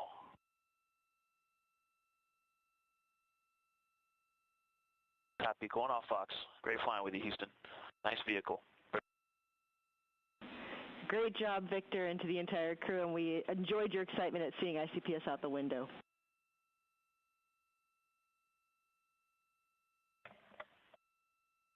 And Houston, I am bringing the exposure control down to 1 so that we get some video. Let us know if you want that higher for your bearing test. Setting of 1 is good for us.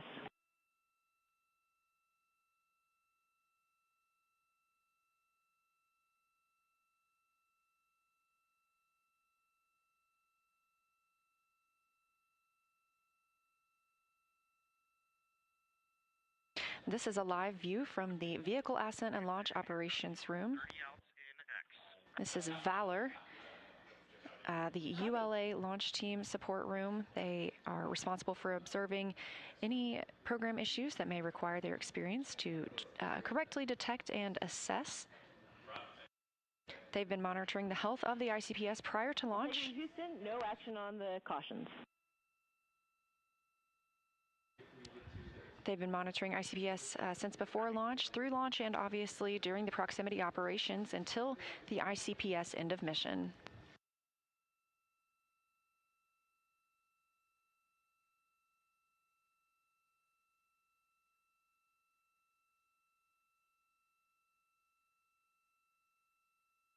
Back inside Orion, we are expecting their upper stage separation burn. Again, that will take them away from the interim cryogenic propulsion stage very shortly.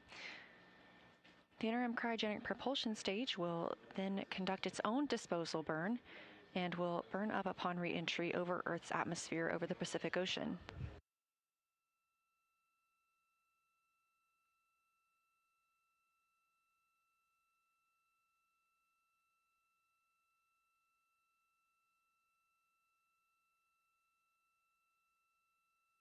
This view of the interim cryogenic propulsion stage.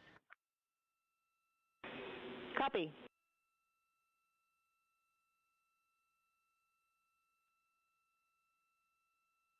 Four hours, 27 minutes since Orion launched. ICPS is stable in the DocCam field of view.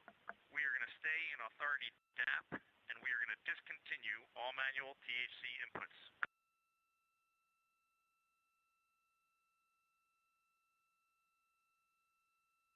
Copy, Reed. Please take DocCam exposure to 0, wait 20 seconds, and then take back to 1.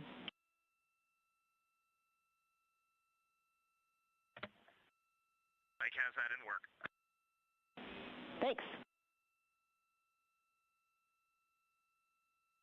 As you heard Capcom Amy Dill ask the crew, they are able to control the exposure that we see from the docking camera down on the bottom right side of your screen as the interim cryogenic propulsion stage gets farther and farther away. That's actually Orion backing away from the ICPS, having recently completed the proximity operations demonstration, during which pilot Victor Glover manually flew Orion.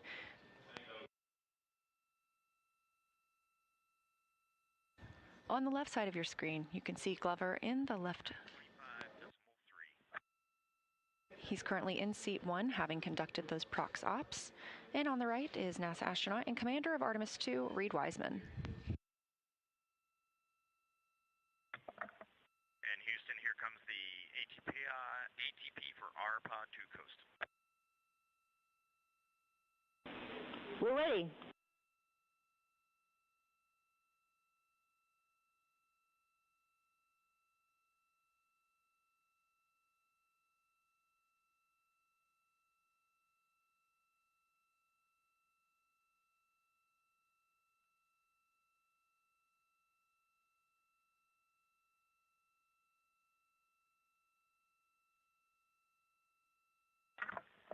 Houston, we are going to 12.2.2515 USS-2 burn execution.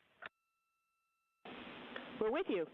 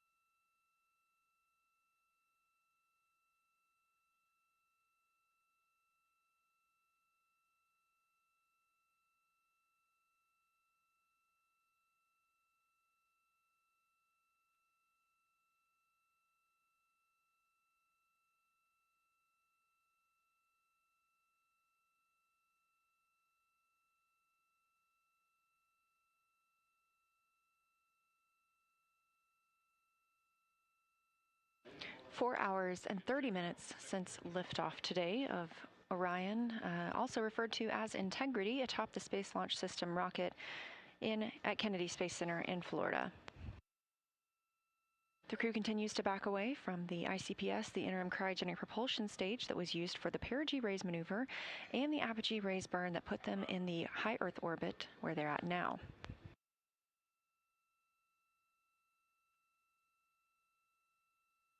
Coming up shortly is the upper stage separation burn.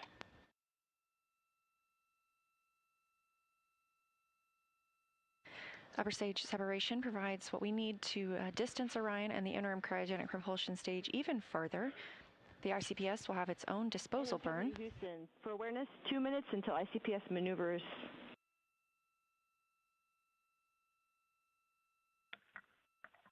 Integrity copies.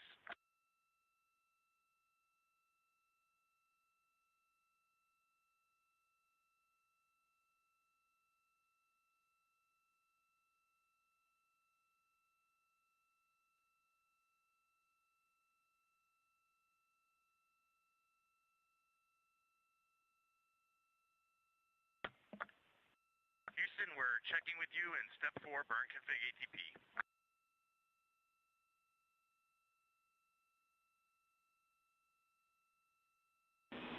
Go to continue, ready for ATP.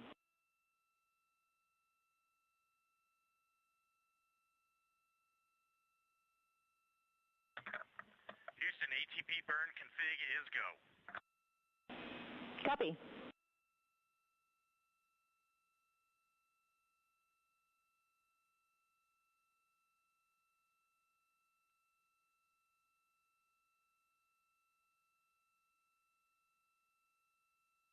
This view live in Artemis Mission Control here at Johnson Space Center in Houston as the Orbit 1 team continues monitoring the flight of Orion on the Artemis 2 mission. We've just completed the proximity operations demo, during which pilot Victor Glover manually flew the Orion spacecraft, the first time anyone has done so.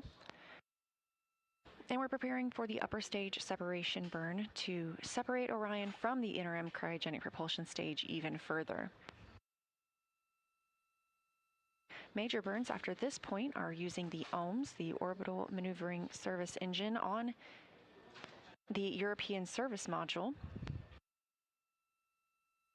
There are also some 24 reaction control system thrusters on the European Service Module.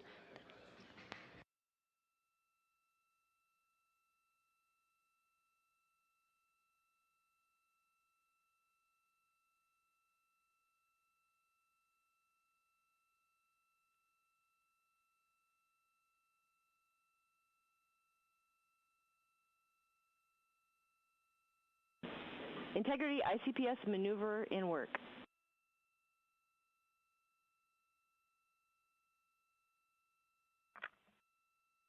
Integrity copies. The interim cryogenic propulsion stage making an additional maneuver ahead of the USS-2 burn. That USS-2 burn coming from Orion. The ICPS will have its own disposal burn and will burn up upon re-entry over the Pacific Ocean.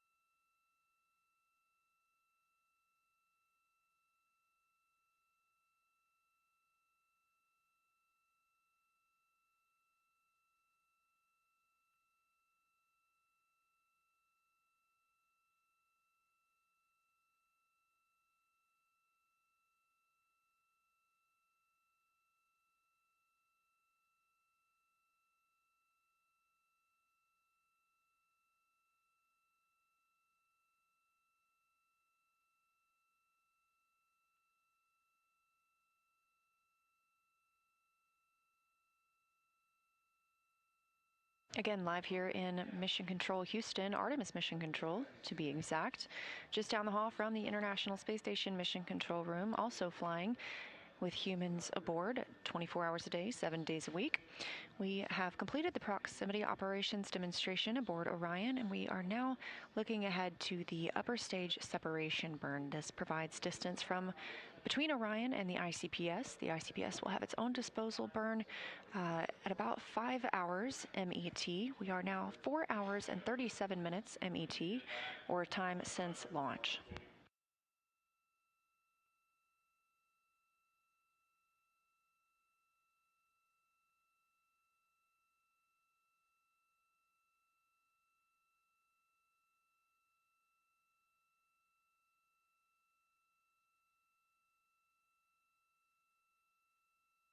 It's been a long day for the crew aboard Orion, and they still have a few tasks to complete before they can go to bed tonight. Of course, we'll have the upper stage separation burn that they will need to monitor. They'll continue doffing and stowing suits. Houston's here. Can you confirm what status you want us for suit drying? Checking.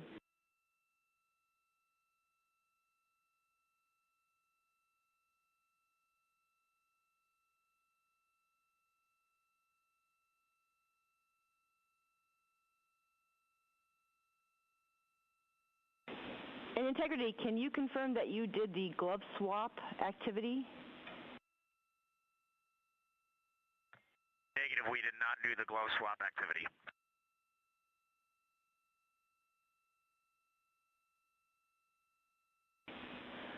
All right, when able, you can do the glove swap activity, and then we'll need a 15-minute timer, and then we'll be ready to terminate suit drying. Integrity.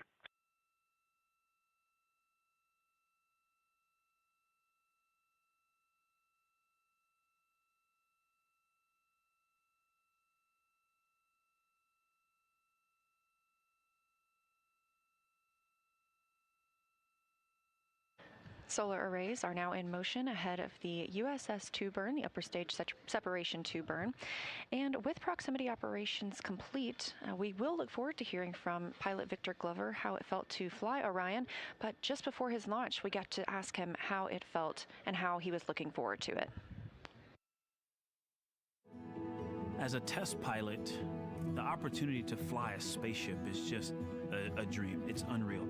The piloting role specifically, I will have an hour and a half or so where I get to fly the spacecraft by hand, and we fly Orion a lot in the simulator to train, but also to build an experience base for how the teams on the ground think Orion's going to work. And then when we fly Orion in space, we're actually going to compare the two to help them make better models. You know, my inner test pilot is like, of course, very excited about that.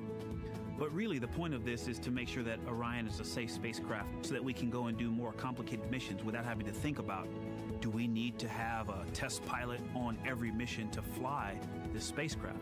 So far, I really like the way Orion flies, but it's only been in the simulator. And so the ability to fly one actually in space on a test mission is just a really unique opportunity.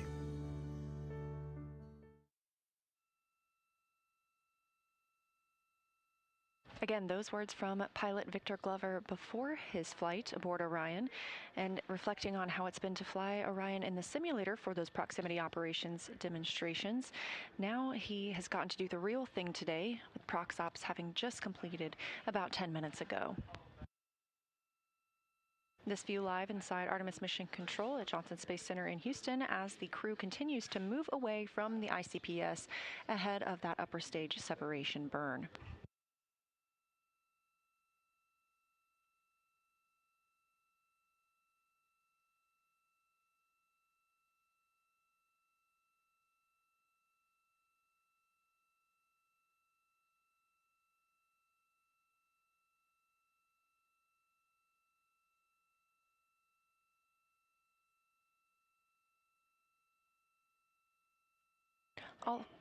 All 4 solar arrays are now in position ahead of the upper stage separation burn. Integrity Houston, we are checking on those cautions.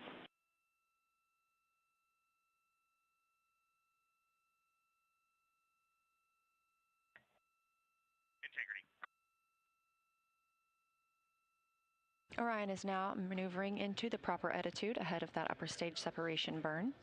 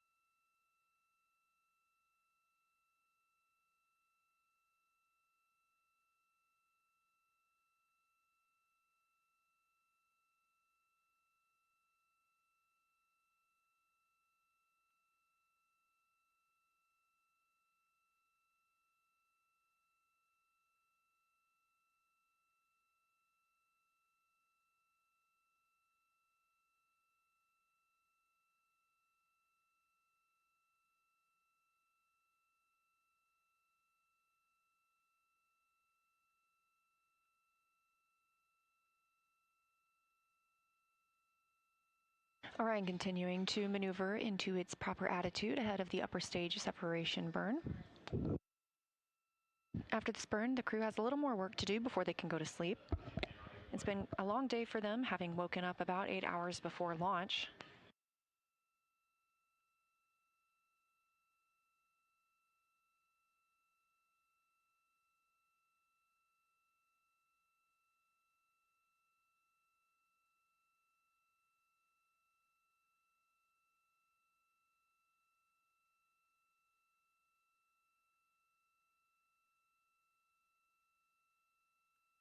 The crew aboard Orion will continue stowing their suits and configuring the cabin as they need it for the duration of the flight. At Integrity Houston, those caution warning messages for prop were seen on manifolds being used for maneuver to burn attitude. Still go for USS-2.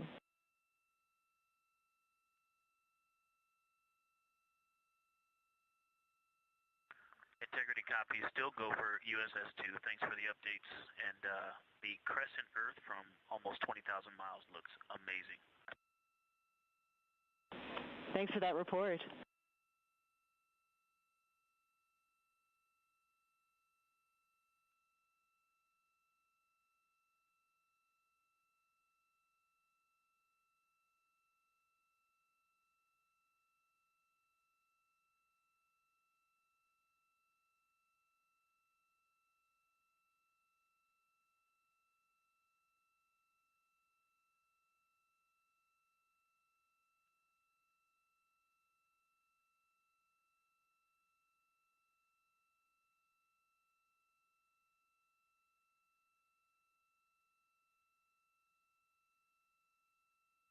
Upper stage separation burn for Orion coming up in about 4 minutes.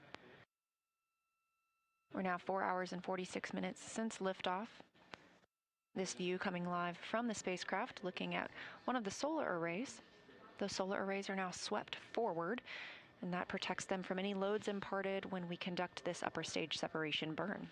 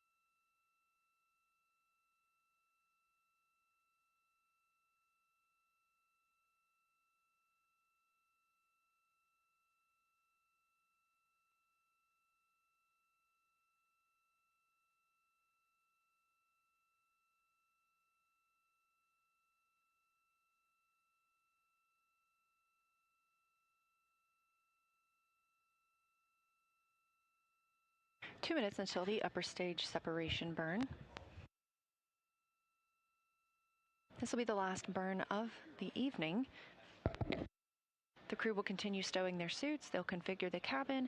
They will also have their private medical conference. These are scheduled every single day to allow the crew to report how they're feeling down to team members here on Earth.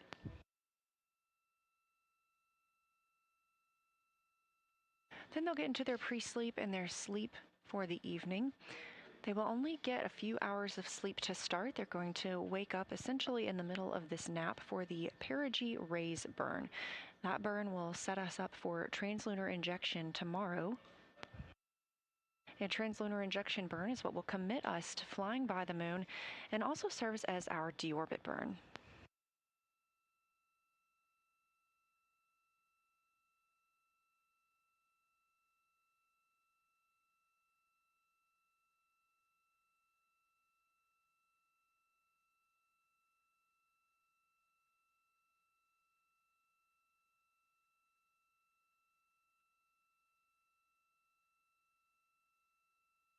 Less than a minute now until the upper stage separation burn.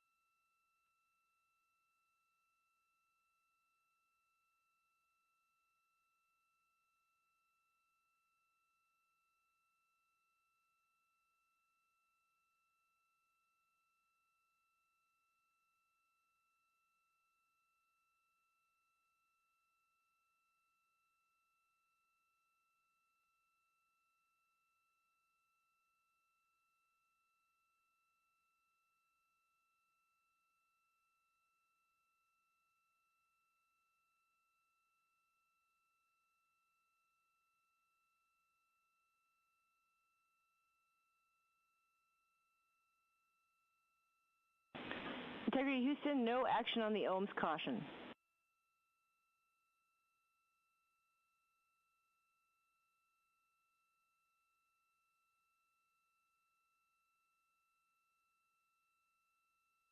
Integrity copies. And we have confirmation of the upper stage segment burn, start and complete, very short burn.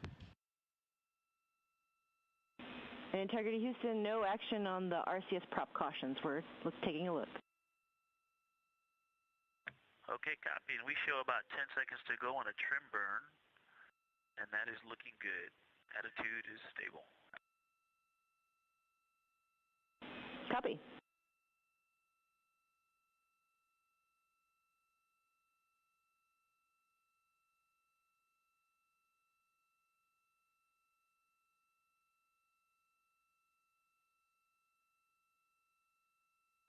Integrity Houston, good USS-2 burn.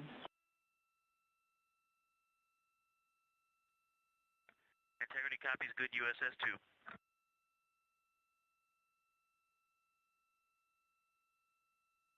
Confirmation of a successful USS-2 burn, upper stage separation. This view live from Orion. You can see on the right the solar array.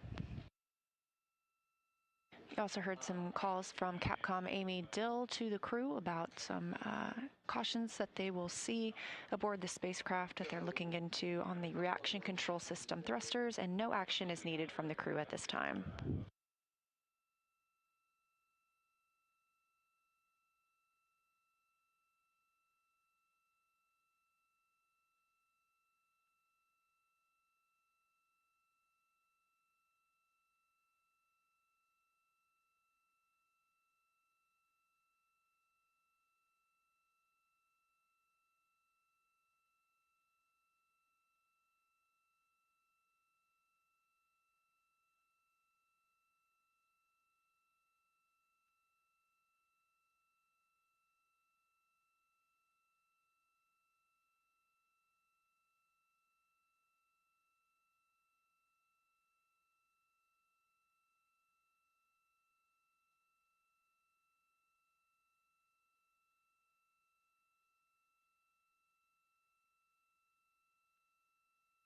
Houston Integrity and procedure 12.2.2515 USS-2 burn execution.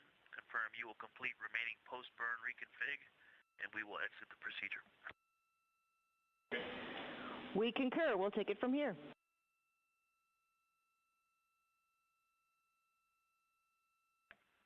Copy, thank you.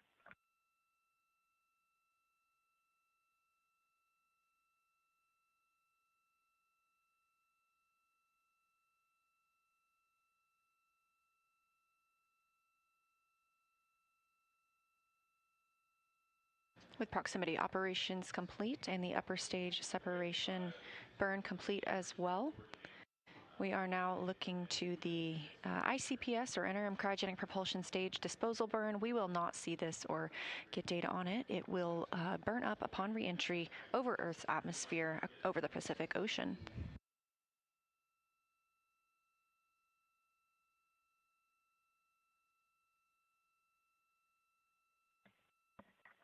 Houston Integrity, I'm going to request to suppress the CMIS 300. Copy and checking. And read, we will suppress from the ground the CMS 300 caution.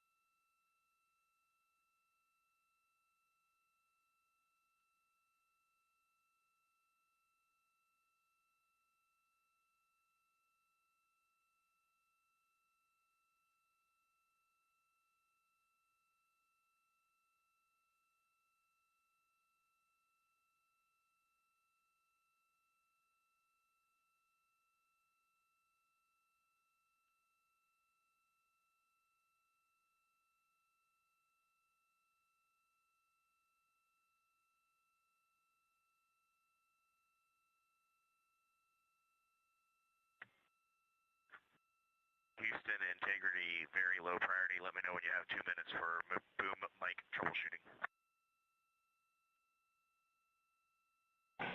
We have the time.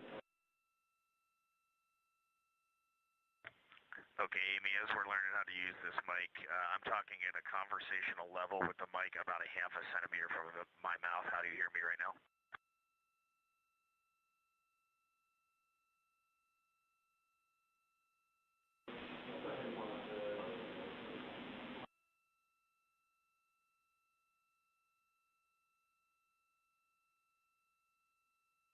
Let's tell them it's definitely better, 3 or 4 by 5. It's a bit better. It's about 3 or 4 by 5. Okay, Amy, and now I am talking to you with the tip of the boom mic pressed against my upper lip, so I have lip contact on the mic. How's this now? 5 by 5. Okay, I will let the crew know. Thank you. We copy.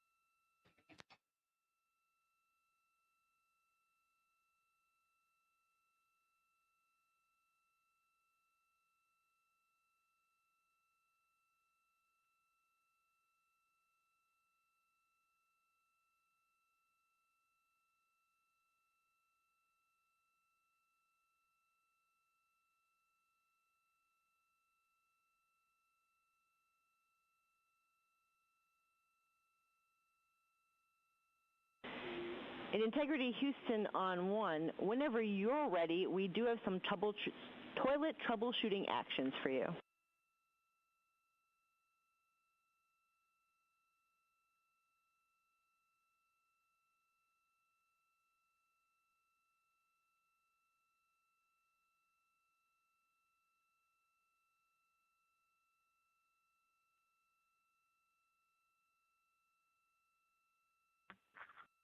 Okay, Houston, we copy on toilet.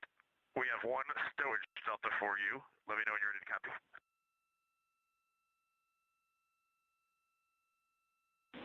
We're ready for stowage delta. All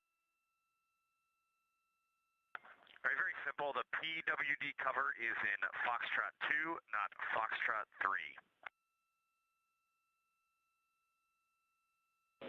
We copy. Okay, Amy, just give us about 2 minutes and we'll be ready for the toilet orders. Standing by.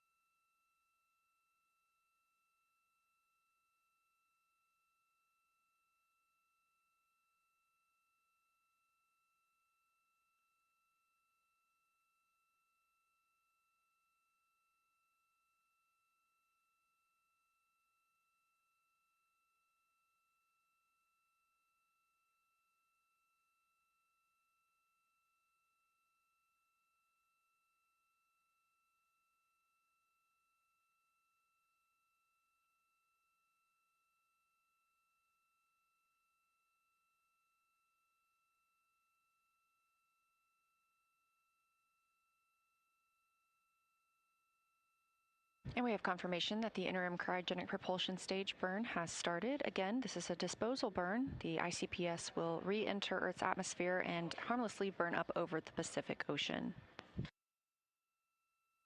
Additionally, we are expecting the CubeSats to be released soon. These will be released from the Orion stage adapter on the Space Launch System upper stage into a high Earth orbit, where they will conduct an orbital maneuver to reach their own desired orbit.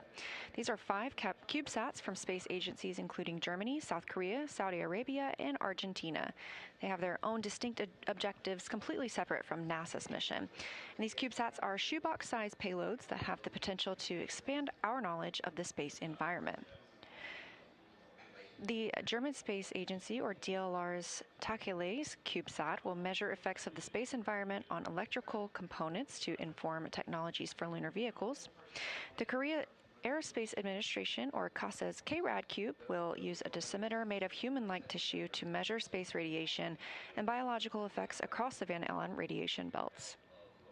The Saudi Space Agency's Saudi Geomagnetosphere Satellite, or SHMS CubeSat, will measure space weather at a range of distances from Earth. And Argentina's Comisión Nacional de Actividades Espaciales, or CONE, has a CubeSat called Etna, which will assess radiation shielding methods, measuring Earth's radiation spectrum, collecting GPS data, and validating a long-range communications link. By working with other countries to fly these, checking.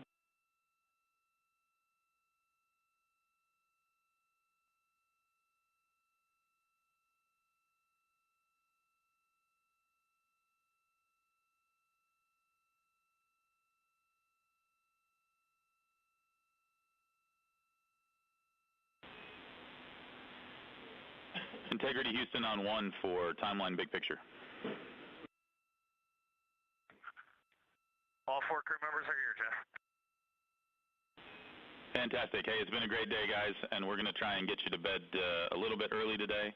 We do want to do the 4K encoder setup as well as the toilet troubleshooting. I don't think it'll take very long. Ideally, we'd get that done here in the next hour or so, along with the conferences, and then get you guys to bed a little bit early. That's what we're thinking down here.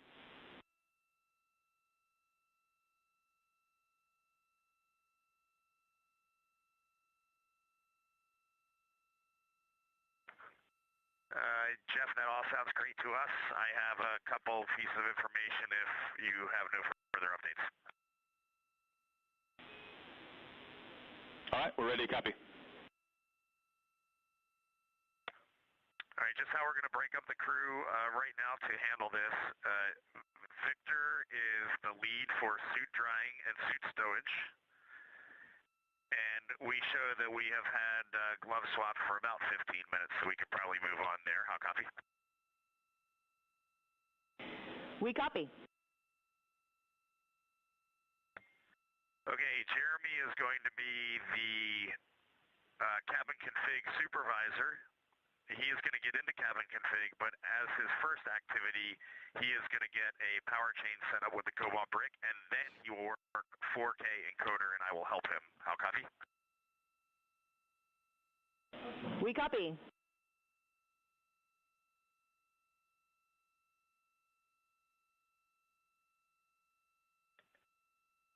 Christina is going to work the toilet troubleshooting with you, so when you all are ready, if you are happy with what Ike, with what Victor and Jeremy are doing, I will hand the comm and the toilet lead over to Christina. Copy, stand by for data rate change.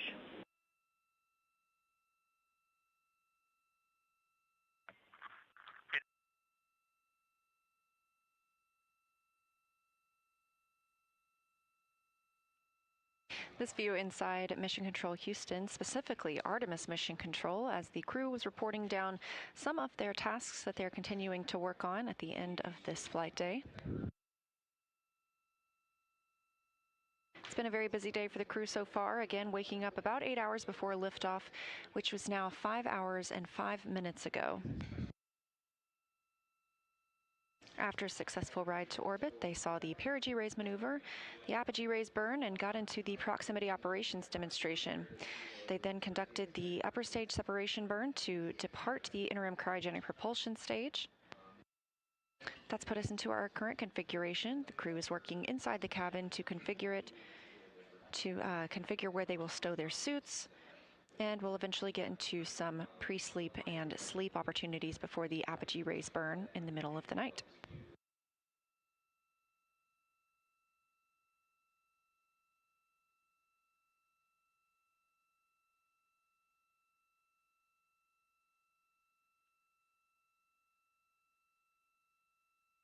That'll actually be the perigee raise burn in the middle of the night. They will wake up from a brief nap and monitor that perigee raise burn before getting some more sleep and starting their next flight day tomorrow.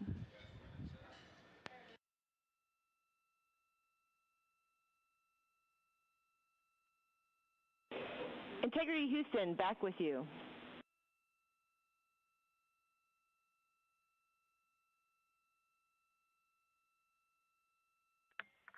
Amy, we have you loud and clear. Same, and last we copied is that Christina will work toilet troubleshooting.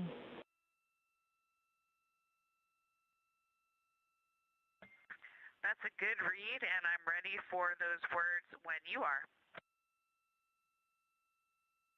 Okay, Christina, first, we do not think empty oxone beads were installed for launch, so we do not suspect a blockage. We think it could be a priming issue.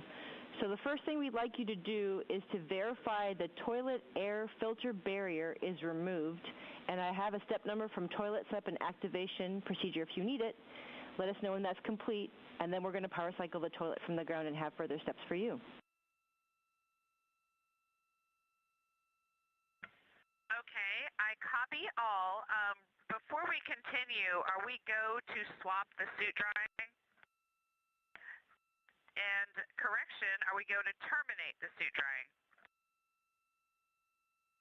Go for suit drying termination.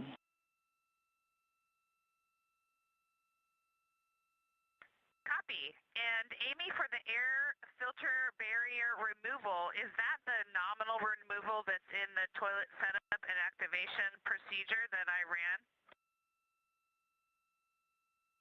Affirm, it was step 5. Yes, I did complete that step. Copy, standby.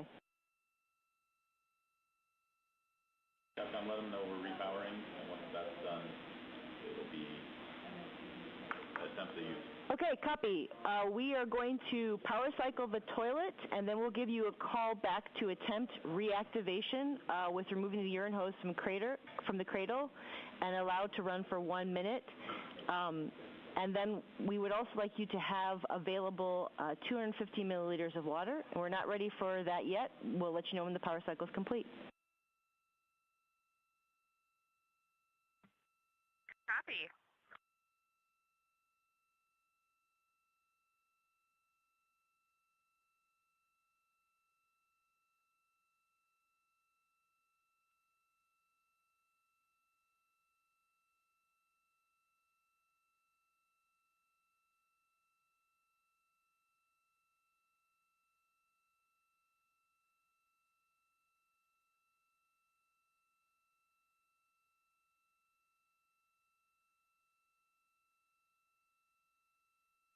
Crew aboard Orion, specifically Christina Cook, NASA astronaut and mission specialist, continuing to troubleshoot the issues they saw earlier with the toilet. The teams here on the ground are relaying up instructions on how to resolve that situation.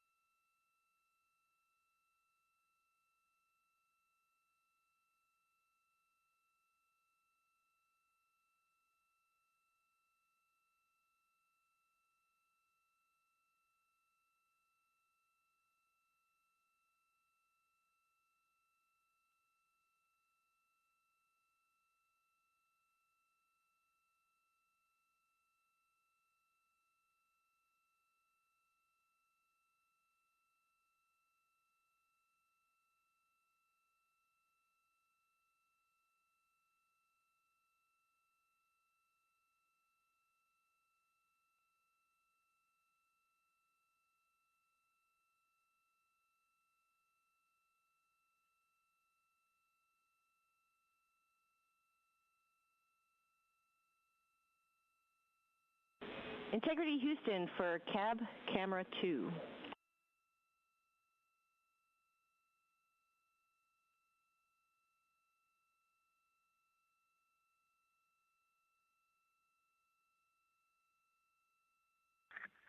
Go ahead.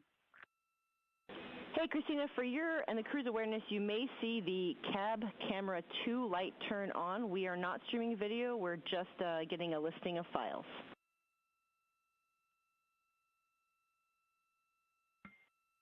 Copy.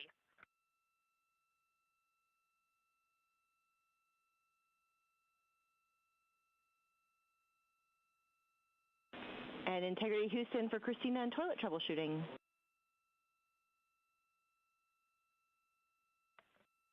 Go ahead.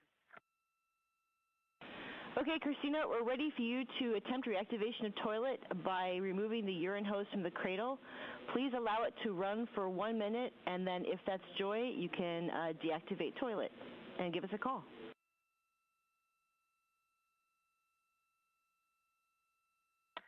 Copy, and understand I'm not putting the water in the funnel this time.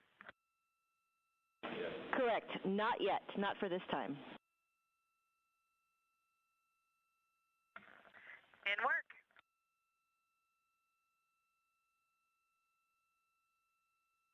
Capcom Amy Dill relaying some words to NASA astronaut Christina Cook on how to troubleshoot the toilet issue they experienced earlier. We should hear shortly the resolution of that issue. This view from Mission Control Houston, Artemis Mission Control, now 5 hours and 14 minutes since liftoff of Orion atop the Space Launch System.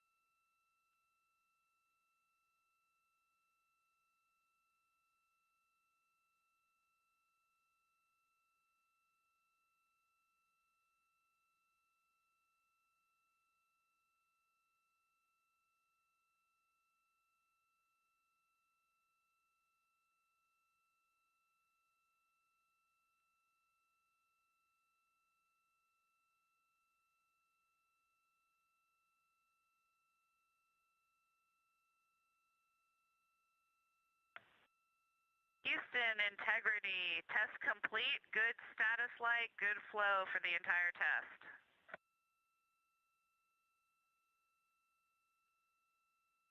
Okay. Good news, Christina, and we are discussing next step. Stand by.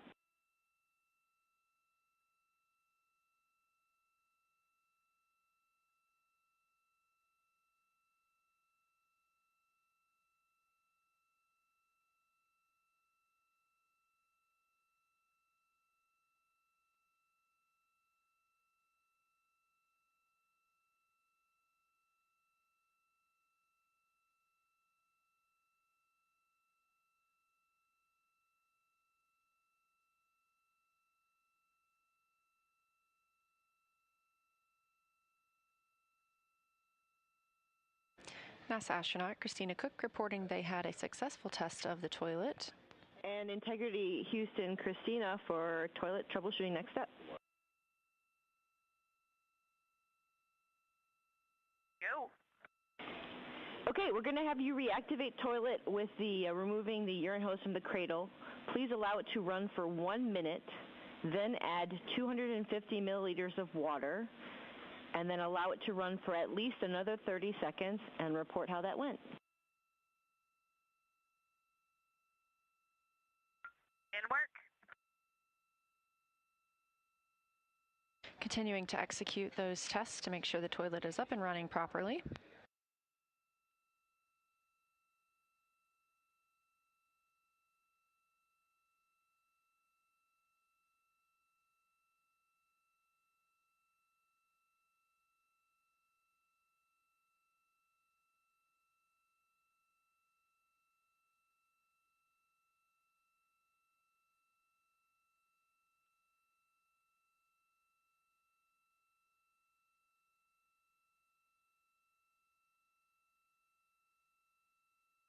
Also on the timeline for the crew tonight is an AGA reading, or an anomaly gas analyzer checkout. They will test the air inside the cabin. They do this a couple of times a day to make sure that the environment inside the Orion spacecraft is as we expect. Again, this is the first time we've ever flown humans aboard Orion. It is a test flight, and so we're testing every single specification possible in preparation for future missions.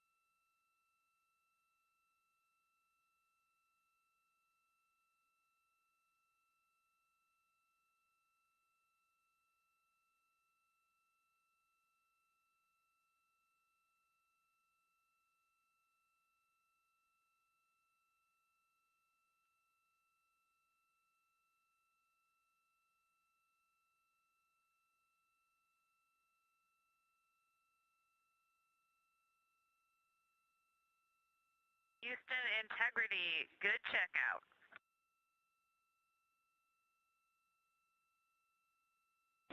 Okay, excellent news, Christina, and we are discussing if there's anything further we need.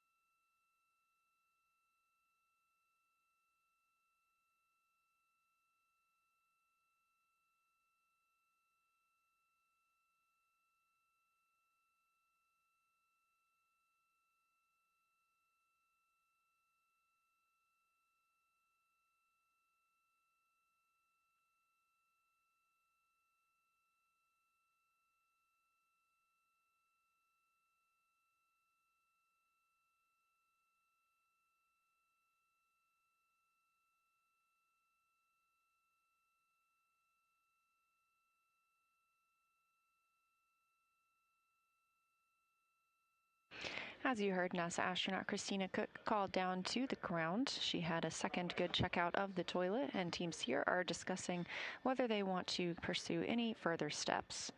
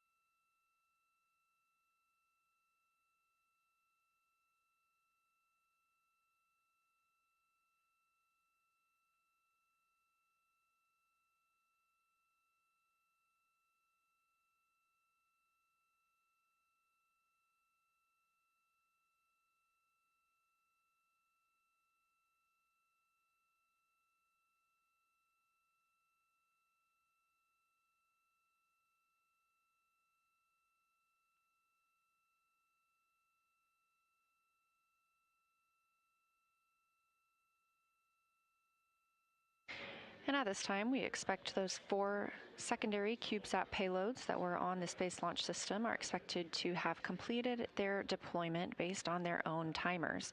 Now, we don't have direct confirmation of this, but the payload teams will be able to communicate with and track their CubeSats.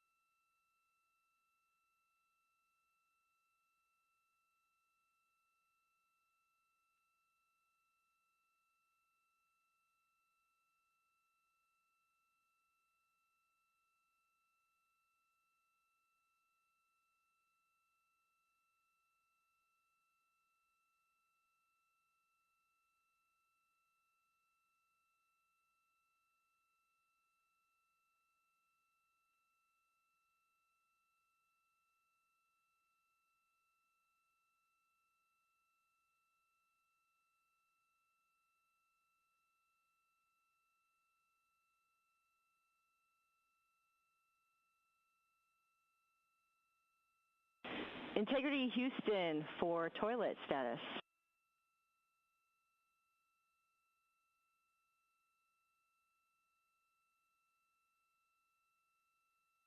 Go.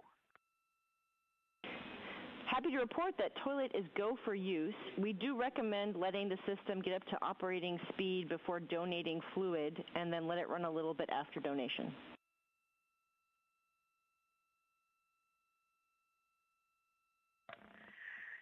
We are cheers all around, and we will do that.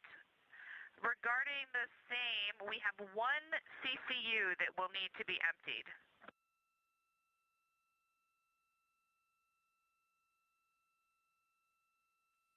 We thought you might, so we went ahead and warmed up the heater, so you're good to empty the CCU at your convenience. We copy all. Thank you.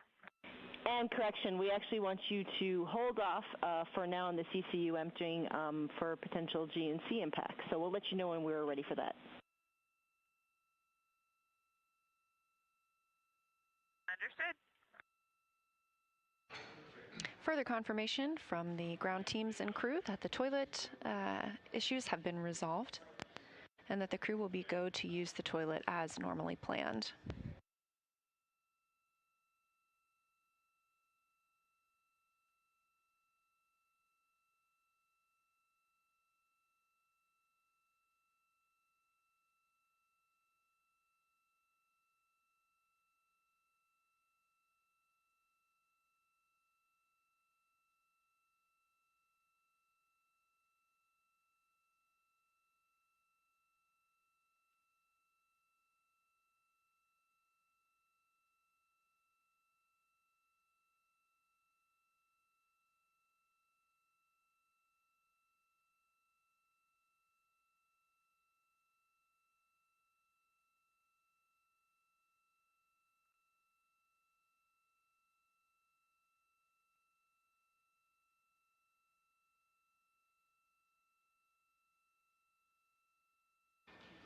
I'm NASA's PAO, Leah Cheshire Mustachio, here in Artemis Mission Control, and I'm joined by Dave Dennemiller. He is the Deputy Manager for Orion Guidance, Navigation, and Control. Thanks for joining us tonight. It's a pleasure to be here. So tell me about your role, and I believe you just came from the MER, is that right? Yeah, we just came from the MER.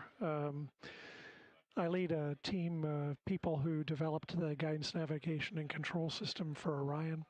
It's kind of a mouthful, but basically, where are we? How do we get to where we want to go? And how do we control the vehicle? We work hand in hand with the people in this room, the flight controllers, and we developed the PROXOPS demo and all the other flight ops that we're doing on Artemis 2. And well, now that we're through the PROXOPS demo, I would love to hear about what your team was hoping to learn during that demonstration. Yeah, it's a very important data collection activity on Artemis 2. There are basically three categories of things we wanted to learn. Controlling the vehicle involves a whole loop of hardware, software, and people. So we start with the docking camera view that you saw on the NASA TV. And that goes to the display unit that the crew looks at. The crew has to interpret that image and decide what to do. And they make commands to the computer and the hand controllers that you saw the crew members deflecting. And those go through our algorithms to determine which jets to fire, and then we have some electronics to pass those commands along. And that causes the vehicle to move, which goes back to the docking camera again. So it's a big loop, and the PROXOPS was testing that whole loop to see how it worked. The second category of thing is the docking camera. Cameras in space have historically had problems because the space lighting is very, very tough on cameras. The brights are very bright and the darks are very dark, very high contrast environment. So we've done all the testing we can with the camera on the ground, but there's nothing like testing it in the space environment to see how it will really work. And then the third category of thing is that when we got in close to the ICPS, we're doing very, very, very small maneuvers. They're less than 1/100th of a meter per second velocity change of the vehicle. They're so low that our IMU can't detect them, so we need a target vehicle out in front of us so that we can actually see the motion. So we collected all that data, and now we have some stuff to look at post-flight. That's fascinating. And I know pilot Victor Glover was really excited to see, and really quickly, we are getting an amazing view right now, I believe, from Orion, and that may be the Earth or the Moon in the very background.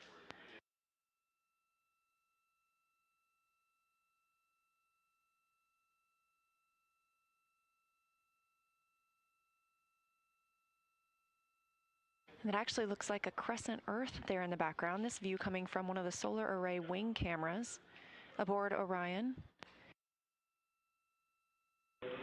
Integrity Houston for CCU answer.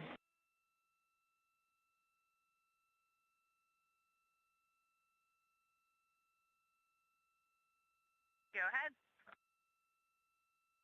Christina, two options for when you can dump the CCU. One option is today at MET 6 hours 35 minutes, which was during a planned dump time for us, or we can find a time for you to empty the CCU tomorrow.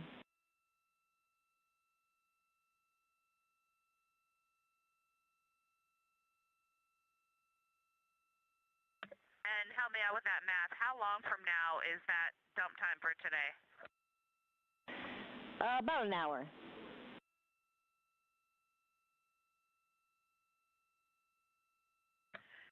And I think we'd prefer to do the dump today during that time.